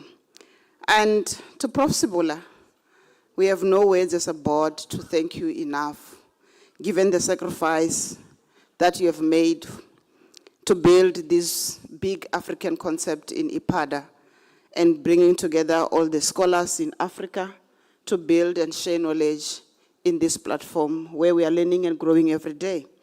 We really appreciate your sacrifice, Prof. May God bless you. And to the board, we appreciate your skills that you have shared, come together, sacrificing your time in the meetings that we have in organizing this impactful conference in Africa by Africans in the African soil. And we appreciate the partners and the sponsors that have trusted IPADA to collaborate with and to ensure that this vision is growing. We again appreciate all the scholars and the researchers that have given themselves time to craft their papers in line with the conference theme, thus making this a distinct conference as it is. And to all the universities, we really appreciate you for funding those you have funded because we know it is very costly, and families that have sponsored some of the members who could not be funded by universities in support of this concept. And again, we appreciate all the reviewers. Like it is said, some papers are long reviewed, and all the contributions that came, like Prof said, this is the first review that you get from the conference to build these papers that we are going to be proud of as IPADA and all the participants of IPADA. In advance, we appreciate you. There's a review that we are going to circulate or is being circulated where you are going to give us feedback to improve us and make us better for a better IPADA in the next year coming. And as I close, I say, Bashimbele Zwabudi, and God bless you, and may you say to the person next to you, thank you for supporting IPADA. And come back, let's meet in Durban. God bless you. Let us go for lunch.